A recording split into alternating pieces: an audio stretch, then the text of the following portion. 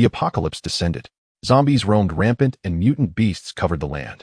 Jiang Yu was betrayed and killed by his brother only to be reborn before the end. He stole the heavenly Tao legacy and used Taoist magic to slaughter through the apocalypse. An ice goddess inexplicably offered a beginner trial. Two stunning celebrity sisters knelt begging him to accept their female legion. A tsundere loli brought a dowry and begged to stay. Her dowry was merely an entire city. A mature royal woman declared boldly, "Today you won't stand a chance to leave." Outside Qingdao City on a barren mountaintop in a dilapidated Taoist temple, an old Taoist sat with his disciple legs crossed in front of the Sanqing Hall, chanting scriptures in a voice aged yet full of vigor. The disciple suddenly stood up from drowsiness, looking around with a dazed expression. The window of the hall was blown open by a gust of wind, and a piercing cold poured into the room instantly, clearing Jiang Yu's mind. Listening to the chanting, the restlessness in his heart gradually calmed. A long nightmare flooded his mind, accompanied by a raging headache that made him collapse to the ground. Disciple, focus on chanting, do not be distracted. The master turned and scolded. He was over 70 with white hair and beard, yet his complexion was ruddy, showing no sign of age. Master, I had a nightmare. Jiang Yu's eyes were confused. Outside the door, the bright moon hung high. The night was still. Uphold your original heart, and then external evils cannot taint you. The old Taoist looked at his disciple, offering a warning. He did not care much, for there were few things in the world that could disturb his peace. Jiang Yu had been abandoned at the temple gate before he was 1 year old. The old Taoist had painstakingly raised and taught him for over a decade. The mountain temple had little incense, only the old man. The solitude was broken by having an apprentice, which was a good thing. I dreamed the moon shattered. Looking at his master, Jiang Yu's expression slowly calmed, but his voice still trembled. Deep in his eyes, fear could not be concealed. Go to sleep. Cultivation cannot be forced. The master finished and ignored him, focusing on chanting. After Jiang Yu left, the old Taoist raised his head to look at the bright moon, frowning slightly. Somehow the scriptures could no longer be recited. The old Taoist sighed, took out a tortoiseshell divining set, cast a hexagram, and looked at the result with deep worry in his eyes. After pondering for a moment, he rose and turned the statue of the three pure ones to open a hidden door, then entered a secret chamber. In the back courtyard of the temple, Jiang Yu lay on his bed, glanced at the time on his phone, and his pupils shrank. 2066, June 5, 2000. At 5:00 a.m., the moon would fall. 1 hour later, the blue star would be obliterated with less than 1 in 10 survivors. It was late at night, but Jiang Yu had no sleep. He scrolled through short videos, all trivial news. Since last month, Island Nation has continued to discharge nuclear wastewater into the sea. This year, it is expected to reach 100 tons, a historical record. At 3:00 p.m. today, a 9.5 magnitude earthquake struck the island nation with volcanic eruptions. No survivor messages yet. A biological laboratory of the Eagle Country in the new city leaked. A spokesperson claimed the virus is harmless to humans. Over 100 elephants rioted in Ningzhou province, attacking villages. Dolphins beached in the East Sea. Rescue teams are working hard. Muddy water gushes from a dry well, suspected precursor to an earthquake. Birds fall inexplicably, corpses covering the square. Qin River sees a Onsinam millennium, huge wave, hotel prices around it quintuple. An ancient tomb cluster from the 6 dynasties emerges in the capital, with beast roars heard inside. 7-colored glows appear in many places, faint thunder rumbling. After looking at the phone for a long time, each incident seemed unrelated, but when Jiang Yu searched for abnormal natural phenomena, they converged into a single picture. The decades of struggle in the apocalypse were not a nightmare. In 7 hours, the moon would shatter and fall into the deep sea. The substances in the lunar soil reacted with the radiation in seawater, turning 90 of blue stars humans into zombies. Birds, beasts, snakes, insects, and ants mutated into monsters. Ancient ferocious beasts, gods, and demons absorbed energy, awakened, and broke their seals. The lucky surviving humans, a few awakened special abilities and became awakened, most degenerated into zombies or became food. Jiang Yu's eyes flickered with cold light as he sank into memories. In his past life, after the moon fell, Jiang Yu awakened a power-type ability. He was the most ordinary survivor with a drank ability. His ability was average, his strength weak. He could only do heavy labor for the strong who built shelters, barely scraping by. From awakening at 15 to over 30, he barely broke through to the 5th rank. As a 5th-rank drank awakened, he barely became the logistics squad leader in the shelter, every step stained with blood. Beneath him were dozens of team members, most above the 6th rank and 3 with rank abilities. On the last escort mission, their location was accidentally leaked, and the whole team was wiped out. The supplies were taxes delivered by a subordinate shelter of Qingdao. The entire journey was within their territory, so it should have been safe. There were over 10 tons of supplies of immeasurable value. Before departure, his superior hinted that if he completed this mission, he would be promoted again. Don't underestimate this promotion. A logistics squad leader and a logistics subdepartment manager were different ranks. One more step, and he could enter management, never leave the city again, never live a life on a knife's edge. During the mission, when they were only a dozen kilometers from the shelter, another logistics squad leader, Jiang Yu, attacked under the guise of rendezvous, nailing the defenseless Jiang Yu to a tree. Arrow energy spread, instantly freezing his body. As the chill invaded Jiang Yu's energy rapidly dissipated, bone-piercing cold. Chen Ke's words were even colder than the arrow's chill. We were the best brothers. Thank you for the supplies. Promotion. Who are you to deserve it? My ability is 100 times stronger than yours. To survive, I kneel and lick boots for those big shots, act like a dog for their amusement. Can you do that? Why should it be you? Chen Ke looked at him, laughing more heartily than when they drank, and talked, his eyes filled with madness. Jiang Yu tried to resist, but his dantian was shattered. He couldn't even self-destruct. Chen Ke was his best brother, a 7th rank ice archer, ice control ability break. A year ago, Jiang Yu had met Chen Ke in the apocalypse. Chen Ke's squad was in deep trouble, and Jiang Yu risked everything to save them. They were from the same area, spoke the same dialect, and felt a deep kinship. Chen Ke was grateful and later helped him with many troubles. He was bold and generous, making Jiang Yu lower his guard. In the apocalypse, trust was itself a path to death. What Jiang Yu couldn't understand most was how Chen Ke knew the transport route. He had told no one. Between Pingdu and Qingdao, there were countless path choices. He couldn't figure it out. The sounds of slaughter continued. Jiang Yu watched helplessly as his teammates were killed one by one. His girlfriend Qian Yu had both hands severed and was slashed countless times. That silly girl, a pure support type awakened, stood in front of him without stepping back. The girl's face was covered in blood, only one eyeball left. At the last moment, Qian Yu turned and smiled at him, then resolutely charged into the enemy, detonating her energy and annihilating her body. Boom! A huge explosion followed, then a second, a third. Seeing no hope of escape, the surrounded people chose to self-destruct together. Chen Ke wanted to stop them, but the energy ripples spread for dozens of miles. The perception type awakened in the outpost could clearly detect it, and the hunting team dared not linger. They were too close to Qingdao. Patrols would arrive at any time. Jiang Yu could only watch, unable to do anything. The one who most deserved to die, him, survived until the end. Chen Ke walked up to him, drew his bowstring to a full moon, hesitated for a moment, then slowly relaxed. He took the arrow off the bow and put it back in the quiver. Jiang Yu stared at his good brother, his heart twinging in pain. Compared to his physical injuries, the agony of seeing his beloved die before his eyes was 100 times stronger. Kill me. We were brothers. Give me a clean death. Chen Ke's smile gradually turned morbid. He grinned. A clean death. Who will give me a clean death? Enjoy it. Chen Ke lifted his foot and slowly crushed Jiang Yu's leg bones, making him completely disabled. After an unknown time, the energy formed ice arrow melted. Jiang Yu's body fell to the ground. He dragged his broken body, crawling, leaving a mottled trail of blood. He wanted to see Qian Yu one more time, but couldn't even find her bones, only blood and flesh scattered everywhere. In the end, what awaited him was the fury of the shelter owner.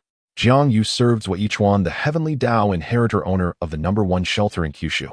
When the pickup party arrived, the supplies were already gone. The surviving teammates pointed out that the killers were Jiang Yu's friends, and he had no defense. Evidence was solid. Jiang Yu was thrown into a cage with bone-crushing snakes under the charge of rebellion and was slowly devoured while fully conscious. Bone-crushing snakes were weak snake-type mutant beasts that rarely surpassed the 5th rank. They had a habit favored by rulers. They liked to eat live prey, first biting through the spine. Then they would slowly eat the flesh, and the prey's screams would last for days. His spine was already broken, so that saved the little creature some trouble. In the pitch-black dungeon, Jiang Yu lay hopelessly in the cage, enduring excruciating pain without end. At this moment, death was a luxury. Zhuo Yichuan didn't care about the lost supplies.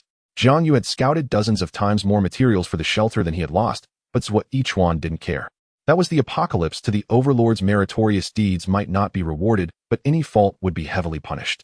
After an unknown time, a slender figure sneaked into the dungeon. A dagger drove through his heart, without hesitation, blood gushing out. Thank you. Jiang Yu's gratitude was sincere. He was free. When I first saw you, you were so ethereal and free. How did you end up like this? What right do I have to say that? I gave my all and still accomplished nothing, struggling to survive in this chaos. I'm not much luckier than you. Since you're about to die, I want you to be an informed ghost. This trap was set by Zhuo Yichuan. The shelter lord of Pingdu had been restless recently, and a replacement needed a pretext. You were just unlucky. I can't stay long. Your spine is broken. A death will bring you relief. The dungeon was dark. Jiang Yu couldn't see the girl's face, only knew her voice was gentle and resolute. The voice grew more ethereal, and Jiang Yu's life slowly ebbed. After an unknown time, the chaos dissipated, and an unknown force made him reborn in the Sanqing Hall. Zhuo Yichuan Chen could the taste of bone-crushing snakes, can't be mine alone. Jiang Yu looked up at the bright moon, his eyes icy cold. Reborn, he vowed to claim all the top inheritances from his memories, slay his enemies, and tread to the pinnacle of Kyushu. In the back courtyard in the meditation room, Jiang Yu drew a timeline on his notebook that only he could understand. He linked the major events and finally selected a path with the highest chance of success. He had no interest in reviving humanity, nor did he like saving all beings. As long as he killed those evil beasts and gods seized their power, he could stand atop Kyushu. After slaughtering all deities and demons, collecting beautiful followers to replace the gods, thrones a whole harem of goddesses. Just the thought made his blood boil. Saving the world by a curved route, though a little hardship, could be tolerated. Before the moonfall, he must prepare and seize the strongest heavenly Tao legacy first. Stockpiling supplies was meaningless. After humans awakened, the powerful who obtained inheritances were almost invincible. With what would you protect them? With passion. In his past life, Jiang Yu had traveled all over Kyushu, worked in various shelters, doing the heaviest labor. He knew the location of almost every supply depot around Qi province, especially the underground war storage. Built during the global nuclear Cold War, the underground warehouses held canned goods and purified water. Even the smallest one could sustain dozens of people for a year. Supply reserves were absolutely no concern. He knew the locations and methods to obtain almost all powerful inheritances, including ancient mutant beasts and top-tier artifacts. The biographies published in Age of Apocalypse were memorized backward and forward by all survivors, including himself. Those inheritors were emperors of the apocalypse, idols of all survivors. What he had to do was to arrive at the inheritance sites ahead of time and steal the opportunities that should have belonged to those protagonists. Tame the ancient mutant beasts that broke their seals. Plunder the inheritances in the ruins of the ancient sages. Collect awakened artifacts. Tame the goddesses on the lists. The moon-shattered spiritual energy revived strength was the capital for survival. According to his memory, the top-tier heavenly Tao inheritance in the first battle force was in Qingdao City at the foot of Ao Mountain. Who knew if he was the only one reborn, or if there were others? He must get the heavenly Tao legacy as soon as possible. After planning his route, Jiang Yu came to his master's door and knocked. The light was on. "Come in." The voice was old but full of vigor. Jiang Yu pushed open the door. "Master, before dawn the moon will fall. Most of the world will be eroded by malevolent qi into demons, and the fallen gods and ferocious beasts will gradually awaken. I don't want to sit and wait for death." His words had no basis. He thought the master would be angry at his lack of focus and his wild thoughts. Jiang Yu lowered his head, expecting a scolding. Instead, he only heard a long sigh. "Go down the mountain. If chaos comes, a cultivator must not hide away. If there is a way, save the world. If there is no way, keep yourself intact." The master looked at him, his eyes deep and wise, as if all cause and effect were in his grasp. Jiang Yu insisted on persuading him, but the old man just smiled and shook his head, waving him away. "The master is old. My old bones can't handle it. Ooh, I really can't be bothered." Then the old Taoist turned, his tone a hint of murderous intent flashing in his eyes, inspiring without anger. "Of course, if those evil beings are blind enough to offend the three pure ones, I won't mind sending them on their way." Jiang Yu wanted to argue further, but his master directly raised his hand to stop him. "Go down the mountain. Master, take care." Jiang Yu dared not delay. He knelt and kowtowed heavily, then turned and left, suppressing his reluctance as he closed the door. The young Taoist stopped outside the door, kowtowed 3 more times. As the door closed, the old Taoist's eyes, ears, nose, and mouth bled. His body emitted a green glow, and he died in meditation on the spot. A faint smile appeared on the remnant soul's lips, his eyes filled with the manic color of a gambler. To preserve his soul through cause and effect was already great luck. This wave was not a loss. Jiang Yu walked down the mountain and hitched a ride to Qingdao. The city center was dazzling with neon lights, tall buildings towering. The young man in his worn Taoist robe looked out of place. It was late at night, but the streets were still lively. People indulged in hedonism, completely unaware of the impending disaster. He took a taxi to the outskirts of the Sea Fairy Mountains, a villa area. With wealth increasingly concentrated, the once tourist attraction had long been enclosed by the wealthy into mansions. The taxi stopped in front of a winery. The security guards stood, straight walls covered with cameras and high-voltage electric fences, making it hard to break in. Jiang Yu glanced at his watch. Less than an hour until the moonfall. Just as he was thinking about how to sneak in, he suddenly saw a familiar figure. The girl was stunningly beautiful with a noble aura. Her eyes revealed confidence and calmness that enchanted anyone. Why her? The small Taoist temple had very few visitors, no more than 30 to 50 a month, and it was common for no one to come up the mountain for days. Jiang Yu remembered her vividly. The first time he saw her, she wore a black skirt and a white off-shoulder blouse. Her face was extraordinarily beautiful with delicate features that exuded a wildness. In his youthful heart, he couldn't help but steal a few more glances at her. When the girl noticed, she didn't get angry, but smiled and greeted him. "Little master, isn't it boring to cultivate in the mountains?" If one day you want to come down and enter the world, I can help you. I really like the quiet here. They'll probably come often from now on. The girl was dressed in jewels, yet her expression showed not a trace of arrogance. Her clear, limpid eyes were captivating, making it impossible to look away. Jiang Yu was so flustered at the time that he couldn't speak and fled back to his meditation room like a runaway. He recited the pure scripture 100 times, yet his face still burned. As he fled in embarrassment, he vaguely heard the girl's unrestrained laughter and silently cursed. What demon had slipped into the temple? Not a bit of virtuous modesty, just a wild girl. After that, the girl really did come often to worship, mostly praying for her family's safety and smooth work. Sometimes when the weather suddenly turned bad, she would stay in the guest rooms on the mountain with her bodyguards and maids. They occasionally chatted, but Jiang Yu was just a listener, hearing her complain about work. When he asked her name, she just smiled and didn't answer. Two young people from different worlds shouldn't have too many entanglements. Just being able to see her more often and exchange a few words made him very happy.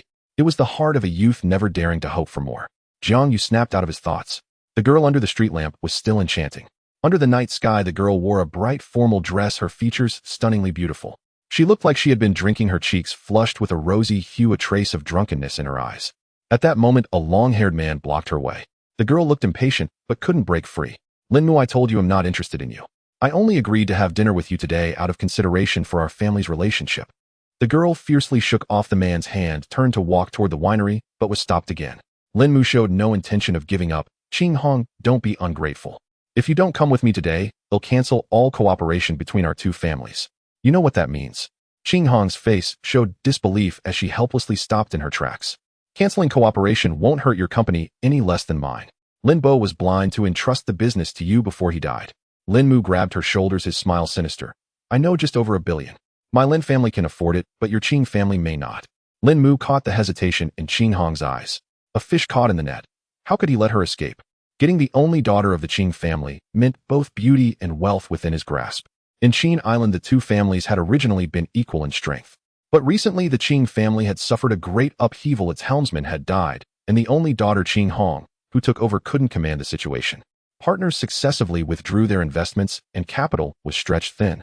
Once the Lin family breached the contract, the multi-billion project would collapse, severely damaging both sides. The Lin family could afford the injury, the Qing family could not. Lin Mu opened the car door with impeccable manners, but his words left no room. Get in the car, or let the Qing family be buried with you. Your choice. A top-tier luxury car, its hood ornament a golden-winged figure flashing in the light. Qing Hong's eyes dimmed. She knew what he said was true, but she didn't want to bow her head, nor could she bear to watch the Qing family decline in her hands. The two were momentarily deadlocked. Jiang Yu, worried about how to sneak into the winery, found fate had delivered the perfect chance for a heroic rescue. She's not going with you. A sudden voice rang out. Jiang Yu stepped between them, kicked the car door shut, and pulled the girl behind him. Is that you? Qing Hong was slightly surprised. She remembered this little Taoist, but meeting him here was unexpected. This matter is complicated. Don't get involved. I can handle it. She didn't want to drag Jiang Yu into this. Lin Mu was pure scum with no bottom line. A wolf, a lamb. How could a naive, kind little Taoist possibly outmaneuver him? Lin Mu saw the newcomer in a tattered robe, not much better than a beggar, and spoke with utter contempt. Who the hell do you think you are to meddle in my affairs? Jiang Yu pulled Qing Hong toward the winery, too lazy to even glance at him, his tone teasing. Funnily enough, I love meddling. Lin Mu ignored, looked extremely displeased, and spoke harshly. If you take her away today, your body will be in the sewer by tomorrow. Feel free to try. He wasn't just talking. Of course, the rich wouldn't dirty their own hands. No matter when, there were always plenty of scumbags who would kill for money. Jiang Yu stopped slowly, turned around, a cold smile curling at the corner of his mouth. He was smiling, yet there was no warmth in it, his eyes empty and lifeless. Are you threatening me? The murderous aura in the youth's eyes was chilling, not human at all. Lin Mu's heart skipped a beat, his fingertips trembling slightly, but his pride forced him to stay calm. He was Lin Mu, the head of the Lin Group. No one in Qin Island dared to bare their teeth at him. Wisely get lost. For Qing Hong's sake, they'll spare your life. I'm the president of the Lin Group. Crushing you is easier than crushing an ant. Lin Mu forced himself to meet Jiang Yu's gaze, but his body involuntarily wanted to step back. This feeling of facing death. The last time was with Qing Hong's grandfather, a veteran who crawled out of a pile of corpses. Then go die. Jiang Yu flew past, a blade in his hand slashing across Lin Mu's neck. Lin Mu touched the wound in disbelief, never dreaming that a beggar like scum would kill him on the street. The wound burst open, blood gushing out. His body fell to the ground, twitching. 20 minutes remained. At that moment, the moon was shrouded in a faint red halo. Heh, hiss, heh, hiss. On the silent street, only the rasping sound of Lin Mu breathing through his severed throat remained. Little Taoist, you've killed someone in the street. Are you tired of living? Qing Hong came to her senses. There was little fear in her eyes, but rather a hint of excitement. Mixed with the alcohol, her cheeks flushed even redder. Qing Hong dialed a number. Instead of calling an ambulance, she simply told her grandfather what had happened. The little girl's tone was a bit flustered, but only slightly. I understand. He'll send someone to handle it. Hide for now. Don't show your face for the next few days. Her grandfather's calm reply let her exhale in relief. She turned around and studied the youth with interest. A man of the way with such a heavy killing intent. What kind of heretical path was this little Taoist on? Jiang Yu tossed the body into the bushes, his expression as calm as if he had accidentally stepped on a mouse. Please put me up for the night. Tomorrow morning, I'll turn myself in. He didn't say the rest if there were still any police alive tomorrow. Qing Hong took a deep breath, her voice soft, but her tone irrefutably firm. This started because of me. He'll take care of it. Don't worry. With Lin Mu dead, the Lin group won't amount to much. Lin Mu was the only son, both parents were dead, no elders left. Without an heir for the family business, surrounded by wolves, it could collapse in minutes. Given their status, unless they provoked something they couldn't afford, laws were just for reference. Jiang Yu felt that her voice was familiar. For the girl, only a month had passed since their last meeting. For Jiang Yu, it had been over a decade. A decade was enough to erase all memories. This familiarity shouldn't exist. 15 minutes left. The winery was a good place, 3-meter-high concrete walls, half a meter thick, and a cellar stocked with plenty of provisions. The walls were solid with a hidden cellar. It could last several months dealing with ordinary zombies. In his past life, he had been here, transporting supplies under the watch of a shelter squad. Cases of imported red wine, mineral water, hundreds of boxes of cured ham, cheese, and rice piled up like mountains. Jiang Yu followed her into the living room, looking around, finding nothing unusual. Is the winery yours? Qing Hong took a bottle from the wine cabinet, popped it open with a bang, skipped decanting, and downed half the bottle in one go. The taste was sour and astringent, not pleasant. Yeah, but I rarely come here. It's near the port, so the company uses it as a warehouse. Today Lu Mu pestered me so badly, I had to come up with an excuse to shake him off. Under the influence of alcohol, Qing Hong's mood gradually calmed down.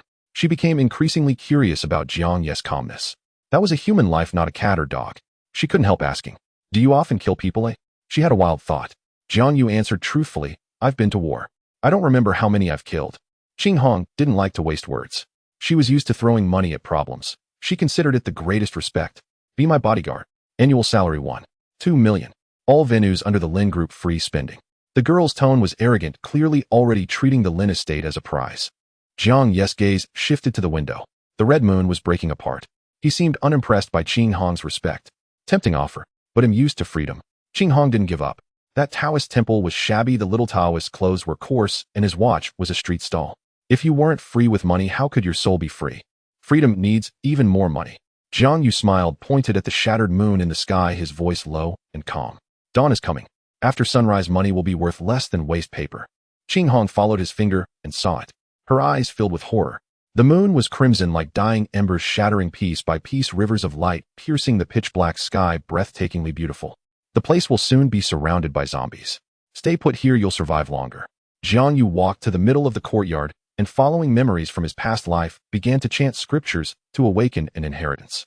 The path of man is faint, the path of the immortals vast, the path of ghosts is joyful. Enter the gate of life. The immortals cherish life, ghosts cherish death. The immortals are ever auspicious, ghosts ever ominous. High above, pure and clear, a mournful song resounds across the void.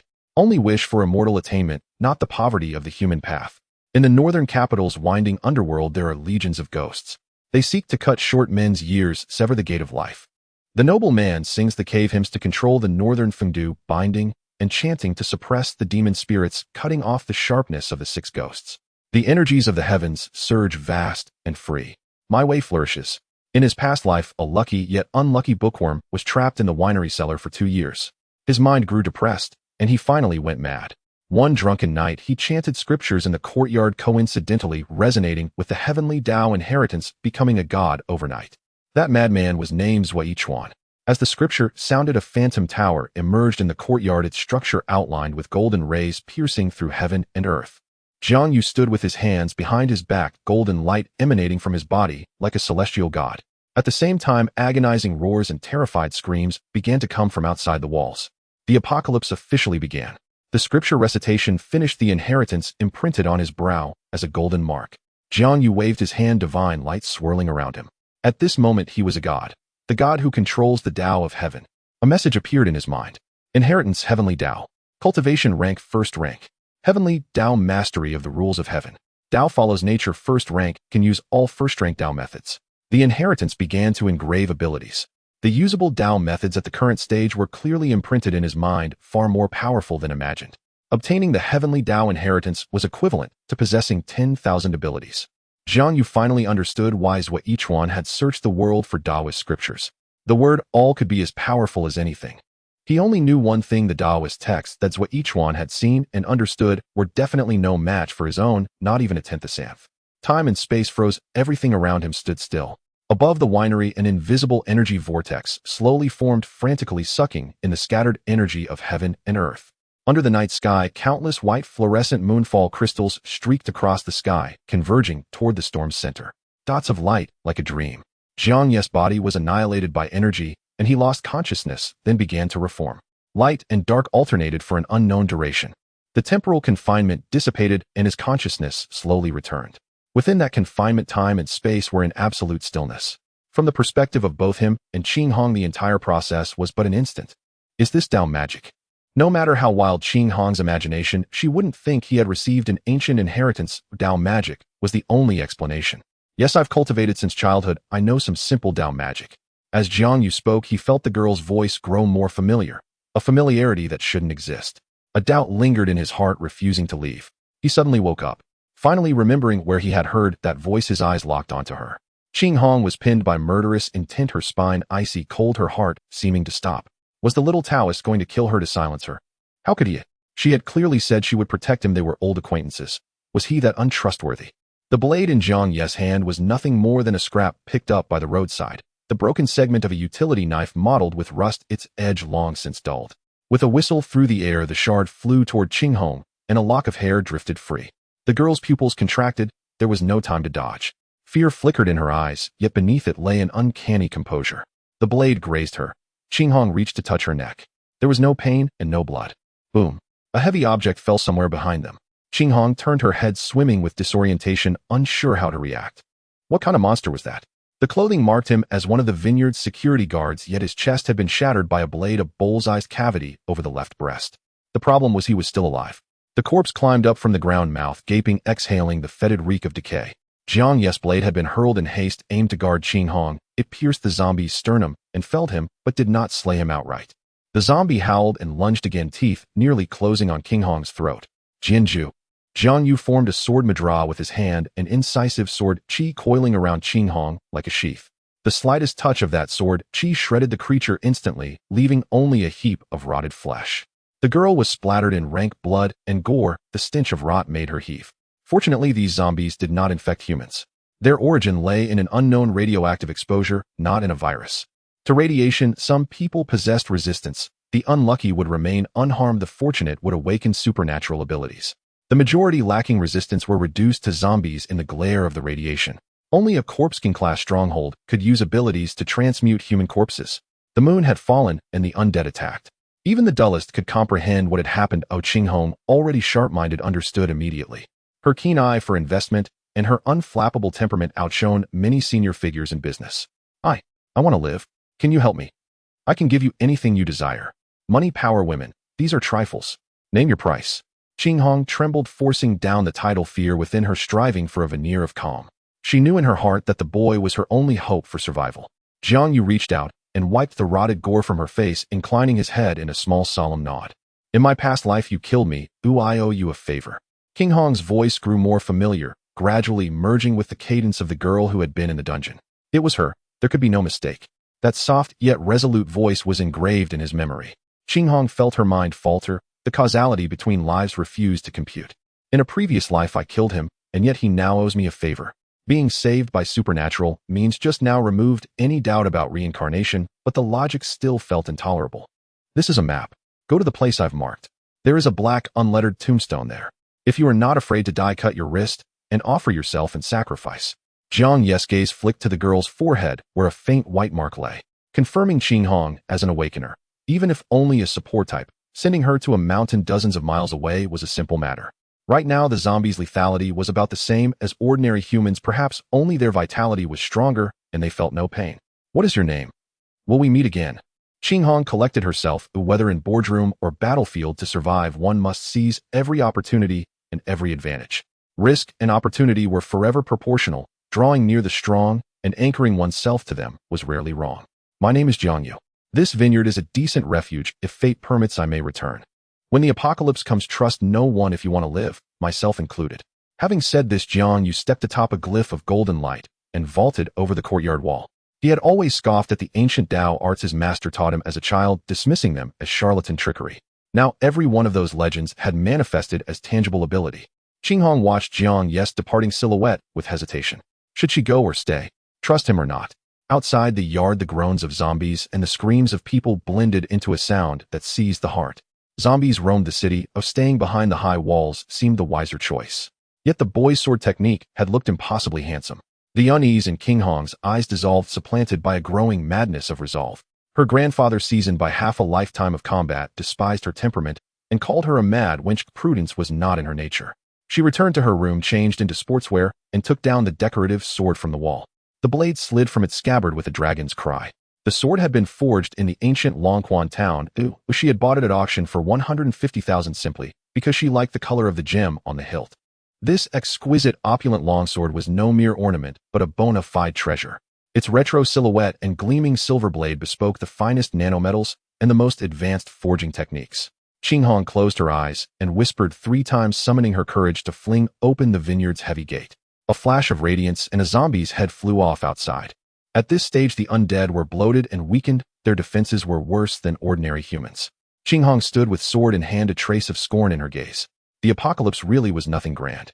The swordsmanship and hand-to-hand combat her grandfather had forced her to master since childhood became her truest reliance. Coupled with the speed of her awakening, the zombies were no match. Several dozen miles away, Jiang Yu's figure appeared on the street. He scoured his memory and began to hunt.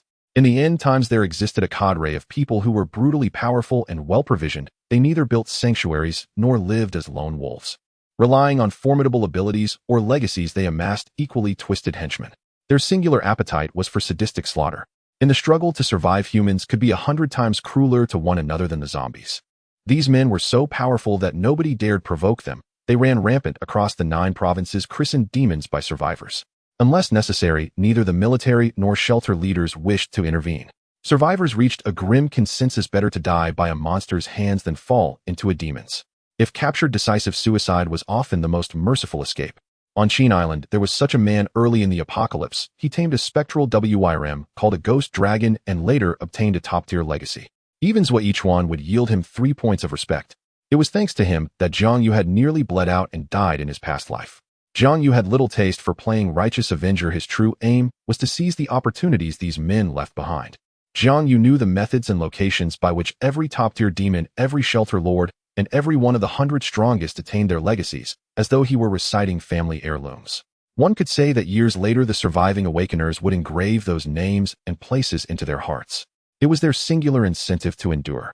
Some secured transcendent legacies, some tamed primeval beasts, some wielded peerless weapons. Once awakened, they were capable of annihilation on a scale that could rend the heavens. Before taming the ghost dragon, Yang Ming had been openly the proprietor of a heavy-armored security firm. Secretly, he trafficked in darkness. Usury and organ trade formed his chief business. His men ran a dozen casinos and an endless number of houses of pleasure. In the early days of the calamity, lacking awakened powers, he used cunning to gather thousands of followers and quickly rose on Qin Island to form one of the first sizable organizations. Ruthless and patient, adept at winning hearts and minds. In a past life, Jiang Yu had stumbled upon the lair of the ghost dragon by sheer chance.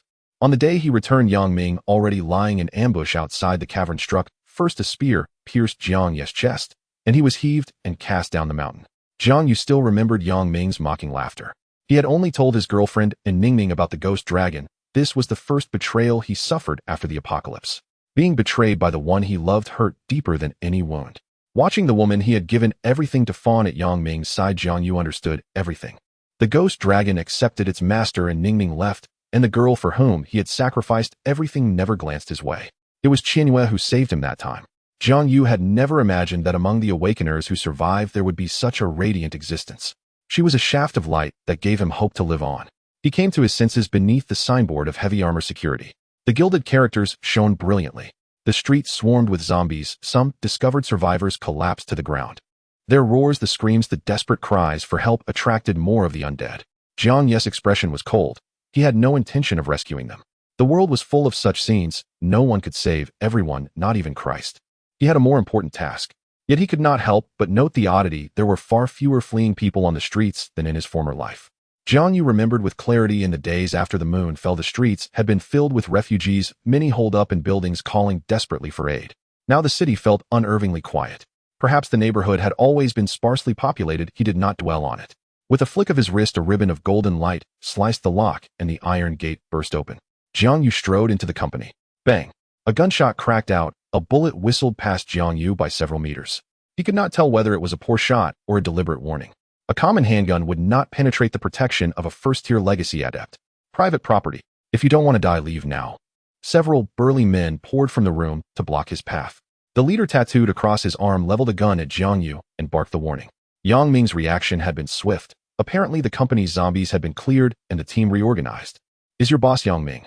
Jiang Yu halted and inspected the men's foreheads. None bore the mark of an awakener. His suspicion deepened.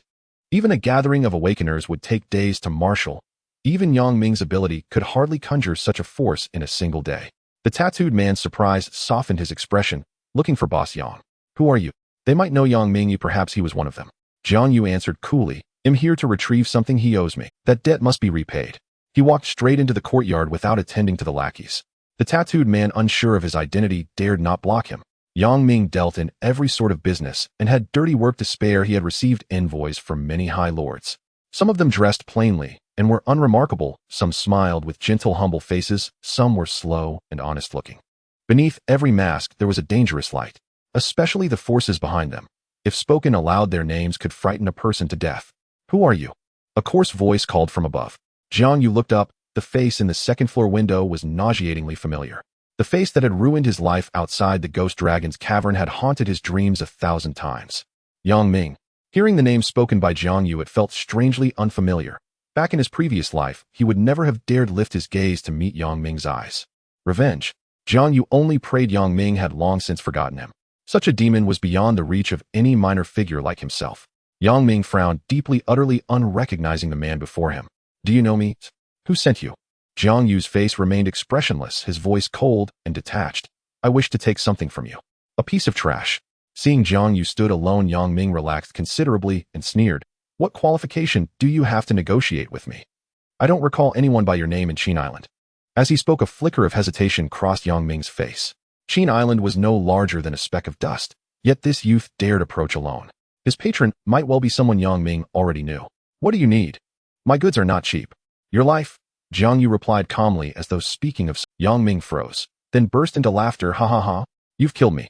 Across all of Qin Island, those who wish me dead number no fewer than 8,000. And just who, pray tell, are you? Kill him now. It had been ages since Yang Ming heard such a ludicrous joke, and he laughed until his stomach ached. A weaponless boy facing over a dozen guns and 100 enforcers, daring to declare he would slay him. Bang, bang, bang. At their boss's command, several underlings simultaneously squeezed their triggers. The bullets screamed toward Jiang Yu.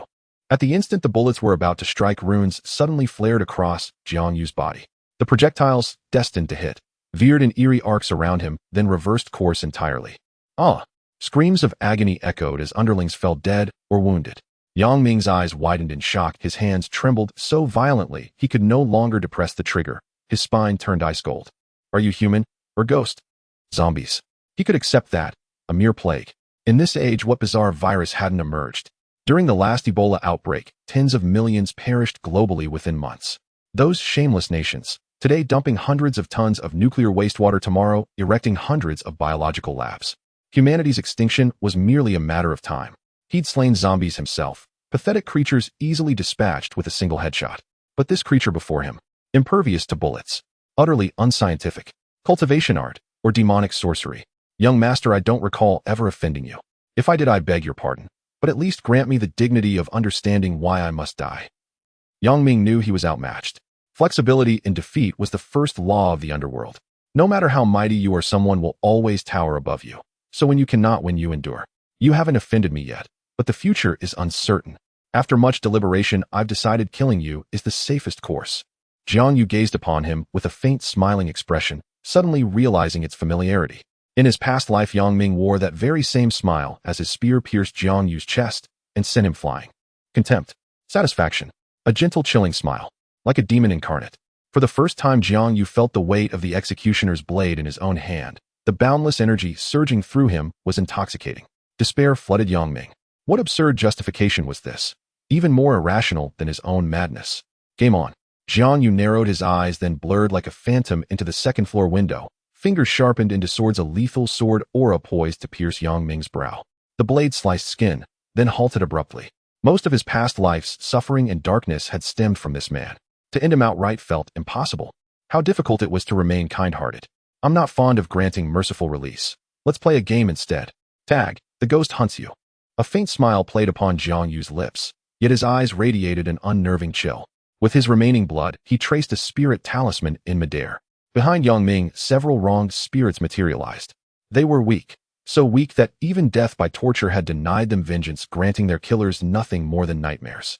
They couldn't alter fate, not even shift fortune's tiniest thread.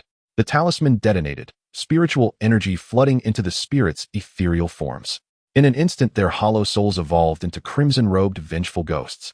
Yang Ming heard the sound behind him, turned, and his pupils filled with pure terror. The girl, he remembered her.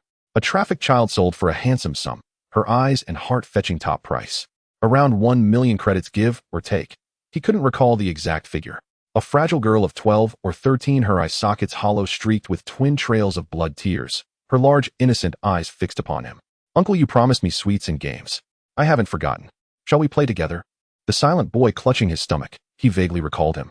The boy had borrowed 50,000 credits to save his father, but failed nonetheless. After 2 years, interest alone had ballooned to 250,000. Unable to repay, the boy surrendered his kidneys as collateral. The deal netted over 500,000 credits. Modest profit, but still respectable. The woman clutching a ragged doll at the rear. He remembered her too, though he'd long forgotten where he'd sold her child. Child trafficking was routine business. Done so often, he simply couldn't recall this particular case. And the woman. She'd been deranged, storming his office alone, refusing to relent even after police claimed they had no leads. He'd had no choice but to silence her. Her voice had been melodious, her taste exquisite. Yang Ming swore she'd consented willingly, trading 1 month of torment for her child's return. He'd accidentally killed her later. Listen well, you may play freely, but if Yang Ming dies within 10 days, prepare for utter soul annihilation. Not a second sooner. Jiang Yu sealed the decree with a rune driven deep into Yang Ming's flesh. A simple Taoist charm, the lingering flame talisman, enhanced with a delayed release capsule shield set to detonate precisely on the 10th day. Yang Ming trembled violently, legs buckling beneath him as he collapsed to his knees, bowing his head repeatedly. I'll surrender all my supplies. Yes, guns. I have dozens. All yours. Please, spare my life. Jiang Yu's expression remained impassive. With a casual wave, he signaled the game to begin. The little girl winked playfully at Yang Ming, her voice soft and sweet. Uncle, you said it wouldn't hurt. Just slow and gentle. I remember. Don't be afraid. I'll learn to play. Before Yang Ming could flee downstairs, a sudden chill washed over his lower body. A tiny writhing worm dropped onto the steps. His shriek was piercing and raw. Xiaotian, how can you possibly last 3 days playing like this? Naughty girl, don't go too far. The woman holding the doll scolded, gently stroking the girl's hair. Her tone stern, yet her eyes brimmed with tenderness. The girl tilted her head, smiling with angelic innocence. I am the naughty girl. Annie, could you stitch him back up? I promise I'll behave. Play slowly, no mischief. The woman tenderly rubbed the girl's braided ponytail, her face glowing with indulgent affection. Truly, I'm powerless against you. Such a mischievous little spirit. She retrieved needle and thread, picked up the severed limb, and began stitching. Each precise stitch accompanied by Yang Ming's hoarse, fading screams. Oh dear, it's shattered. My fault. I haven't sewn in ages, my hands have grown clumsy. Jiang Yu watched them play, genuinely delighted for Yang Ming. Few are granted the chance to atone. Gratitude should be understood. Chenku, Zui Chuan. Don't rush. I'll unearth you all one by one and deliver your perfect ending. Time is short. I must reach Yanhai City without delay to save Qian Yue and bestow upon her a legacy. To survive as a lone wolf in the apocalypse is rare. Few last beyond a lunar month. Qin Island lies far from Yanhai City. Jiang Yu decided first to return to the vineyard for provisions. An absurd pretext. He cut a path through the hordes, his body drenched in thick black ichor reeking of decay. The young Taoist, clad in a blood-red robe, appeared at the city center, fingers forming a sword seal, corpses disintegrating in waves beneath his razor-sharp aura. The young priest moved like a god of slaughter, Blood flowed in rivers along the streets. Each footfall squelched wetly like stepping through rain-sodden mud. Jiang Yu shattered the boutique's glass and selected a well-fitting sportswear ensemble. Then, threading through deserted avenues, he arrived once more before the vineyard's gate. The vineyard's gates stood tightly shut. Knocking yielded no reply, so Jiang Yu vaulted over the high wall into the courtyard where voices buzzed with unexpected liveliness. Please, don't cast us out. This vineyard was ours first, not yours. We only ask for one small room to shelter. We'll die if we step outside. Uncle, we took you in kindly. You can't treat us like this. A cluster of a dozen youths, students by appearance, huddled together pleading with the man before them. The man gripped a long saber, his face a mask of coarse brutality, standing atop the front steps of the living room, smiling without warmth, raising his blade to point directly at the youths. His name was Li Gang, a local thug in his 40s infamous throughout the district. The youths were university students, miraculously spared from zombification. In their panic, they'd stumbled upon this refuge. At dusk, someone knocked. Li Gang pleaded desperately outside, until one compassionate girl secretly opened the door and let him in. In apocalyptic survival, a single act of misplaced kindness could doom an entire group. I'll count to 3. Leave now or die by my blade. Li Gang appraised the students carefully, greed gleaming in his eyes, as he pointed his saber at the 3 most beautiful girls. You, and you. You may stay, to serve me well. Food won't be scarce. The rest get out. 3, 2, 1. When none moved, Li Gang brought down his saber. The nearest boy's arm severed instantly. Ah! Blood erupted. His scream intensified the other's terror. The boy clutched his stump, writhing and wailing on the ground. Li Gang grew weary of the noise and severed his head with a single stroke. Silence fell over the courtyard. They possessed the courage to open the door for a stranger, but lacked the will to save their friend. Worthless cowards. Li Gang smirked contemptuously, wiping his saber clean on the short-haired girl's clothes, then casually pinched her delicate cheek. She trembled, violently frozen in place. The apocalypse truly was glorious. Over a dozen adults faced off against one man, and not a single soul dared resist. Jiang Yu couldn't be bothered with such trivialities. Such worthless fools wouldn't survive today, let alone tomorrow. The first student rose and walked away, then the second, the third. No one glanced at the corpse lying on the ground. Of the 3 girls Li Gang had singled out, they exchanged glances, then dared not cross the threshold. Zombies devoured flesh, tearing people apart alive. Their teacher, who'd led them to safety, had been torn limb from limb before their very eyes. Li Gang locked the door, then leveled his saber at the short-haired girl. Come with me. Her beauty was naturally pure and charming. Now tear-glistened, she looked even more heartbreakingly vulnerable. A sight that stirred the urge to protect or destroy. Trembling, she tried to awaken his conscience. She'd done something good, hadn't she? Why had it come to this? Uncle, I let you in. Please spare me. Li Gang studied her with amused fascination, his voice deceptively gentle. Uncle remembers. So Uncle will cherish you first. Aren't you delighted? Unable to restrain himself, he swept her into his arms and carried her inside. She wept silently, too terrified even to struggle. Blinded by lust, Li Gang's mind held only primal instinct, carelessly leaving his saber behind on the living room steps. In the courtyard, the white-robed girl glanced at the blade, her fingernails biting deep into her palms. After a moment's hesitation, she seized the saber and stepped resolutely into the room. A heartbeat later, a guttural scream tore through the air, followed by the girl's panicked sobs.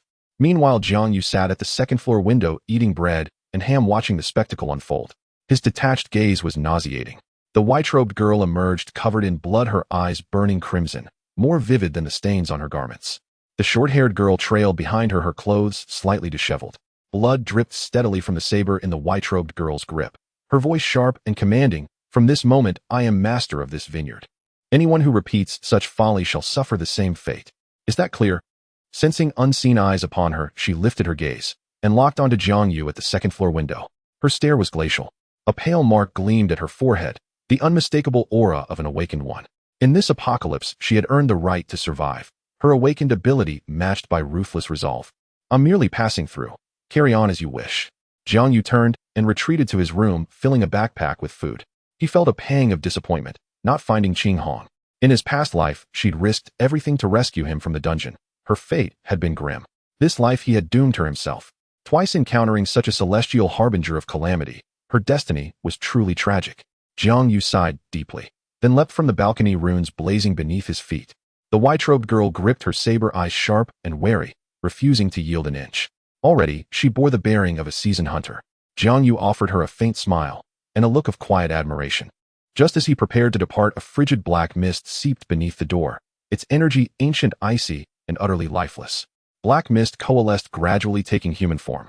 Jiang Yu gazed upon the familiar face before him and faintly curled his lips, a rare regret in life now quietly erased.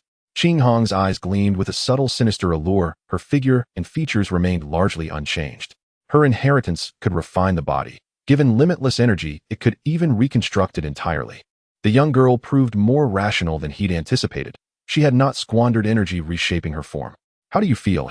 Qing Hong offered a bitter smile, powerful. But am I still human? Moments earlier she had died once, slitting her wrist before the nameless tombstone, offering herself as sacrifice to the ancient deity Xianming. A single shallow cut was enough. Blood gushed uncontrollably into the stone until she collapsed unconscious. Upon awakening, her soul stood beside her own corpse, gazing silently for a long while, before finally reducing the body to dust with her own hands. Jiang Yu stepped forward and embraced her.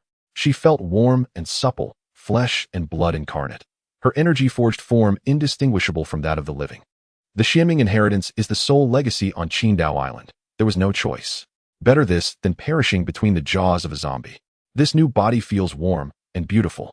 Jiang Yu released her from his embrace and gently caressed Qing Hong's cheek, his expression rapturous. For reasons unknown, her cheeks flushed crimson, but she made no move to stop his tender trespass. This youth harbored too many secrets, so many they stirred longing, so many they defied refusal. Across the courtyard, three girls huddled silently in the shadows, too afraid to speak. This girl, unearthly in beauty, exuded an icy spectral aura. Was she ghost or demon? Qing Hong's gaze drifted to the backpack slung over his shoulder, her voice softening with sorrow. You're leaving. I owe someone a debt, one I must repay. If fate allows, we'll meet again. Fearing unforeseen complications, Jiang Yu dared not linger. Qian Yu's awakened ability was healing, a cruel irony in the early days of the apocalypse. Each time she spoke of her past, her eyes held only hollow desolation. In the ruins of civilization, low-tier awakened beings fared little better than ordinary humans. She carried a family portrait at all times, sealed inside an envelope marked with an address. She had shown it to Jiang Yu once. The photograph captured a blissful trio, father, mother, and daughter, frozen in perfect harmony. Jiang Yu had to reach Yanhai City without delay to find Qian Yu and escort her to the military shelter established by the Langshire garrison. That shelter, the largest and most legally grounded human enclave in Qixing province during the early apocalypse, stood as humanity's fragile bastion. The Guilong cavern lay just beyond Langshire's outskirts, and the first target of the monstrous Gu Jiao had been Langshire itself. Fortune, it seemed, had stacked in their favor. Qing Hong extended a long sword to Jiang Yu. Take this. I have no further use for it. Jiang Yu accepted the blade, drawing it slowly from its scabbard. Cold light shimmered along its edge. He admired it deeply. After a brief word of thanks, he turned and walked away, without hesitation, without glance back. What a cold-blooded wretch. Qing Hong murmured, then dissolved into mist, vanishing into the night. Traversing provinces in the apocalypse was no simple feat. The suburbs teemed with mutated horrors, serpents, insects, rodents, each thriving in radiation's wake, mutating with alarming frequency. They moved faster than zombies, struck harder, and hunted with far greater stealth. Jiang Yu had already traveled dozens of li beyond Qingdao's urban sprawl, yet a suffocating aura of death clung to him, relentless and inescapable. Since receiving his inheritance, his perception of the environment had sharpened manifold. He halted, turning to regard the trailing black mist behind him with quiet exasperation. Why do you follow me? He had tried to shake it off, only for the miasma to accelerate, closing in with eerie swiftness. Once sprinting too fast, he lost focus and nearly fell prey to a swarm of irradiated rats. I have nowhere else to go. I lived only with my grandfather, and now he is gone too. The shadow solidified, revealing Qing Hong herself. Her grandfather, well past 70, possessed no awakened ability, yet wielded a tang sword to fell dozens of zombies before collapsing from exhaustion. With King gone, Qing Hong knew not where to turn. Could she truly hide forever in a vineyard, eking out a coward's existence? I'm heading to Yanhai City. Carrying a woman would complicate matters. Jiang Yu struck down a porcupine, swollen by radiation to the size of a wild boar. His sword met its armored hide with a ringing clash of metal on bone. Qing Hong vanished, black mist enveloping the beast. A piercing shriek tore through the air, and the mutated creature crumbled into rotting sludge. I won't slow you down, and having company makes the journey less tedious. I can stand watch while you rest. Qing Hong refused to yield. I'd sooner trust a zombie to guard me than a flicker of sardonic amusement crossed Jiang Yu's eyes. Zombies killed by instinct. No one was surprised. But when a comrade struck from behind, their smile might bloom brighter than any embrace. What must I do for you to trust me? Qing Hong paused, startled by his reply. She couldn't recall ever offending him. Why such deep-seated wariness? Never.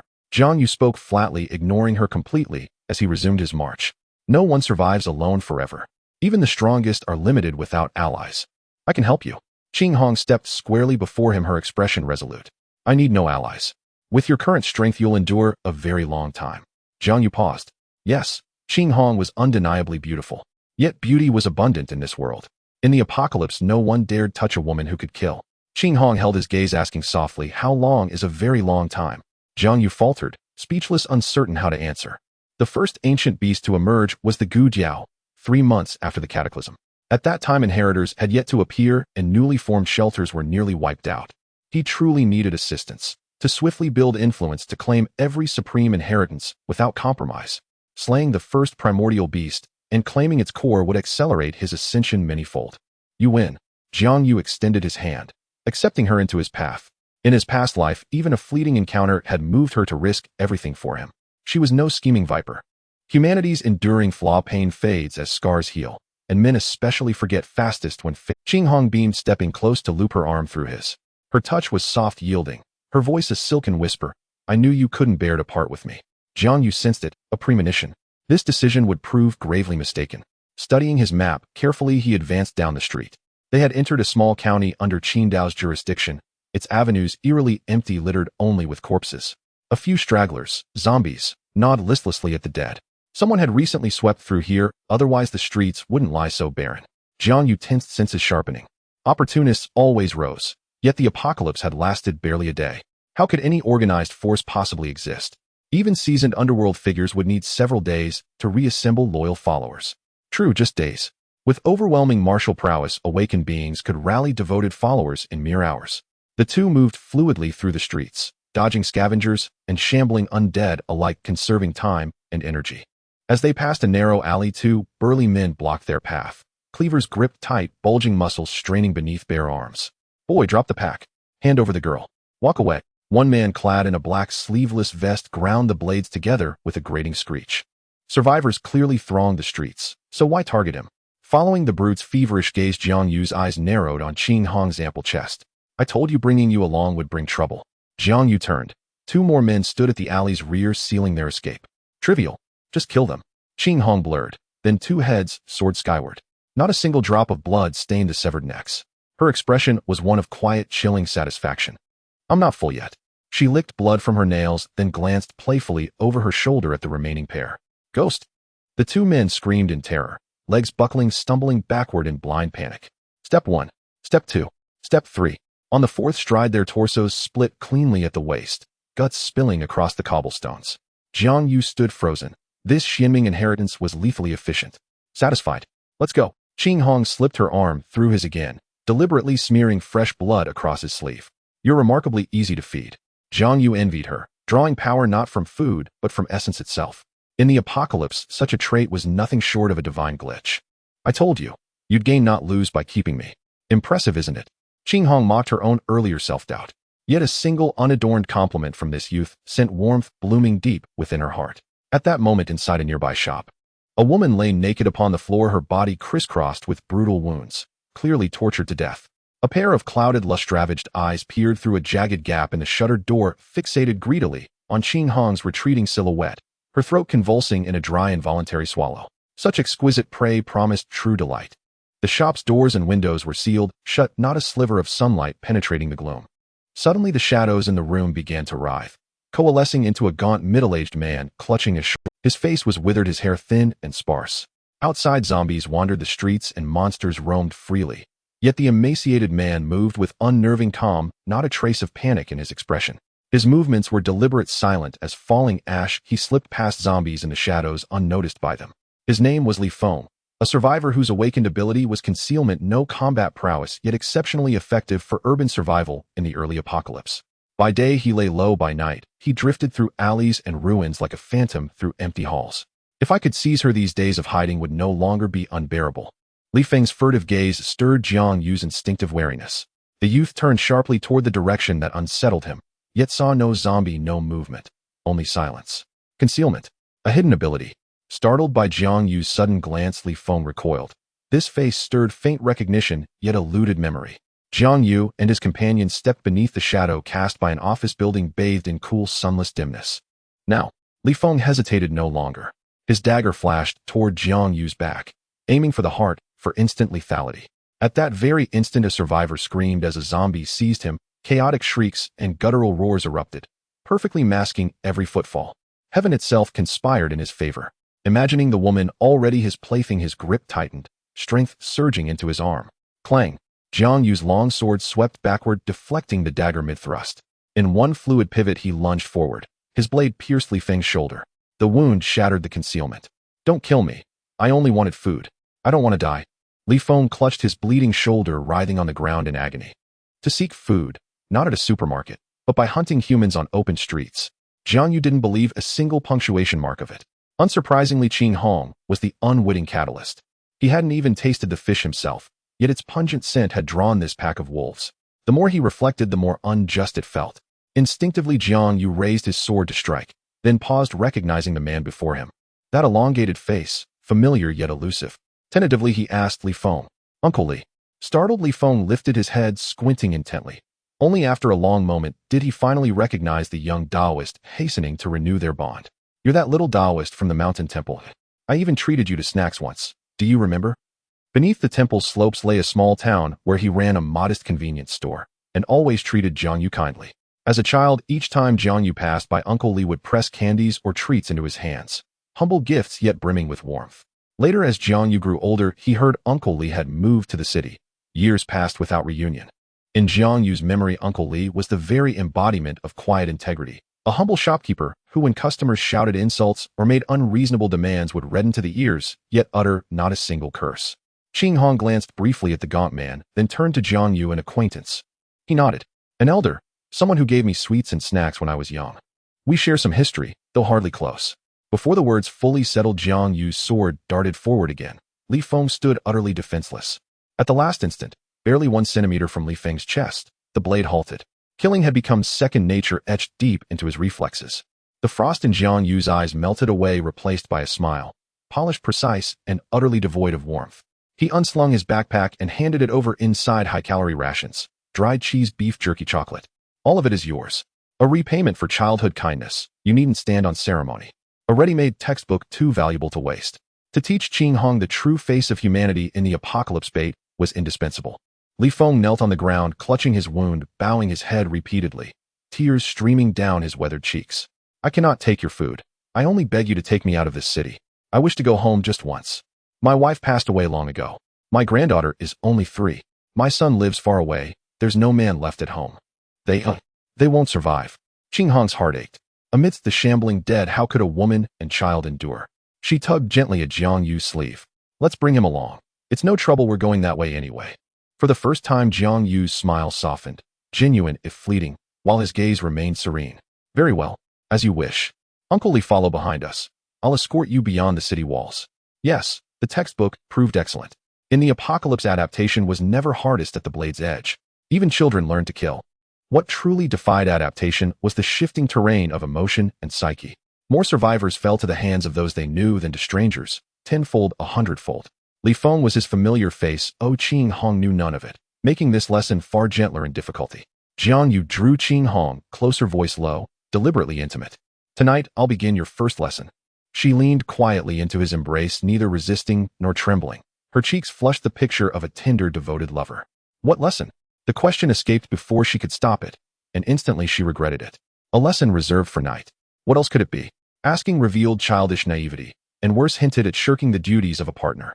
"The city is dangerous. I must protect you body and soul. Can you guess what it is, eh?"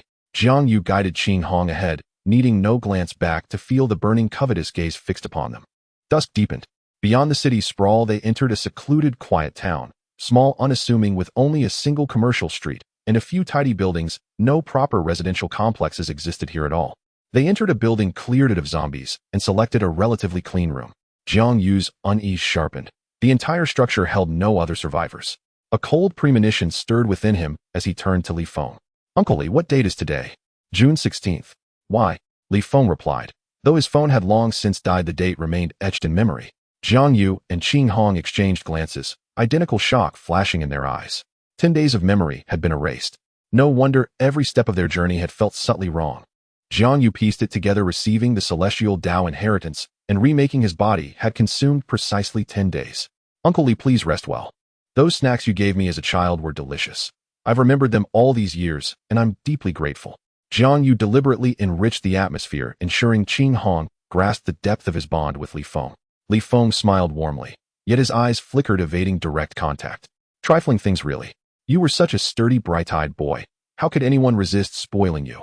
Besides, my chronic lower back pain was cured by your master. He refused even payment for medicine. That debt remains engraved in my heart. Their exchange flowed naturally, sincere and nostalgic. After recalling a few more shared memories, Jiang Yu gestured toward the bedroom. With polite formality, he bid them good night. I sleep like the dead, won't hear a thing. Feel free to relax. Li Feng joked, his gaze lingering hungrily on the girl's alluring silhouette. Once Jiang Yu departed, Li Feng's expression hardened, cold, calculating. This young Taoist remains as guileless as ever. It's your fortune, nephew, that your uncle will personally instruct you in the ways of the world.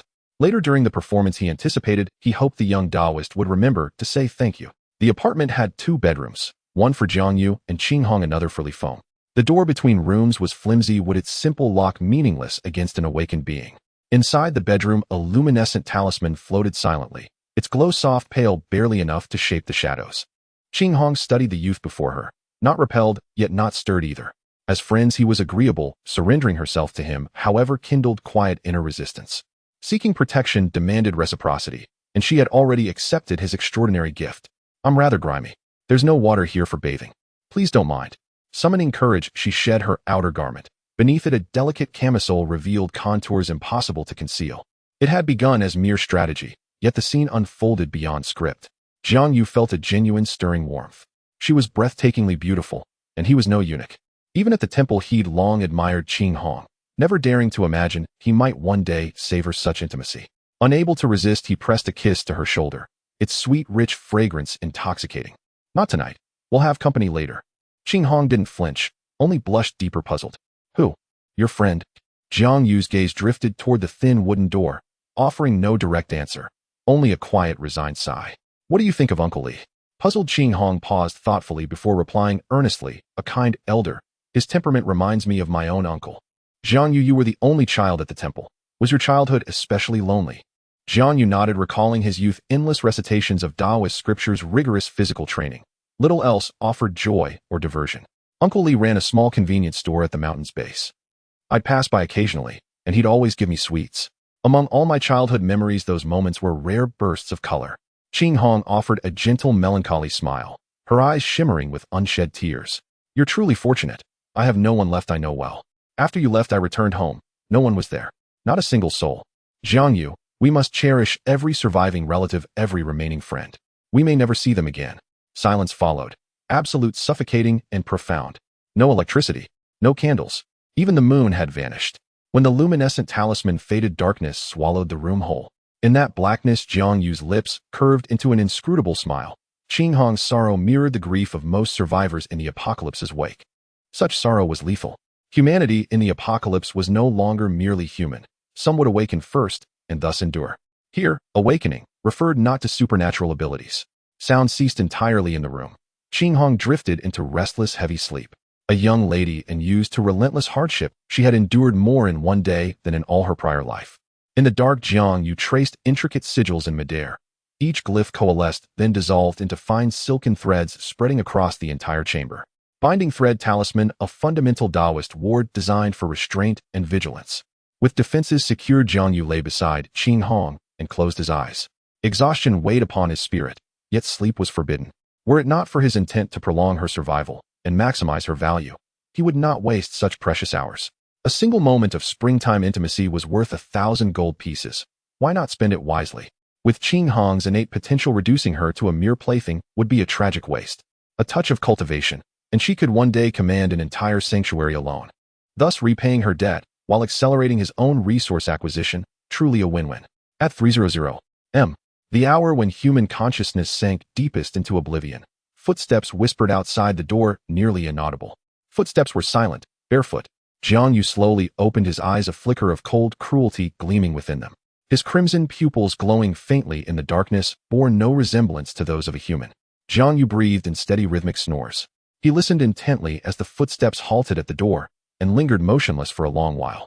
Over 10 minutes passed before they resumed, accompanied by the whisper of wind slipping through the crack beneath the door. Click. A soft, precise sound. The lock disengaged. The door swung inward without a creak. The moment Li Feng stepped into the bedroom, the silk-binding talismans embedded throughout the room blazed gold, ensnaring him like a spider trapping prey, layer upon layer, binding him utterly in place. Firefly talisman. Jiang Yu flicked his wrist, igniting the sigil. Its glow was faint, just enough to see by. In the dead of night, harsh light invited danger.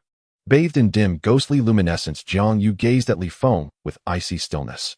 You possess more patience than I anticipated. With slightly better fortune, you might grow into a serviceable hyena. Qing Hong stirred awake, startled by the voice.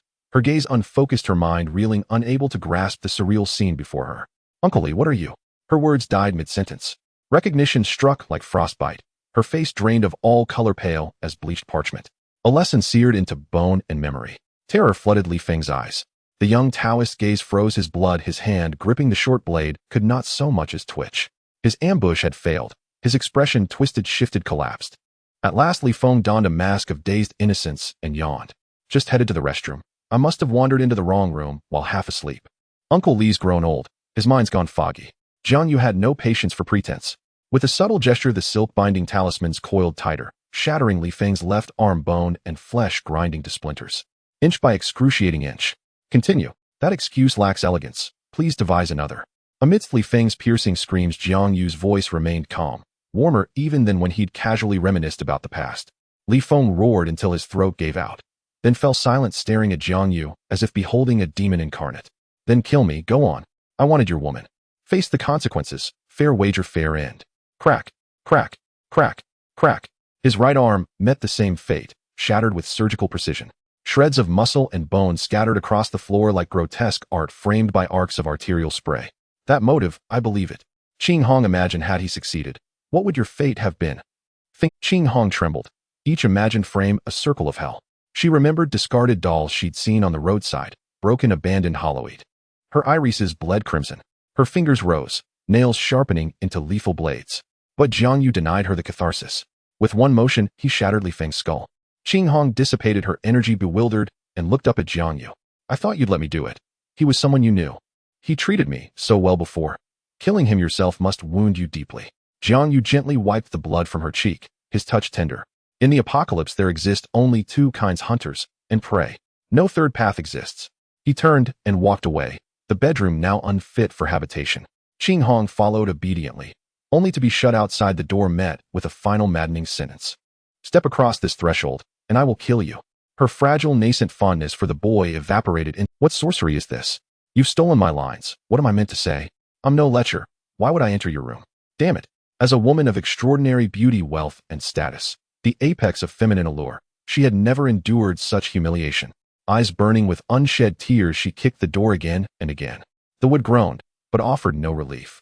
Moments earlier, she'd imagined that once matters settled, Jiang Yu would inevitably take her, half resisting, half yielding. It was inevitable. A closer bond, intimate, undeniable, would ensure his protection became unwavering, instinctive. She possessed countless methods to bend him to her will, to forge him into her most loyal asset in the wasteland. Submission, struggling at the bottom. That was never Qing Hong's way. She had calculated every variable, except this Jiang Yu casting her out alone beyond the door. What manner of man is this? Even blindness has its limits. Bang, bang, bang. More kicks. Exhausted, she strode to the adjacent bedroom and slammed the door behind her, her face dark with fury. Inside, Jiang Yu stilled his breath, ignoring the commotion outside.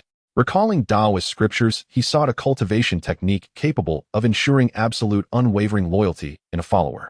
Such arts existed, not too few, but too many, overwhelming in their variety. Puppetry art, absolute control, but at the cost of the follower's soul, reducing them to hollow, obedient dolls. Soul command art preserved fragments of intellect, but required extraction of part of the follower's soul. Should the master perish, the follower perished with him. Heart subjugation art retained full personality and cognition, yet subtly reshaped emotion, guiding the follower toward sincere, internalized devotion. Its flaw. Upon the master's death, the subjugation dissolved, freedom restored. Yet under any of these pacts, betrayal became impossible. Even the thought of defiance vanished. None could be forced upon an unwilling subject. All required conscious, lucid acceptance. Taming companions. Jiang Yu considered himself adept. In his prior life, he had kept several small companions, each trained to perfect obedience and utility. The next noon, Jiang Yu opened his door, glanced at the girl lying listlessly on the living room sofa, and walked past without acknowledgement.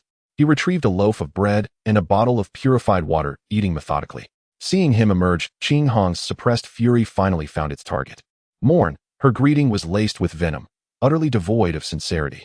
Woken at 3 a.m., she'd lain sleepless, growing only more wounded with every passing hour. Was she toxic? Unpalatable? Undesirable? Jiang Yu grunted a non-committal reply, less sincere still, as he chewed meticulously, inventorying supplies and calculating consumption rates. She felt superfluous. Qing Hong's expression cycled. She glanced repeatedly at the front door, lacking the courage to leave alone, so she yielded, swallowing pride. Jiang Yu, I wish to follow you. Be your girlfriend. Your wife. For life. Her anger stemmed almost entirely from being ignored, a humiliation she'd never suffered. For a woman, being dismissed by a superior was far more intolerable than being taken by force. Since adolescent, suitors had swarmed her, sycophants enough to form a reinforced battalion. Billionaire heirs, rising political stars, scions of ancient clans, industry titans, each vied for her attention like fish crossing a river. Yet she'd never stirred, never loved. Qing Hong knew the truth. Her feelings for Jiang Yu were counterfeit, absolutely non-existent. In the past, she'd traded status, wealth, and advantage to consolidate power around her. The apocalypse had reset the board. Now stripped bare, her sole remaining bargaining chip was her untouched body. If abandoned by Jiang Yu, she held no confidence in surviving alone. He unfolded a map, fingers tracing the scale, without lifting his gaze. I accept only slaves, not girlfriends. I hold no interest in romance. He understood her pride intimately. Forcing a pact was futile, so he would dismantle it piece by piece. He required absolute, unquestioning followers to build his empire, to gather resources. Romance. It served only to veil desire or waste precious time. A woman did not quicken the draw of a blade, but emotion surely slowed it.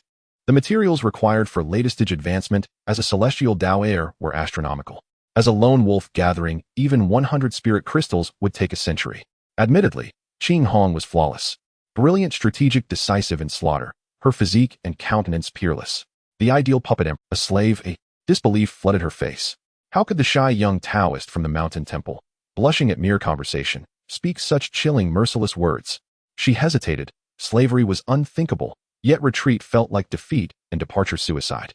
Her tone softened, humble, pleading. Jiang Yu, I truly wish to be with you. No man has ever touched me. I swear it. I will obey your every command. Jiang Yu approached, scanning her from crown to heel, his gaze unflinching, devoid of reverence. He assessed her as one might appraise cargo, precisely priced, openly displayed. Heat flared across Qing Hong's cheeks, shame tightening her throat. She dared not look away, lowering her head instead. Having volunteered herself, what claim did she have to dignity? After a pause, realizing he made no further move, she gathered courage, lifting her eyes to meet his. Her mind detonated, emotion threatening to shatter control. Heat flared across Qing Hong's cheeks, shame tightening her throat. She dared not look away, lowering her head instead. Having volunteered herself, what claim did she have to dignity? Formed. I owe you a favor. I can escort you to the military shelter. Be cautious. The legacy I bestowed upon you should sustain you for months. Alternatively, you may remain as a slave under my protection. Take your time deciding. He turned and left, descending the stairs without pause. He spoke no falsehood, only mild embellishment. On every mission, streetwalkers near safe zones outnumbered those who stopped to pet them. Awakened beings refined their bodies with energy, quality rarely poor. Most premium companions could be acquired for little more than coarse grain biscuits. Training demanded, above all, patience. Consuming her now would yield only a girlfriend. Poor return on investment. Unclear hierarchy among followers bred future complications. Qing Hong clenched her teeth, tears spilling onto her chest, soaking her clothes. For the first time, she questioned her allure. Had the adoration of the pre-apocalypse world been mere reflection of her lineage? On the desolate highway, the sun leaned westward. Neither had washed nor eaten properly. Qing Hong trailed Jiang Yu, hair wild, heart churning with irritation. Jiang Yu moved with practiced ease, chewing bread while cutting down roadblockers. The sauce staining it alternated between vivid crimson and inky black, hardly appetizing. Before rebirth, during the apocalypse's earliest days, what unsettled him most wasn't the undead, not the endless slaughter. As a lifelong obsessive about cleanliness, the inability to bathe was unbearable. Each day he wore blood-caked filth, reeking foul. On extended missions, maggots hatched inside his clothing.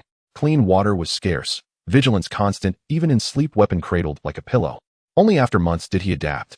When starvation loomed, such discomforts ceased to matter, mere trivia. Qing Hong didn't know why she still followed him. The world had fractured, chaotic, terrifying. Zombies lurked everywhere, monstrous beasts ambushed without warning. Conventional horrors were tolerable. What chilled her was the uncanny, like moments ago when a fetus-sized corpse exploded from its mother's womb, dragging a long, glistening umbilical cord and placenta. Its mouth gaped wide, jagged fangs snapping onto her thigh. All she could manage was a scream. Jiang Yu severed it mid-lunge. Bread still half-chewed, his expression detached, inhumanly calm. She was unraveling, unable to endure solitude, incapable of parting. What must a slave do? She asked, voice trembling, eyes dull with exhaustion. Jiang Yu glanced at the hollow-eyed girl. Then, flicker. A dozen nearby zombies ignited into ash as his crimson flame talisman flared. Obey the master's commands. Forever forbidden to betray. How formidable. A flash of awe crossed Qing Hong's face, then vanished. Her heart wavered. Freedom was precious, but reality was merciless. Slave. Merely uttering the word induced nausea. To accept it was to surrender dignity, selfhood itself. Jiang Yu felt no urgency. Let her accompany him a while, learn the wasteland's rules. It hindered neither pace nor purpose. An untrained inheritor, however powerful, died swiftly, brutally. Days passed. Walking proved too slow. Jiang Yu attempted driving, only to find highways choked with rusted wrecks. Some accidents, some sabotage, shards of glass and nails littered the asphalt. Later he found a promising motorcycle, only for hidden steel wire to snag it, hurling them both 15 meters. Without spiritual energy, shielding them, decapitation would have been certain. Their tempers frayed daily. Jiang Yu's anxiety over Qian Yu deepened his gloom. Qing Hong hadn't bathed in days, her stench thick, oppressive, and the word slave echoed ceaselessly in her skull, deepening her despair. She dared not delay a single minute, following faithfully step for step. Her mind churned accept, refuse. Around them zombies and beasts recoiled instinctively from their aura of slaughter. Those slower were torn apart in an instant. For heaven's sake, who's the monster here? Is there any humanity left? Suddenly, a car horn pierced the silence, pulsing in deliberate rhythm, clearly a signal. Down the highway a convoy of trucks advanced, over a dozen strong. Leading them, an armored vehicle. Jiang Yu's eyes gleamed. Its front had been retrofitted with a hydraulic mechanical arm, effortlessly clearing debris. Its tires, solid nanorubber, were impervious to puncture, a true treasure in the apocalypse. Jiang Yu pulled Qing Hong into concealment beside the road. These were hunters, armed, organized, disciplined. A young man, street thug in demeanor, stood guard in the bed of a pickup, rifle ready. Pre-apocalypse he'd been insignificant, a nobody. When the collapse came, his first reaction wasn't fear. It was excitement. His gang leader had miraculously awakened an ability, gathering hundreds of followers overnight. On day one they crept out cautiously, then realized no armies, no police. Freedom unbounded. Arson, murder, looting. Many lacked hunger, they craved chaos itself. Hiding like rats in rooms denied them the flavors of the world. Campus idols, office elites, internet celebrities, even minor stars if fortune smiled. He felt his life had reached its zenith. Just days with the hunting squad eclipsed his entire prior decade. Recalling it, the youth hummed a careless tune. In the apocalypse's infancy, none lived more luxuriously than these highway marauders, raiding, seizing, feasting. Stop, rest. A head poked from the lead bus, shouting. The convoy ground to a halt. Several burly men disembarked, blocking the road, setting up a table. Handguns hung visibly at their waists.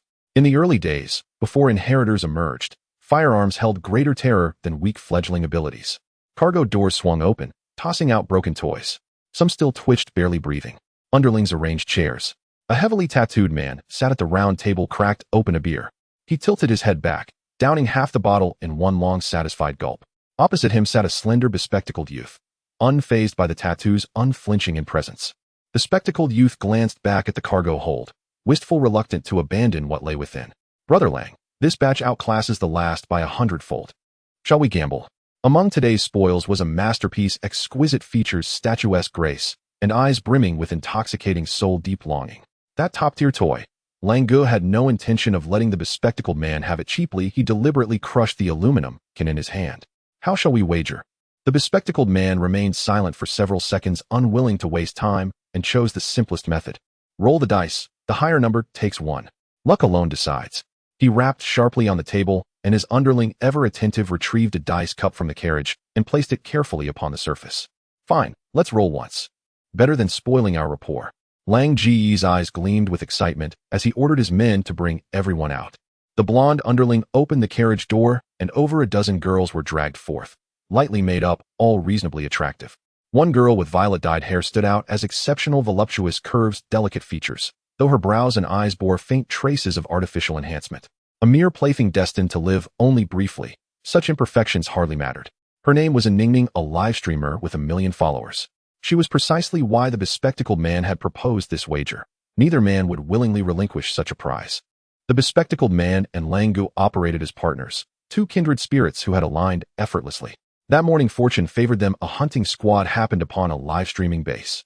They stripped the site bare of supplies, then discovered a dozen surviving girls hidden in a basement.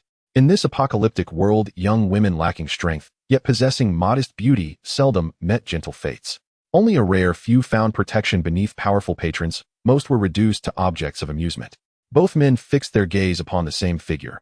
And Ningning, clad in a white dress with a low neckline, her alluring form and breathtaking face stirring deep desire. Their expressions grew serious. Who won or lost later was irrelevant. The first round had to be theirs. "You shake," commanded the bespectacled man, pointing at Ningning. "Brother, you truly know how to play."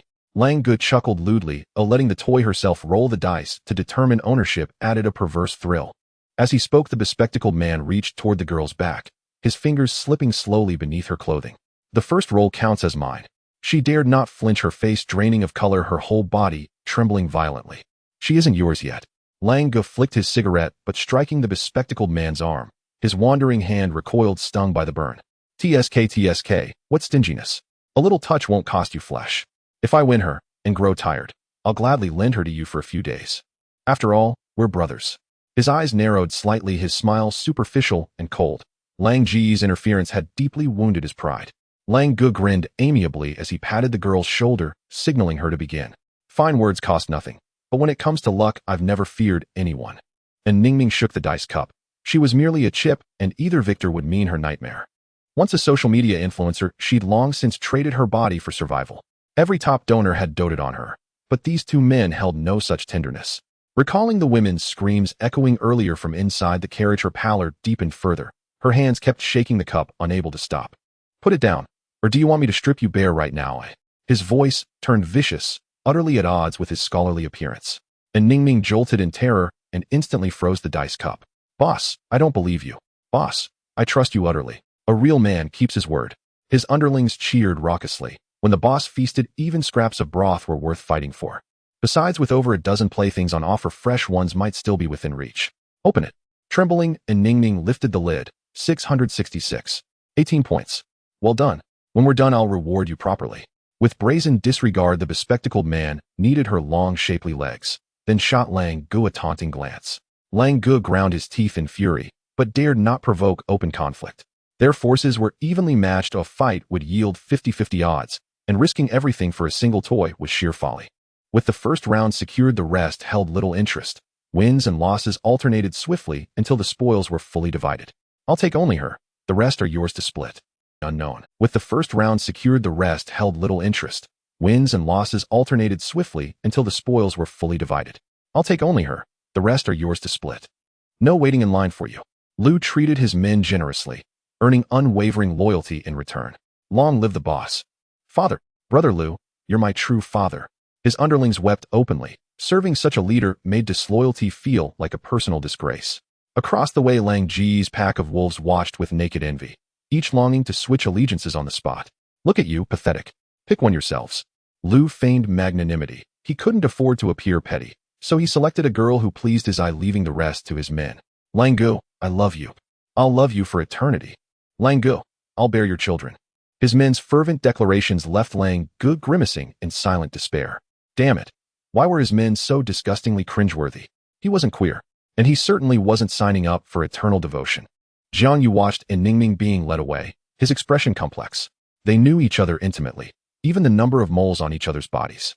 Their beginning had been beautiful, their ending revolting. Jiang Yu had met Ningning early in her career when her fanbase numbered barely a handful.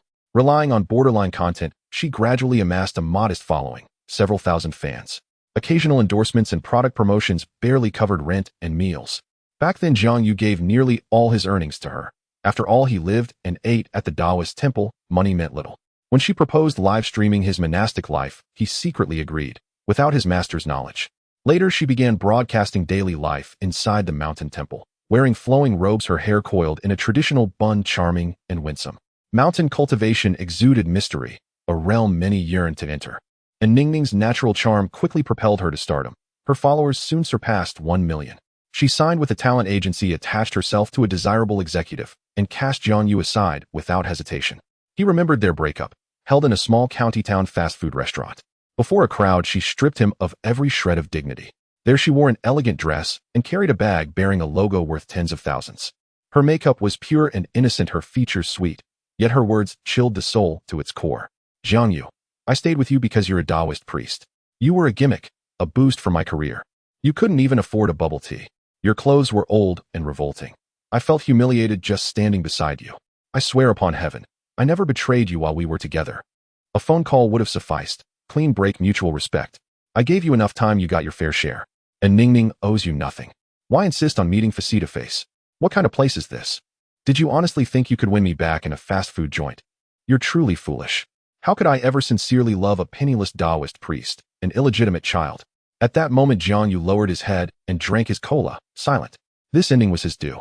Monastic dues alone cost hundreds. Monthly odd jobs brought in only 2,000 or 3,000.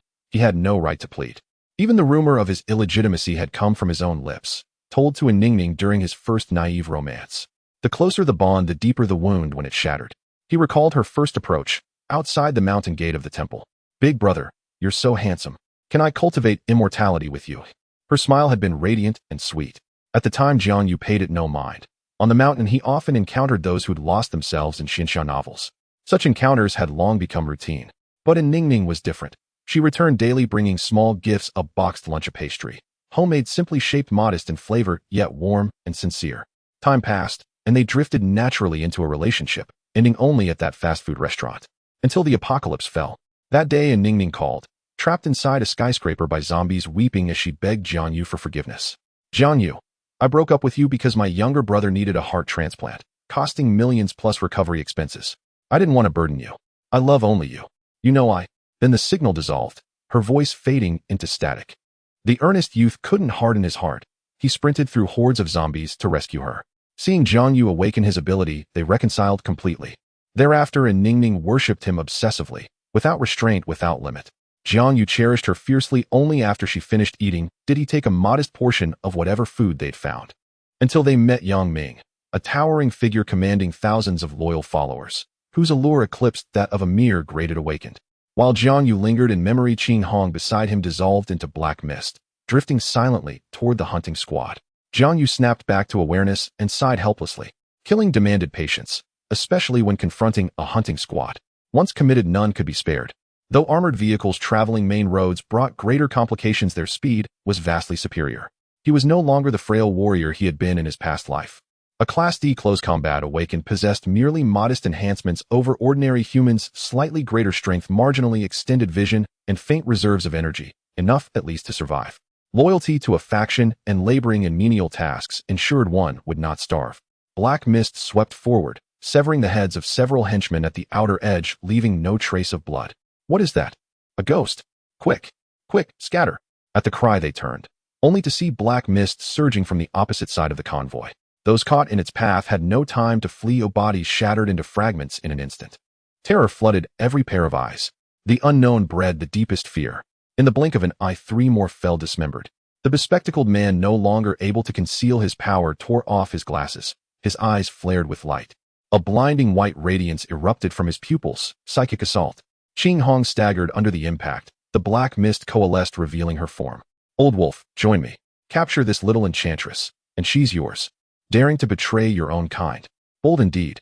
The bespectacled man unleashed his full ability, Class B psychic control. Even a momentary lapse in combat, mere seconds, could reverse victory or doom. Now you've truly roused my spirits. Old wolf had just lost a bet and seethed with pent-up fury. This unexpected beauty before him, her figure far more alluring than that of the previous live streamer, was a gift delivered straight to his door. Qing Hong swayed, nearly collapsing. The absence of a physical body left her acutely vulnerable to mental attacks. Conversely, physical and elemental strikes of equivalent rank proved utterly ineffective against her. Jiang Yu rushed forward and steadied Qing Hong, then traced a serenity talisman upon her brow, demonstrating the technique on the spot. Imagine, had I not intervened, what fate would have befallen you. From now on, cease such reckless folly. This is your final warning. Qing Hong gazed toward the scattered remains of the toy-like corpses, her spine-chilled voice trembling. I'm sorry. Old wolf laughed with arrogant disdain. Damn it. Another fool walking straight to his grave. If either of you leaves here alive today, I'll take your surname as my own. Old Wolf hurled a fist, its knuckles blazing with white light radiating bone-deep cold. An ice affinity, close combat ability, common among awakened, yet devastatingly effective, immense physical force fused with freezing control. Having a grandson like you is sheer misfortune. Jiang Yu thrust forth his longsword. The blade's aura deflected the punch's trajectory, severing his entire arm. The backlash of the ice ability shattered the limb into crystalline shards upon impact. Qing Hong, today's second lesson. Eradicate the roots. Once you strike, leave no survivor. Jiang Yu spoke calmly, sheathing his sword, its blade unsullied by a single drop of blood.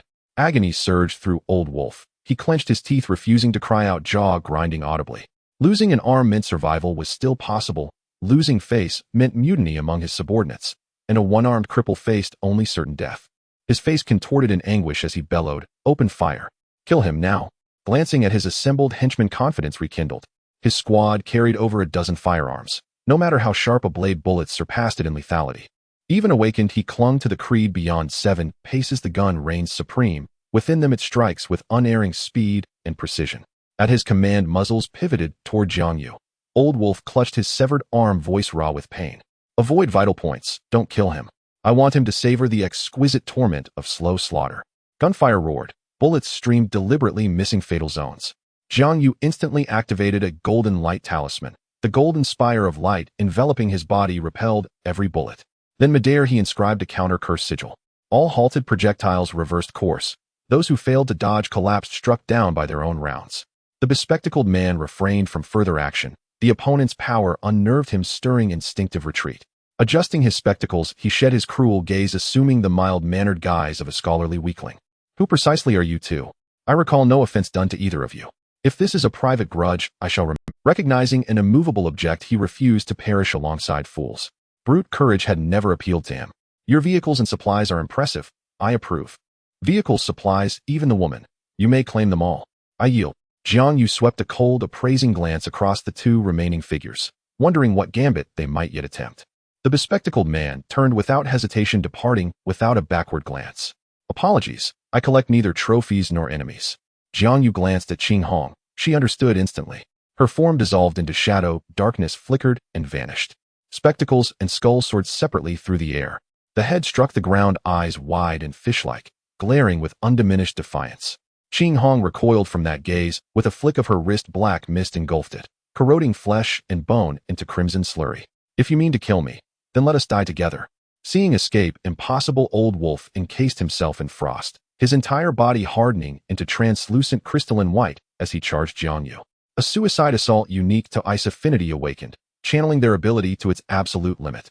Even molten lava would freeze solid beneath its glacial edge. "Gratitude accepted. I shall perform your rites of passage." Jiang Yu lunged with his longsword, its blade vibrating fiercely. A single stroke split the aura into 2, then 4. Within a heartbeat, a wall of swordlight formed. With a sweep of his arm, he unleashed it. In the next instant, Old Wolf would be torn apart by 1,000 blades, when suddenly the entire torrent of sword energy froze midair, suspended impossibly.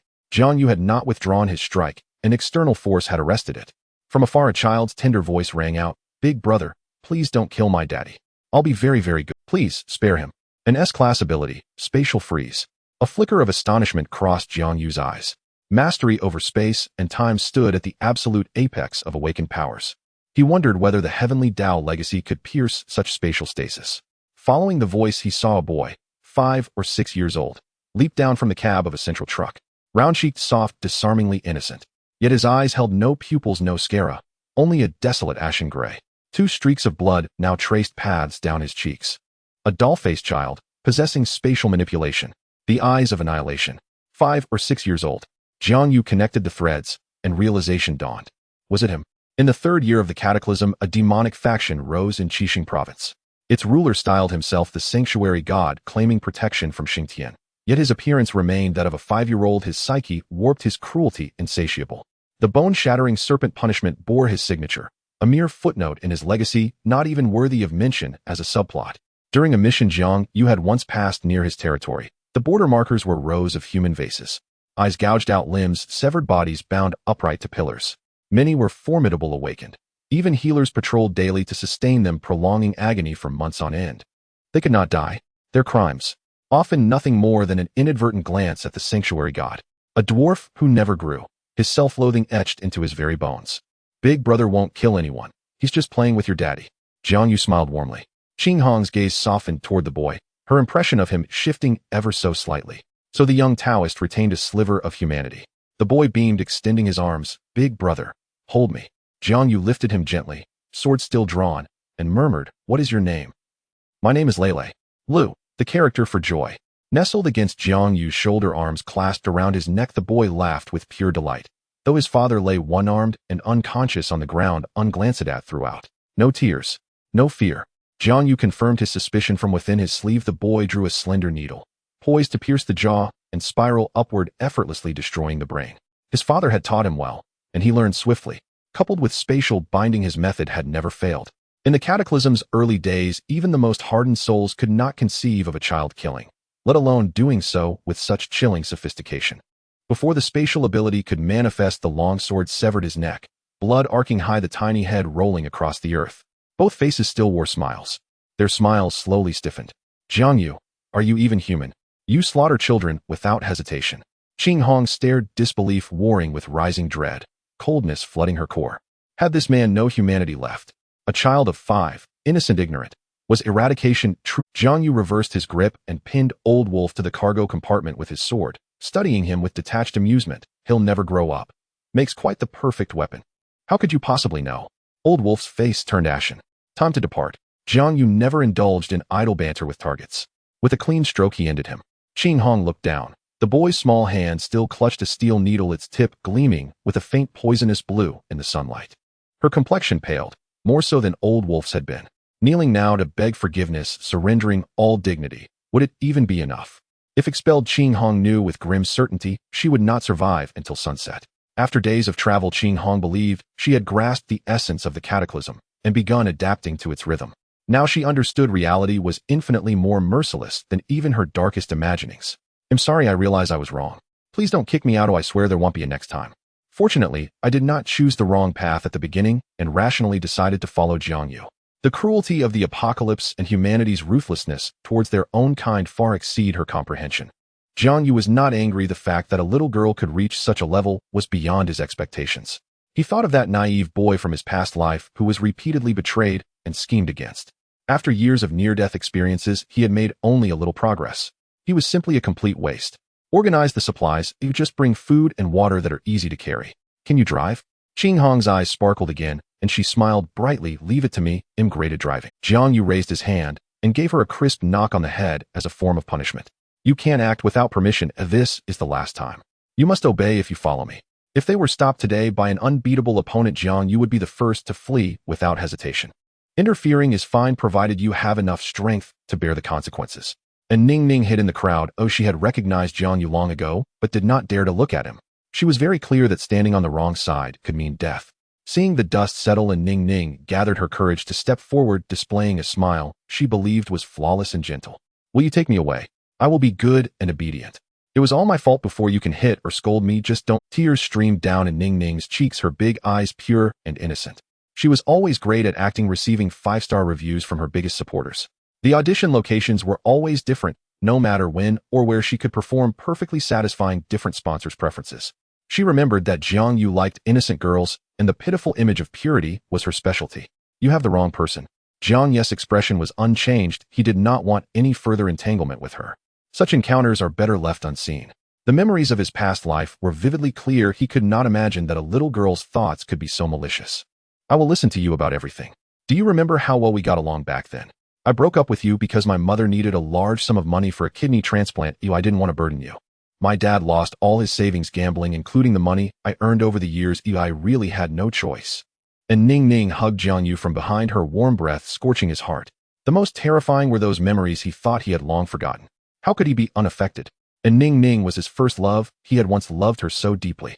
He could die for her, confess everything to her, including those sharpest of knives.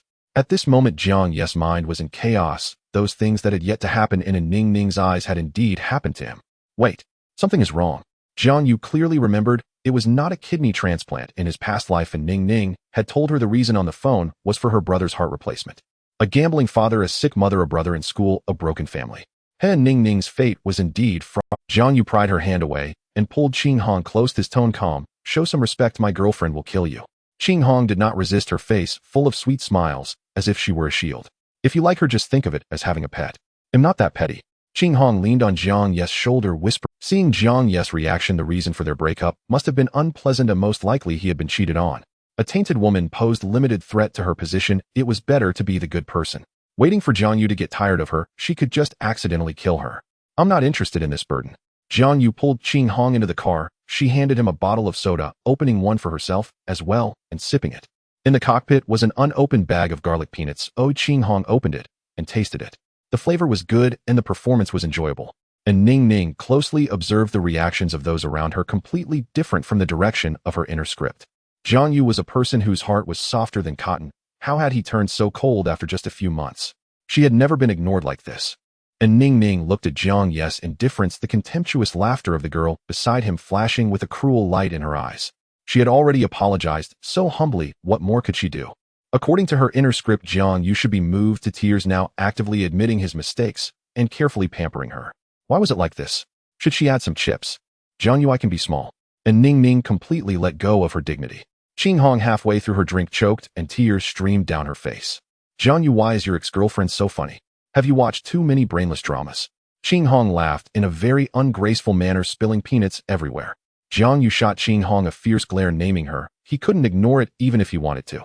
He jumped out of the car and walked to a Ning Ning. The girl thought he had changed his mind and reached out, but found nothing. Jiang Yu did not intend to help her up. The girl in the car is named Qing Hong. She is prettier than you, comes from a better family, is stronger than you, cleaner than you, and more obedient than you. What do I gain by bringing you along? And Ning Ning looked at the familiar face in disbelief. How could he say such heartless words? Recalling the cruel methods of the hunting team, the girl lowered her stance again. Jiang Yu, I can be the dog you keep. You can do whatever you want. Jiang Yu's cold smile surfaced. Be a dog. Can we not insult dogs? Dogs do not betray their masters.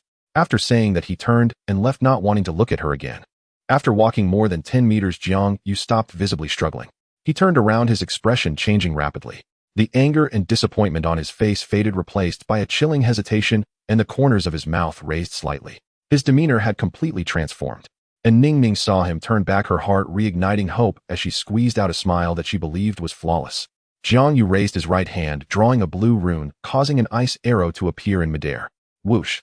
A sound of breaking air rang out, followed by a Ning Ning scream as the ice arrow pierced her shoulder, pinning her firmly against the tree trunk.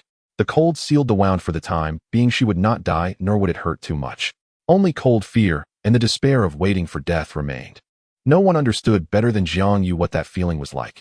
The 10 or so girls watching were silent, afraid to breathe loudly, and they all lowered their heads. Can you save us? If you leave, we will die. One of the girls, suppressing her fear, knelt before Qing Hong, repeatedly banging her head on the ground. She had seen Jiang Yu's cold-bloodedness. Begging him was less likely to succeed than praying to a god. Qing Hong hesitated, feeling at a loss. No matter how rational her character, a dozen lives were not mere kittens or puppies. How could she pretend not to see? She dared not express her stance. Jiang Yu's warning echoed in her ears. If she made another mistake, she would also be driven away. Qing Hong's gaze fell upon Jiang Yu, not daring to speak. You can choose to stay with them. I won't stop you. After Jiang Yu finished speaking, he climbed into the armored vehicle, and Qing Hong hurriedly took her seat in the driver's position without hesitation. Qing Hong could not understand his thoughts and asked in confusion, is it just over like this?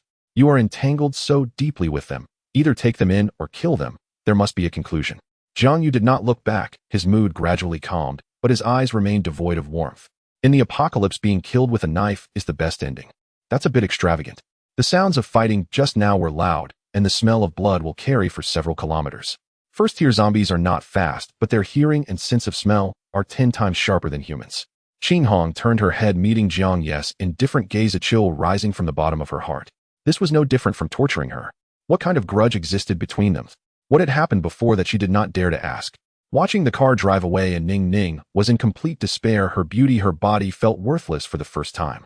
Hey, won't you regret it? Qing Hong looked at the outside through the rearview mirror, and Ning Ning hanging in despair on the tree without the strength to call for help. In the distance, the howls of zombies echoed from the woods, the number terrifying. The 10 or so girls scattered, most of them unlikely to survive for long. Qing Hong felt a bit of guilt, but not much, as she did not have the awareness to be a savior. Thinking that a Ning Ning would never appear again, she felt inexplicably happy. The people and events from memories come with a perfect filter that can never be changed and newcomers find it hard to compete. Even the original person could not. The people and events from memories come with a perfect filter that can never be changed and newcomers find it hard to compete. Even the original person could not. Shut up and focus on driving. Jiang Yu leaned back in his seat, closing his eyes, as scenes from the past felt like they were from a different lifetime. Qing Hong was still chattering, "I never expected that I was so perfect in your heart." She had heard his previous words clearly. Jiang Yu, annoyed by her chatter, pinched her chin and said fiercely, "If you talk again, do you believe I will eat you right now?" Qing Hong puffed out her ample chest, her eyes provocative. "I find the smell on me disgusting. If you're interested, feel free. Miss, are you afraid of me?" Jiang Yu rubbed his temples wearily, feeling his headache intensify. The car was modified well, with steel bars welded to the windows and shields installed all around.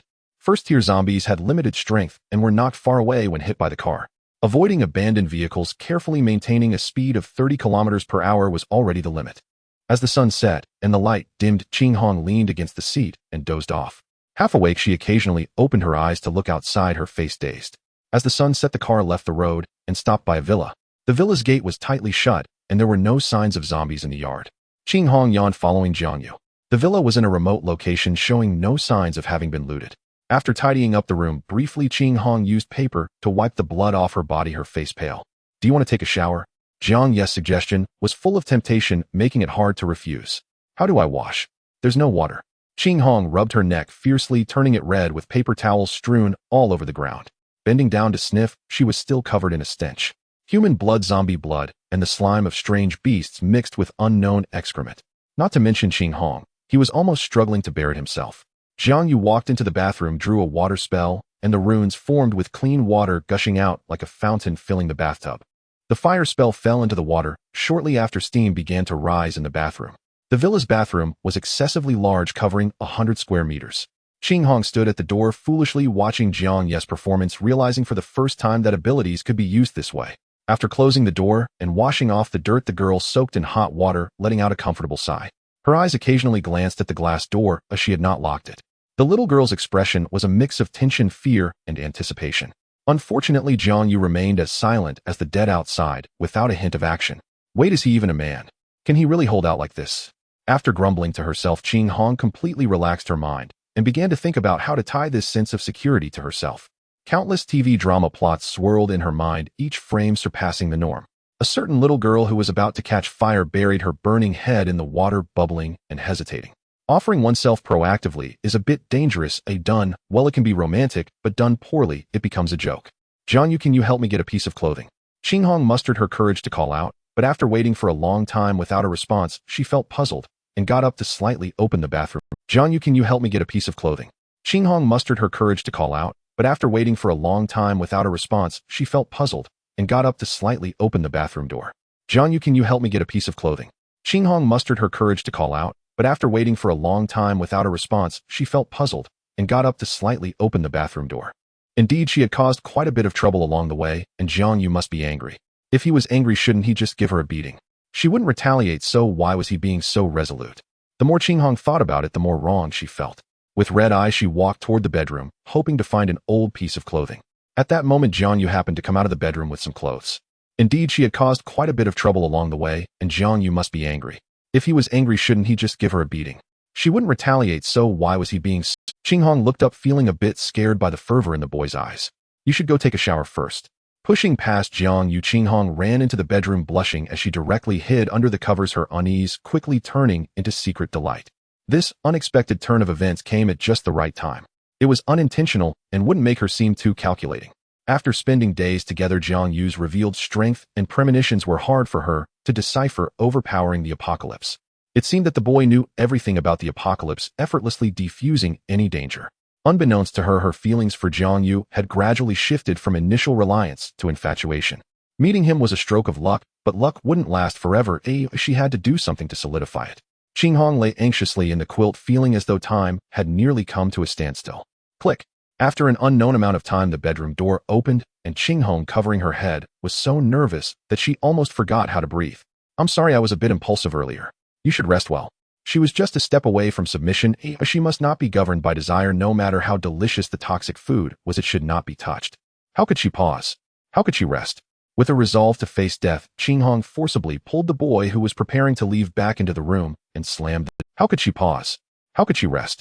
With a resolve to face death, Qinghong forcibly pulled the boy who was preparing to leave back into the room and slammed the door shut. If she had to die then, so be it. The luck bestowed by heaven would not come a second time. A slave is just a slave. I don't believe you would mistreat me. Qinghong bit her lip, making up her mind. Oh, she wanted to take a gamble, putting everything on the line. Jiang Yu's lips curled slightly, as if the world were but a dream. The once noble girl who had even refused to mention his name had finally accepted her position as a slave. In her heart, she suddenly realized that this life was indeed different. What marred the scene was a wisp of energy lingering at Qinghong's brow. Thin as a thread, it was undetectable. With a single thought, Jiang Yu could erase all her consciousness, while sealing the energy, causing irreversible damage. When Jiang Yu awoke, it was already noon. Sunlight streamed through the window, illuminating the girl. Her crystalline face appeared as if coated in a layer of gold dust, accentuating her noble and charming aura. Jiang Yu lay quietly, enjoying the rare moment of warmth, yet his thoughts were anything but warm. Should he control her heart or her soul? He couldn't make up his mind. Qinghong's heritage was strong, yet the seal on her brow wouldn't hold for long. Suddenly the girl in her dreams began to breathe unevenly, her eyelashes trembling slightly, yet her eyes remained shut. Let's rest for a day before we leave. Jiang Yu said softly, a rare gentleness in his eyes. Qinghong reflexively responded, only to realize how foolish she was, her face turning crimson. Pretending to be asleep wasn't enough, as she might as well pretend to be dead. It wasn't like she hadn't been dead before. The next day at noon, the car drove along the highway. Jiang Yu was lost and thought about the upcoming plans, occasionally jotting down notes in his notebook to outline the timeline. Suddenly, the car abruptly braked, inertia snapping him back to reality as he looked up. A few dozen meters ahead, several broken-down cars had their tires removed and piled up, blocking the road. It was a familiar tactic commonly used by road bandits. As the apocalypse progressed, fewer ordinary people dared to use the roads. There were more road bandits than zombies, and it was no joke. Even Sun Wukong would have to leave his golden staff behind to pass. Jiang Yu jumped out of the car, cautioning Qinghong to be careful and alert. He didn't see any highway robbers, only a girl in a pink dress hugging her knees, sitting alone on a stone by the roadside. She looked to be about 18 or 19, cute and charming.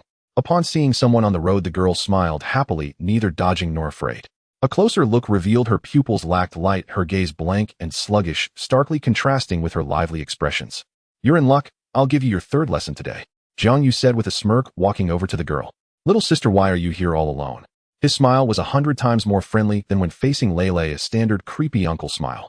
The girl was crying, her expression pitiful. Brother, I'm so hungry, can you give me something to eat? I'll do anything. The girl wore a cool little tank top, her waist slender, her skin snow-white, unmarred by a single. She wasn't a zombie, nor did she emit the energy waves of an awakened one. She appeared to be a delicious picnic without any danger. She was not greedy, a bag of bread would suffice. Being a bit ruthless, even the bread didn't require a price. Jiang Yu extended his hand, brushing the dust off the girl's clothes. No rush, eat your fill first. Come with me, there are plenty of delicious things in the car. The girl nodded, her smile pure and clean. Qinghong glanced at the little girl, showing no extra expression, and stood up to leave. I've been driving for a while, I'll get out and stretch my legs. She had attended various parties with her parents since she was young, and such superficiality was nothing unusual. The Qing family owned over a dozen clubs with a public relations team of hundreds. It wouldn't do to just dance for a few thousand a month. As a human, one had desires, and those in higher society played even more depraved games. Logic was logic and emotions were emotions.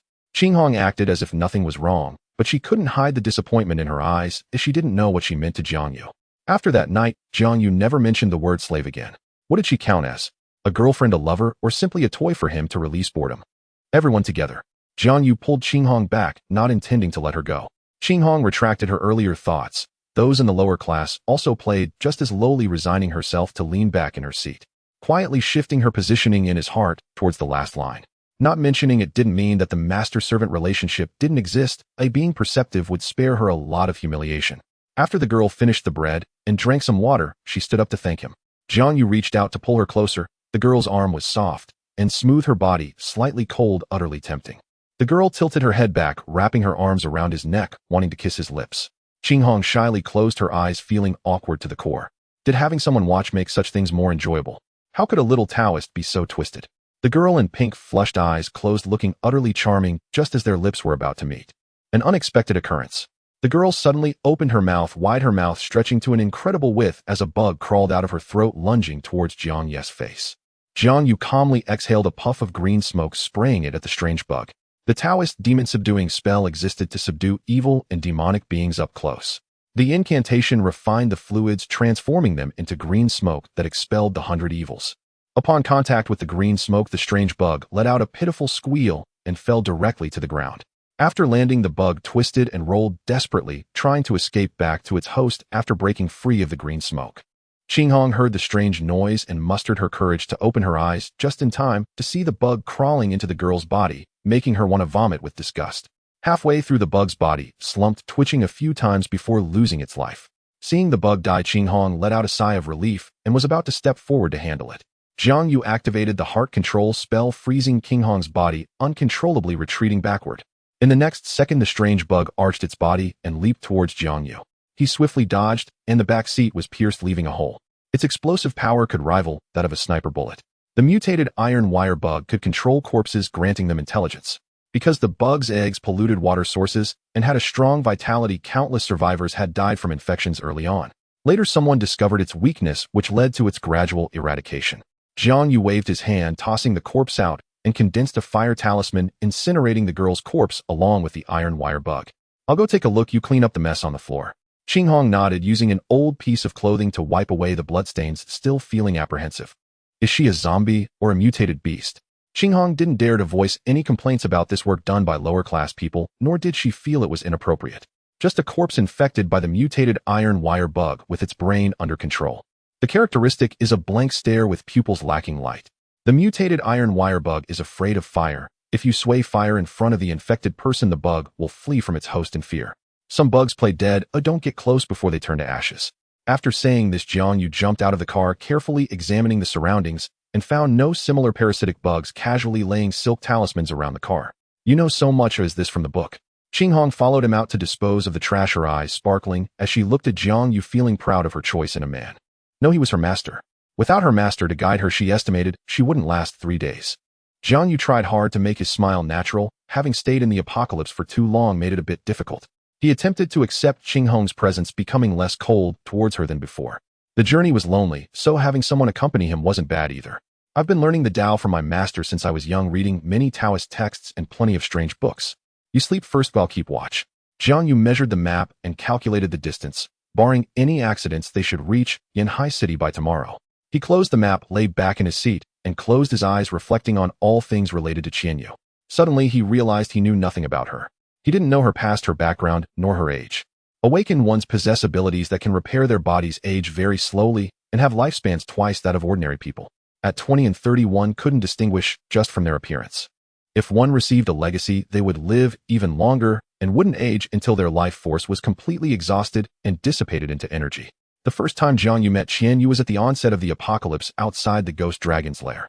At that time, Jiang Yu had been betrayed by a Ning Ning, seriously injured by Yang Ming, and lay in despair among the rocky terrain at the base of the mountain, waiting to die.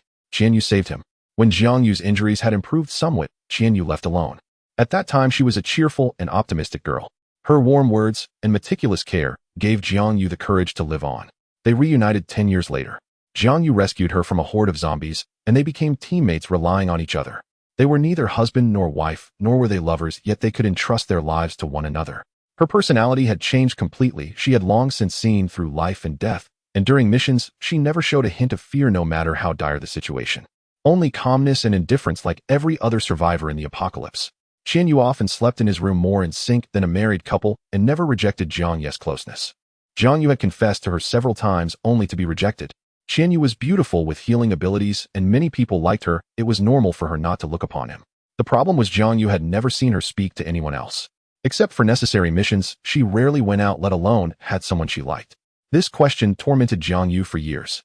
When he asked her, she would just smile or playfully cover his mouth, keeping him happy. In the back seat of the armored vehicle, Qinghong reclined the rear seat, creating a large bed measuring 2 meters by 2 meters, planning to call Jiang Yu over to rest. Even if they did nothing, simply chatting would be nice.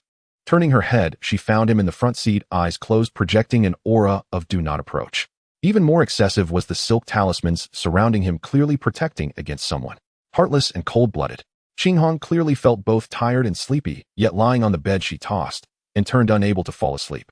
Qinghong thought of her grandfather's brutal death and the hardships she had endured these past days. A wave of sorrow welled up within her.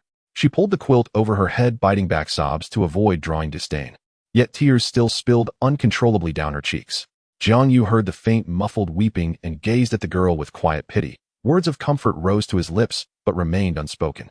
He sighed deeply, turning his gaze toward the window, eyes hollow and lifeless. In this apocalyptic world, survival demanded a grim choice. Either the body perished, or the heart did. To endure the early days, one must accumulate strength by any means necessary. Only then could a sliver of sanctuary be preserved. Emotion was too costly, too consuming. It was a luxury no survivor could afford. At most, he would protect her, fully, unwaveringly. Roxy City, an aging residential complex. Zombies wandered aimlessly across the courtyard, emitting low, guttural moans. Even the faintest sound would draw them into a frenzied assault. On the ground floor of the apartment building, over a dozen people huddled inside a storage room. Windowless, sealed by a thick iron door, impervious to zombie force, far safer than remaining upstairs. Bang, bang. The dull, rhythmic thuds of zombies battering the iron door. Everyone had grown numb. Days ago, screams echoed in terror. Now only despair filled the silence. No food, no water. Outside, the courtyard teemed with the undead. For 2 days, none had eaten, nor had they a single drop left of their last bottle of water. Suddenly, a violent clash erupted in the courtyard, then ceased as abruptly as it began. All held their breath, straining to listen, too afraid to approach the door. Tap, tap, tap, tap, tap, tap, tap. A familiar rhythm, the prearranged knock. Hope flickered across their faces. They had not been abandoned. The iron door creaked open, and a delicate young woman stepped inside. She wore a white t-shirt and denim shorts, her clothes spattered with dried blood. Not strikingly beautiful, yet possessed of quietly harmonious features. Her hair was hastily tied back, her face etched with exhaustion. Without a word, she unzipped her backpack and emptied its contents onto the floor. A handful of snacks, 3 or 4 flattened loaves of bread, 2 packs of luncheon meat, a small box of chocolate, and several bottles of purified water and soft drinks. Enough for one, but hopelessly insufficient for over a dozen. A scramble broke out. Stronger men seized portions barehanded, while several women were shoved aside, unable to compete. Please, leave me just a little. My child can't bear the hunger anymore, pleaded a mother cradling her infant. She had already given most of her share to the child, leaving herself too weak even to reach for more. The infant in her arms had long since lapsed into unconsciousness from starvation. Jiang Yu's brows furrowed faintly. Summoning the last of her strength, she rose. Stop fighting. I'll divide it. Everyone gets their share. Her name was Jiang Yu, a newly awakened cultivator possessing a Class C healing ability. Though lacking combat prowess, her physical constitution far surpassed that of ordinary humans. Combined with her healing art, she could easily handle early-stage zombies. After portioning the rations, she watched as everyone devoured their shares with desperate haste. No one considered saving even a morsel. Jiang Yu couldn't help but speak up. I've scoured every supermarket nearby. This is the very last cache. Ration it carefully. No one knows how long before military aid arrives. As she finished speaking, she collapsed limply onto the floor, blood seeping from her arm. A full day of relentless combat had drained her energy completely. Her healing art was now beyond reach. It's only been a few days since the apocalypse. How could supermarket supplies dwindle so fast? Little niece, did you hide the rest? The speaker was Jiang Yu's neighbor, an aging woman whose wrinkled face twisted with greed and bitterness as she glared at the untouched provisions on the floor. Jiang Yu lifted her gaze in disbelief. Among the dozen faces, most bore expressions of suspicion. Indeed, who would foolishly surrender their final stash to strangers? Unless she had more. Jiang Yu, we're old neighbors. I've watched you grow up. Annie won't ask for much, just half of what you've hidden. Seeing her silence, the woman grew bolder, her tone increasingly imperious. After all, this girl had never known how to argue. Last time, she'd falsely accused Jiang Yu of smashing her car window and walked away with thousands. She'd seen her own grandson hurl a brick from the rooftop, shattering the sunroof. So what? The girl had simply been unlucky enough to pass by at 9 o'clock at night. No witnesses, no surveillance. Misfortune was hers to bear. A well-timed tantrum had done the trick. The girl had paid up without protest. These university students were truly beyond redemption. Refuse. Then I'll storm your campus. You'll never graduate. I truly hid nothing. So many others were searching for supplies. Supermarket shelves were empty from the start. Anything contaminated by zombies was inedible. Jiang Yu choked back tears. She had risked everything. Her life, her sanity, to wrestle this meager bounty from the jaws of the undead. She'd nearly died, twice, and still she was met with accusation. In the corner stood a youth with dyed yellow hair. He cast a sidelong glance at Jiang Yu, licked his lips, then slipped behind her, and brought a brick crashing down upon her skull. She crumpled instantly. Tie her up. If she hands over the hidden food, everything's negotiable. If not, we all die together. The youth had his own calculus. The remaining rations wouldn't last long among so many. But if he were alone, they'd sustain him for weeks. His apartment was directly beneath Jiang Yu's. Every time she passed, he'd felt an ache of longing. Now was the perfect moment. Others hesitated. Was betrayal truly human? Think carefully, this won't last 2 days. Without her hidden stores, we all starve. He sat beside her backpack, voice calm and certain. He'd done this before, just needed to fan the spark. The rest would follow, inevitable as gravity. Never underestimate the collective stupidity and cruelty of a crowd. You high-minded ones hesitate. I'll act. I won't die. My son will come for me. I must live to hold my grandson. Muttering, the gaunt-faced woman unbuckled her belt and bound Jiang Yu's wrists and ankles, dragging her into the corner. While all eyes remained fixed on Jiang Yu, the youth withdrew a small packet of powdered drug from his pocket and deftly emptied it into a large bottle of orange juice, swirling it gently until dissolved. Raising the laced drink, he commanded attention. Let's be clear, food must be rationed, water conserved. Today we share this one bottle, 1 sip each. I've already taken mine. Those who think it's dirty may refuse. Starved of water all day, no one cared about cleanliness. Within moments the bottle was empty. The youth hadn't expected such ease. A club drug meant to subdue girls. Today it had saved his life. Food, water, and woman. All now within effortless reach. You fools deserved death long ago. As the thought crossed his mind, he glanced again at Jiang Yu in the corner. The sedative acted swiftly. Within minutes, every person lay unconscious. One final meal spared, and several extra rations secured. Perfect. He cracked the door open, just a sliver peering cautiously outside. The courtyard lay silent. Jiang Yu had cleared the surrounding zombies upon her return. She ate a piece of chocolate and drank several sips of water, regaining a fragile measure of strength. Each person had ingested only a minimal dose. She needed to move them quickly, dragging them outside the compound's iron gate. Petty theft? Yes. Murder? No. She dared not cross that line. Once discarded, the zombies would do the rest, neatly, utterly. By the time she hurled the last body through the gate, her legs trembled violently, her breath ragged as a broken bellows. My little beauty, tonight I'm spent.